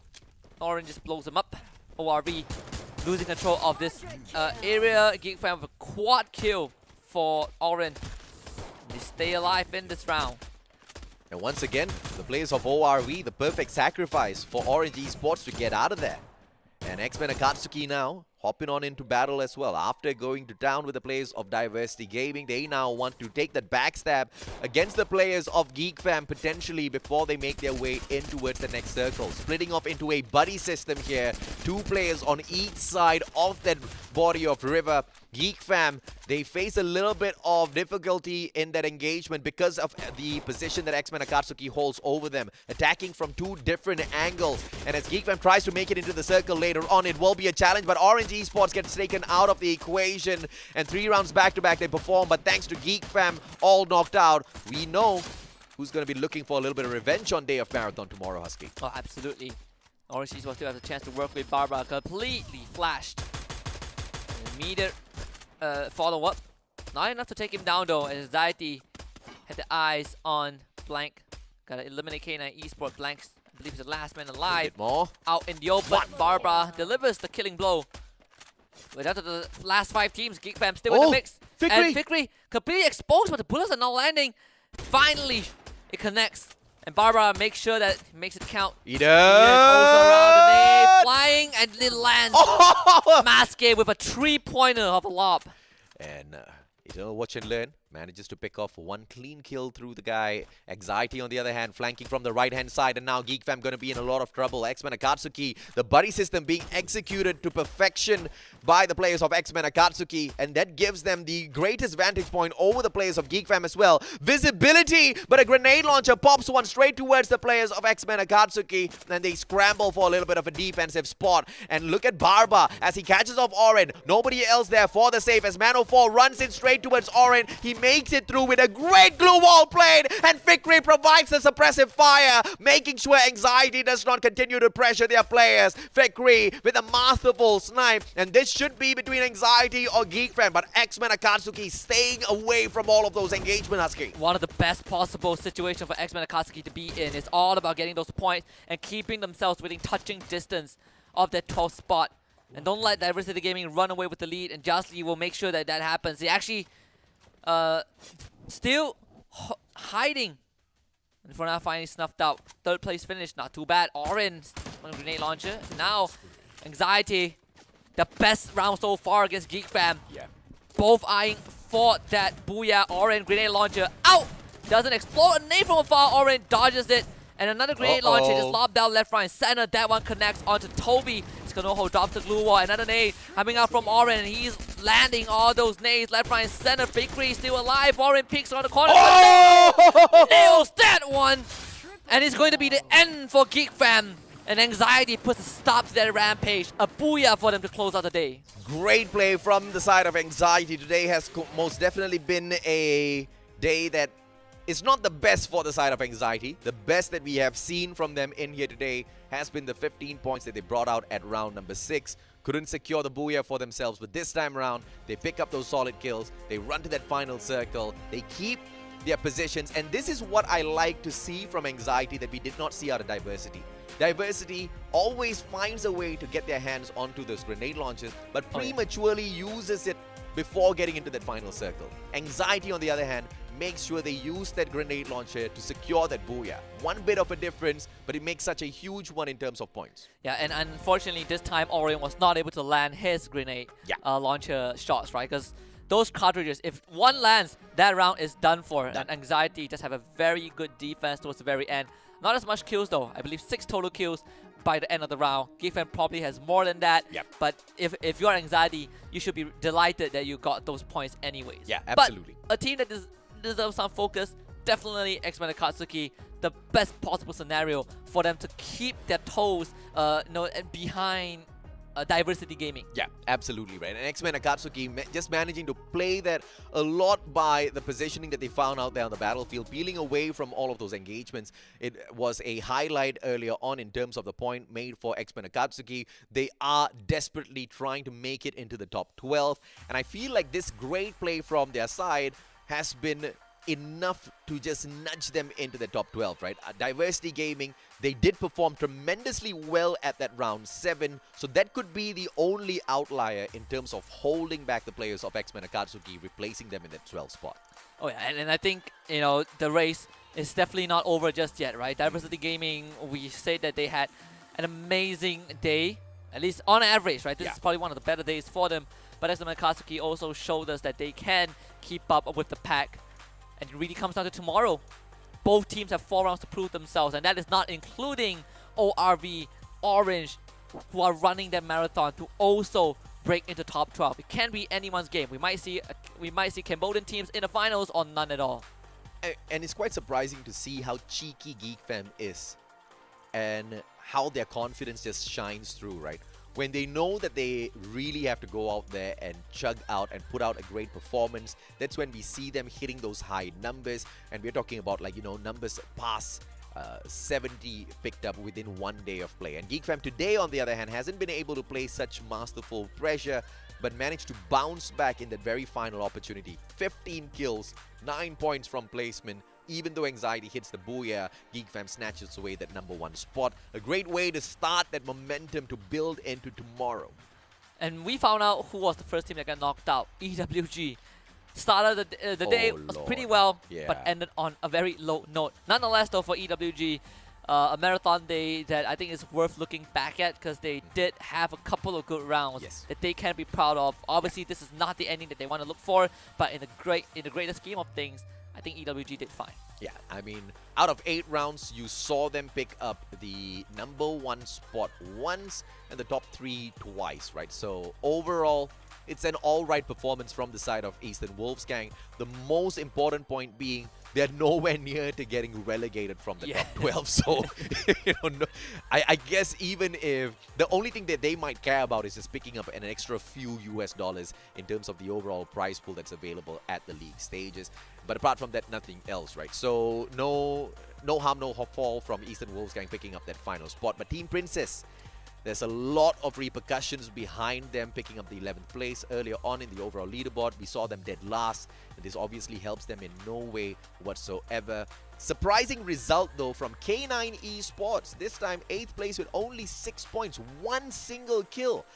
And Normain just hasn't been the Normain we saw at the start of the league stage. Yeah, it's a cold streak for K9 Esports, right? Yeah. No booyahs, barely any top 3, top 5 finishes, just a very miserable day for a team. I think even on the day where they played their first marathon, it was almost kind of the same, right? K9 Esports just not able to make that long run. But, they have garnered enough points. They are qualifying nonetheless. That's something that they can be relieved about. Maybe start prepping for the grand finals. But just to give you guys a quick recap of what has happened today, Farang starts the day off with 2 booyahs of their own, as EWG got the booyah on round number 3. Bloody Head secures one by the end of their day in round 4. And we come into the second half with Orange Esports nailing 2 booyahs in game 5 and 7, getting 3 top 3 finishes, which is super impressive.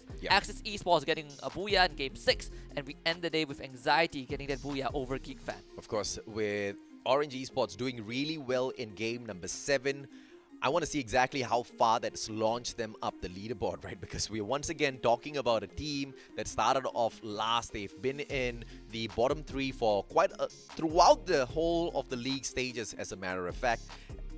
And now we get to see the overall standings as well as how much they've improved. And Orange Esports, just a couple of spots up, 187 points, and now just behind AQ Khmer.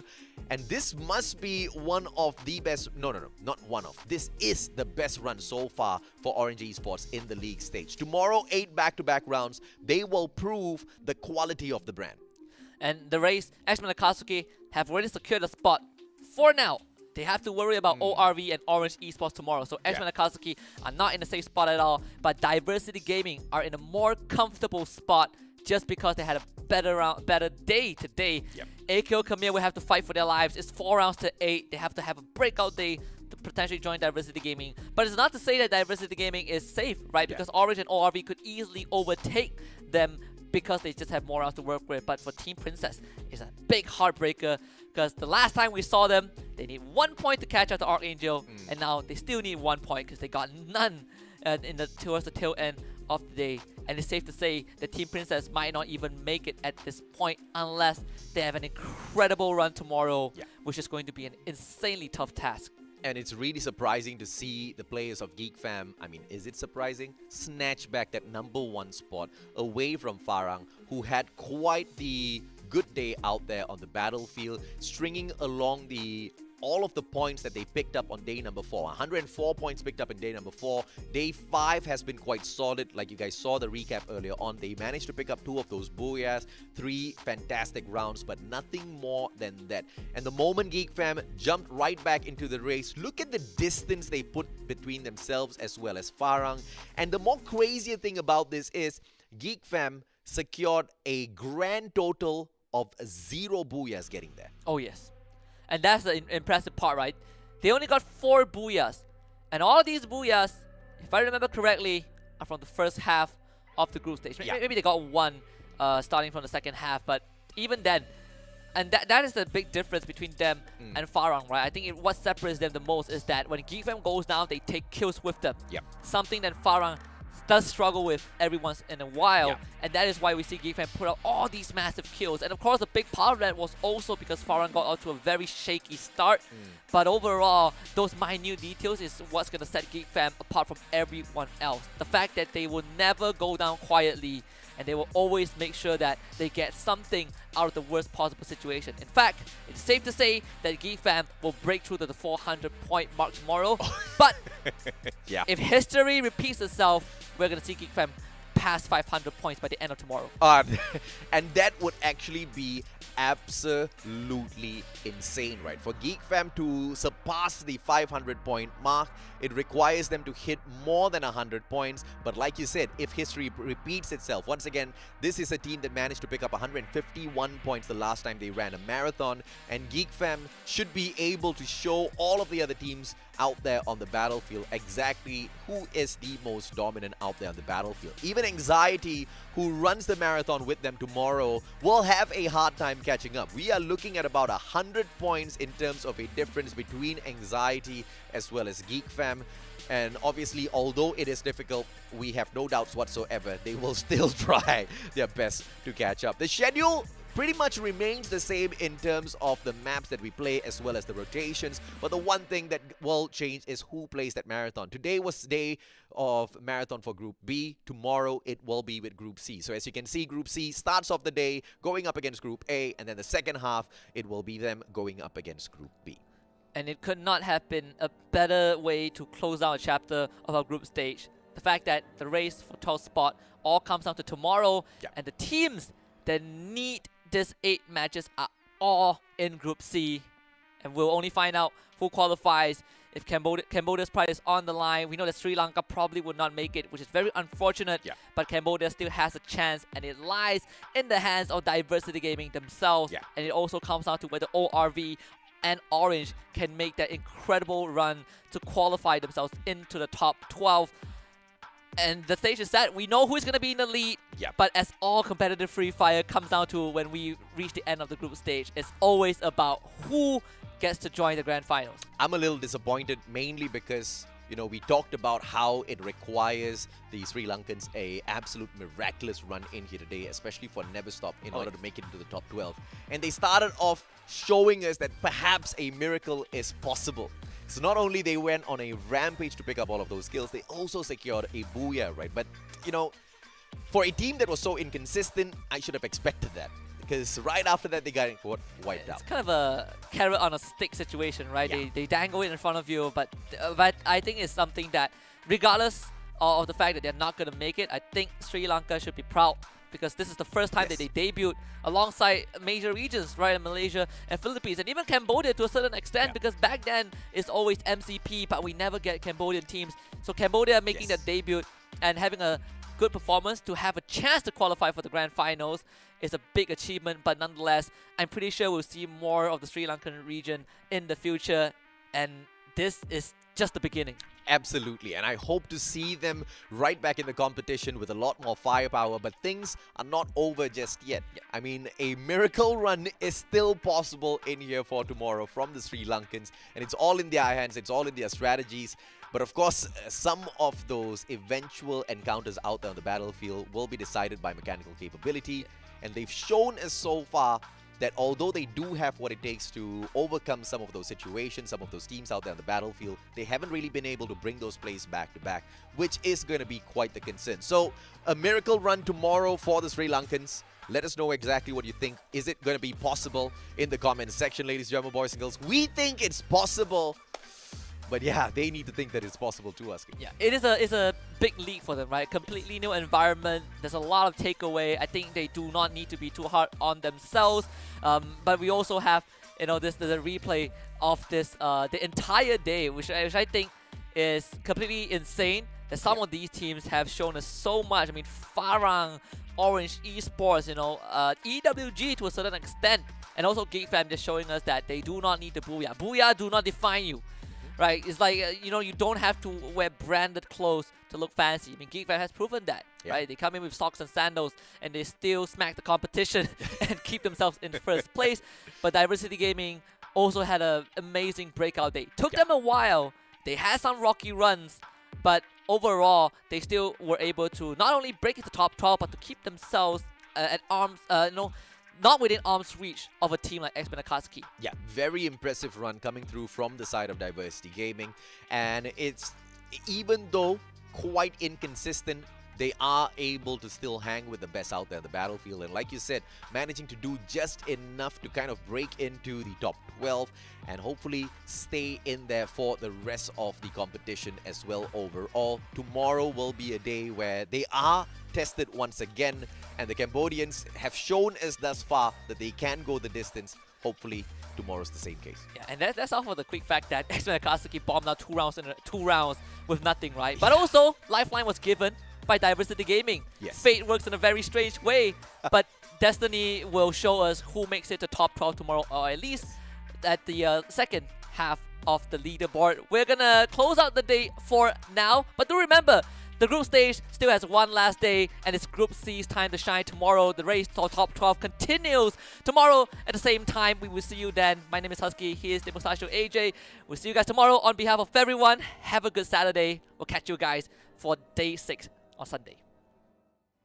Peranan saya dalam tim ni adalah sebagai leader pasukan dan support dalam in-game.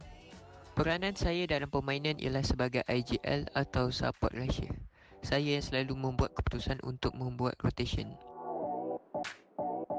Semua ahli pasukan saya suka buat lawak dan tak cepat koyak.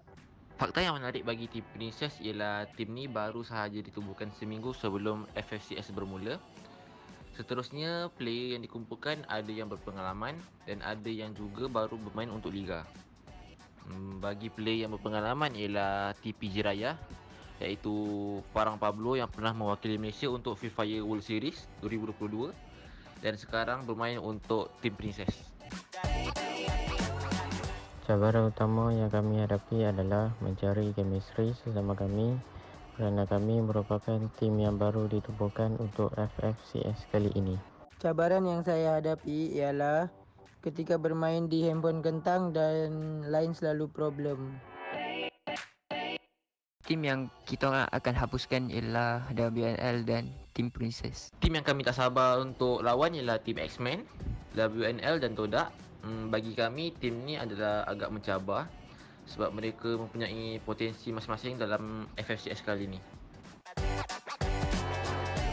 Pesanan saya untuk tim-tim lawan, good luck dan tim Malaysia boleh. Tahniah kepada tim yang lepas Liga dan tim Princess, jangan suka sangat. Offset kita orang punya. Orange Esport boleh. Orange Esport boleh. Up and down, we are together.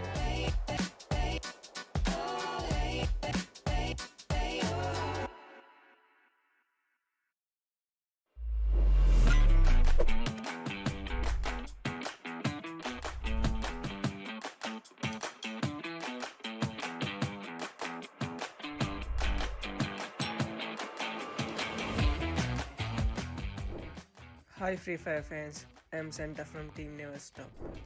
Hi Free Fire fans, I am Makla from Team Never Stop.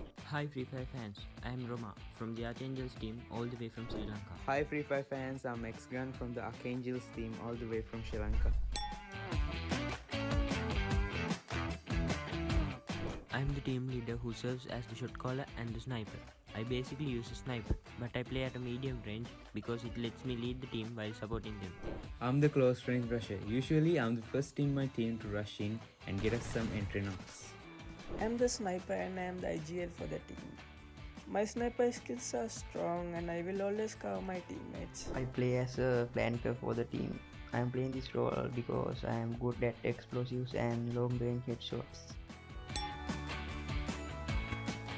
This is the first time that we are going to play in an official tournament. We will do our best even though there are a lot of teams who already have experience in this tournament. I'm so happy that we are one of the teams which qualified for the Free Fire Challenge Series Season 2 from Sri Lanka.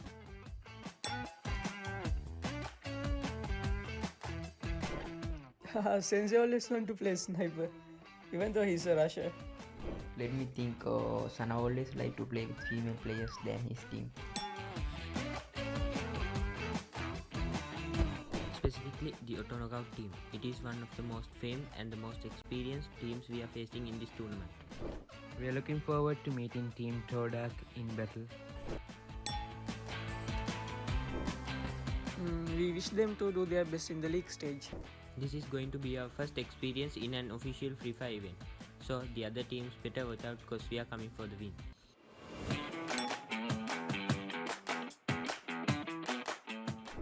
Thank you so much Garena for giving us Sri Lankans the chance to participate in Free Fire Challenge Series Season 2. Support us. We will not let you down.